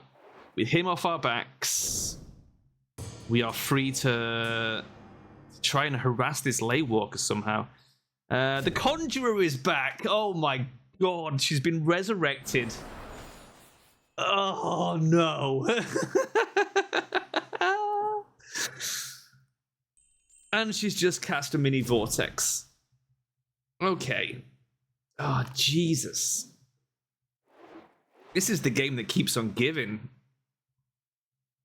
This is never going to end.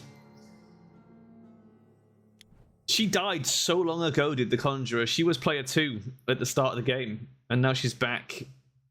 Back with a vengeance. Oh my god. Okay, right. We need to chase this Ley Walker down. We're just gonna... All we can do is just try and get on him and just do not relent. The Lake of Visions... We completed our quest. We're not going to take another quest. We don't want that. It's just a distraction that we don't need right now.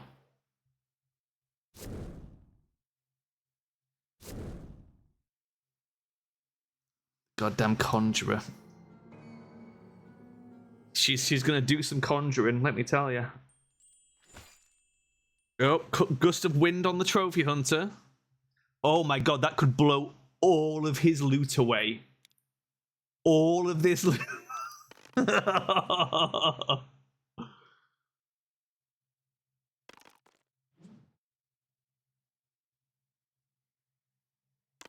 He has to roll for every item. And is it a 1 and a 2 that blows it away, I think? He's definitely gonna bleed some loot out here. Where did it go? Where did it go? Did he? There's no way he rolled successfully on all of his items there.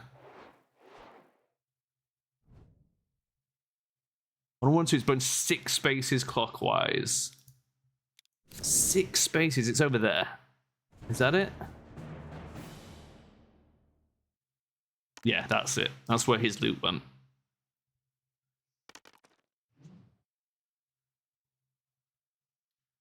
Distant childhood memory lost to brain damage. All my childhood memories have been lost to brain damage, I think. What are we rolling for here? Drunken Revelry. Oh, that's bad news. 2 for Ninja 2. So as long, we just need to get higher than 2. That's fine. We can accept a 3. Lowest person gets thrown in jail. And it ain't gonna be me. It's the Trophy Hunter. Oh man, if he dies in jail, that will be so good.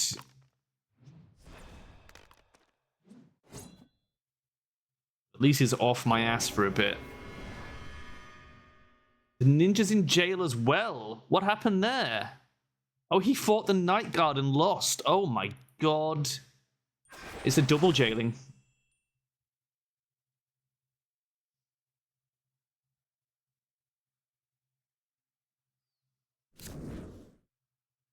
Conjure just feeding spells at the moment. She's going to be an issue with those bloody spells.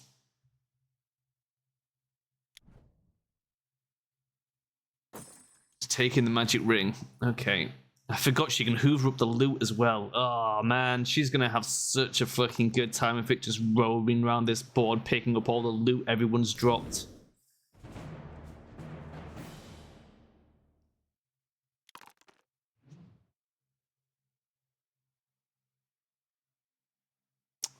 Let's go field. I want to stay near the Ley Walker, but there's no way to know which way he's gonna go. Oh, not Leper. Characters land on Leper on a space on which Leper is moved, must roll 1 die, lose follower or lose a life. Okay. We're fine. Oh, thank God. Two spaces clockwise. Okay. Okay, we managed to avoid the Leper. Path of Destiny. Is he casting that on himself?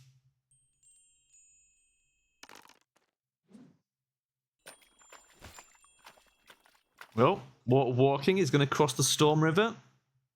Oh, so we can get to the temple and do his quest. Man, that's a fucking... Jesus. That's the most efficient quest fulfillment I've ever seen. Oh my god. What the heck is this board game? It is insane. This board game is one of those games where if you like it, it will consume your goddamn life. It is so complex and intricate. It's like it's like, what if Baldur's Gate 3 was a board game?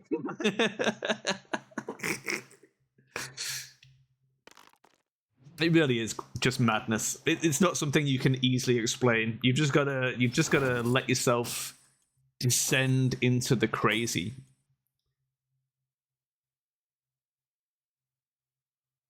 I mean, put it this way: I've been playing this board game for the last 4 hours.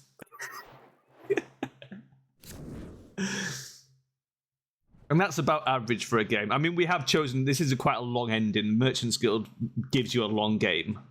An average game of Talisman with like the normal crown ending is maybe 2 or 3 hours long.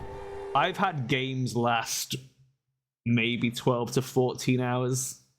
There are certain endings that take a while. But I fucking love it. I'm one of those people who loves that shit. And this is a real board game. Like, you can actually buy this board game, and people do. And this is a real thing. Like, the extra boards on the side, like the expansion boards and stuff, it is fucking crazy. You watch people play Talisman in real life, and they are just absolute mad lads.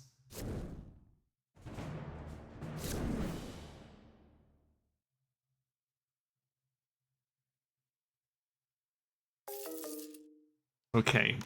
Trophy Hunter has made it out of jail. He's out. Can the ninja get out of jail? He's got 9 gold. He should be able to bribe his way out of this. He's only gone for a simple bribe. It's not enough. He's going to stay in jail. Conjurer. Conjurer's already hoovered up all that loot that the fucking Trophy Hunter dropped. She's all over it. She's just slurping it up.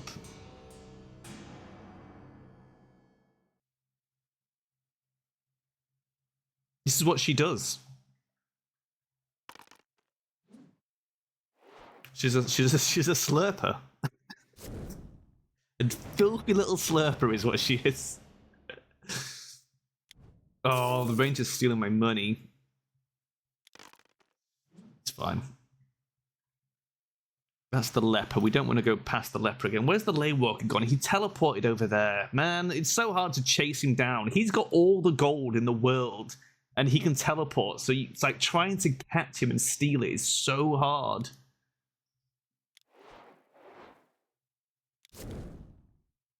A harpy. Easy pickings for us. As a genie, we are more than powerful enough to take this harpy down. The Laywalker's back. He's back in range. We can try and get him next turn. I'm amazed the Trophy Hunter's still alive. He's been on 0 fate for like an hour and somehow has not been reapered. Ninja can bribe his way out of jail.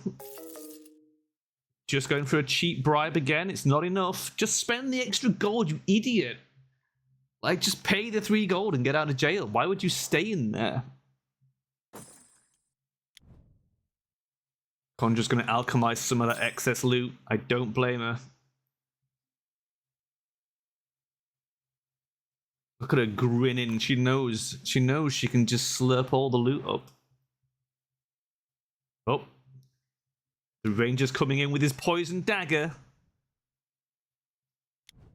Ironically, the poison dagger was hers at the very start of the game. That's a strong attack. What is he taking? The magic ring. Okay. 6. Man, we are never gonna catch this fucking Laywalker. Let's dip into the dungeon.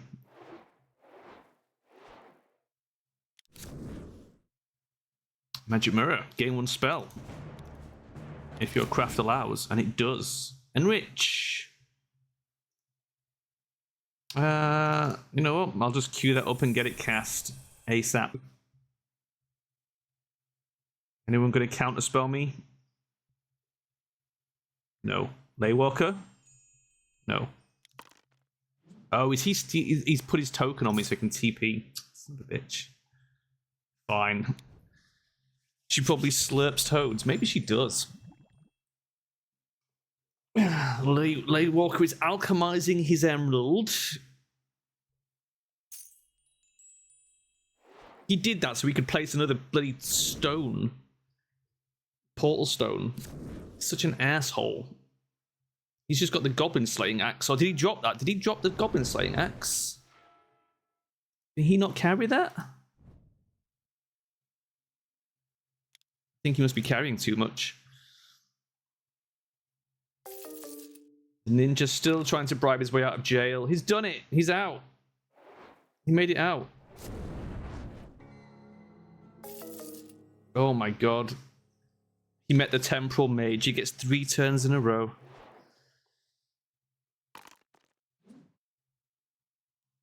Yeah, this is definitely going to be a game we're going to have to finish tomorrow. It's going to be a long one. This is a journey. Almost everyone is. I think the only people who haven't died so far this game are me and the trophy hunter. Everyone else has died and come back. We're the only 2 originals, the OGs in this game.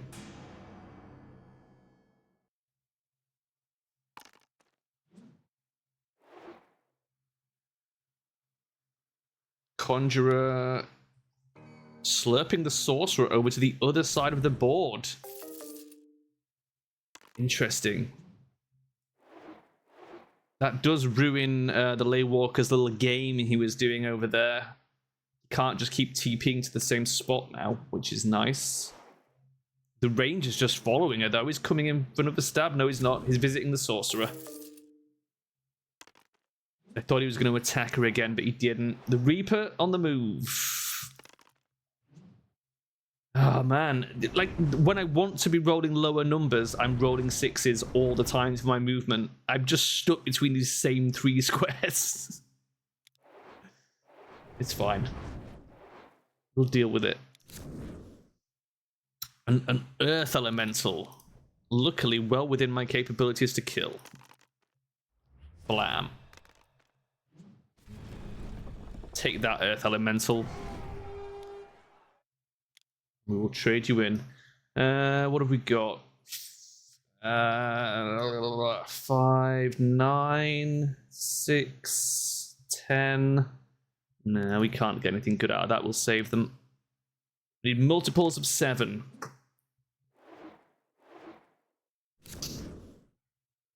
A Mimic! It's a classic. He's putting out. He's summoning a phoenix.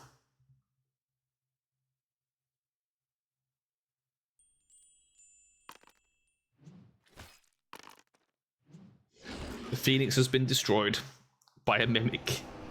That's something you won't see in most RPGs. A mimic just chowing down on a phoenix. But it happened. It happened. We're on turn 107. I have had games go to 1,000 turns before. It can happen. Sometimes you just get a game that goes on forever. Giant ice elemental, which the ninja killed without even blinking. Look at that. Ninja's doing okay for himself now. Conjurer still slurping the Lake of Visions around. She seems keen to keep visiting that. I don't know why. Ranger casting strength. Nobody has anything to counter that with. That's fine.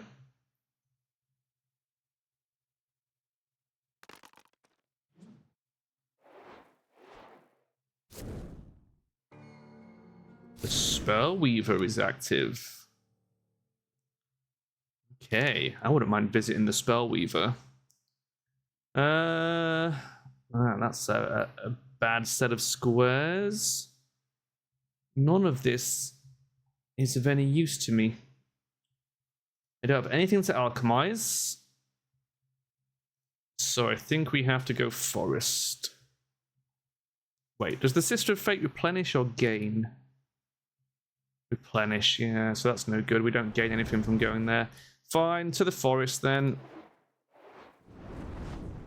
And Genies, of course, don't roll in the forest. It's the one thing everyone has learned from today, is that Genies don't roll in the forest. Very important rule of Talisman.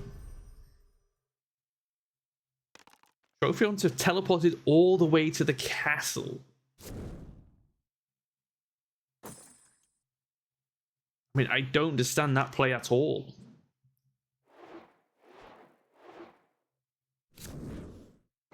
Conjurer heading into the city for some reason. Changing to evil. Not actually good for her. It's better to be good as a conjurer than evil.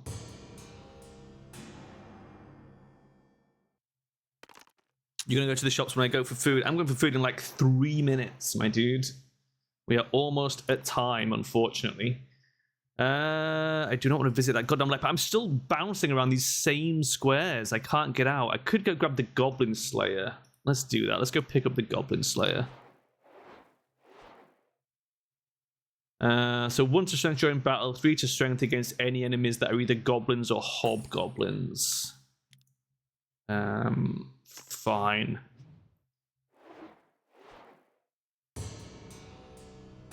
Man, everyone's all over the Lake of Visions.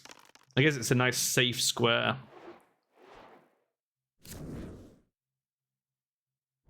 Trophy Hunter gone to pick up a shield and the Staff of Mastery, which he did not take.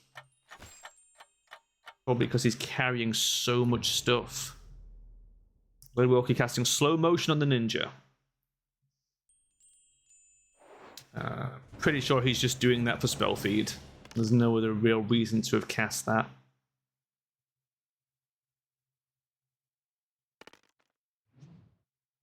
What I will do, I think I'll get to the point where I take my next turn, and then I think that's going to have to be end of stream. And then what I'm going to do is I'm going to go eat. I'll be gone for about an hour or so, and then when I come back, it'll be multiplayer stuff with the boys. Don't know which boys will be available, but we will see. The Grace-Hearted is on the field.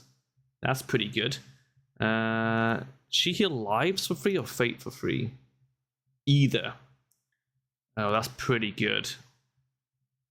That does. I mean, with the Grace-Hearted and the Sister of Fate up, everyone's going to be in this area now. 5. So we could visit the Mimic or the False Prophet. What does the False Prophet do? Cannot pay fate. So that's a cursed card. We don't want that. So it's either the Mimic or the Forest. I think we go to the Forest. And you know what happens in the Forest, folks? Genies don't roll. Genies don't roll in the Forest. What a way to end. Yeah, so I'm going to go eat. Like I say, I'll be back in about an hour with the boys, do some multiplayer stuff, and then I will conclude this game of Talisman, hopefully, tomorrow afternoon. So if you want more Talisman, I'll be back around 1 p.m. tomorrow for that shit. Bye, everyone. Thanks for dropping in. I'll thank Plex for sending you along, so say hi if you see him again. I'm going to head off. Bye.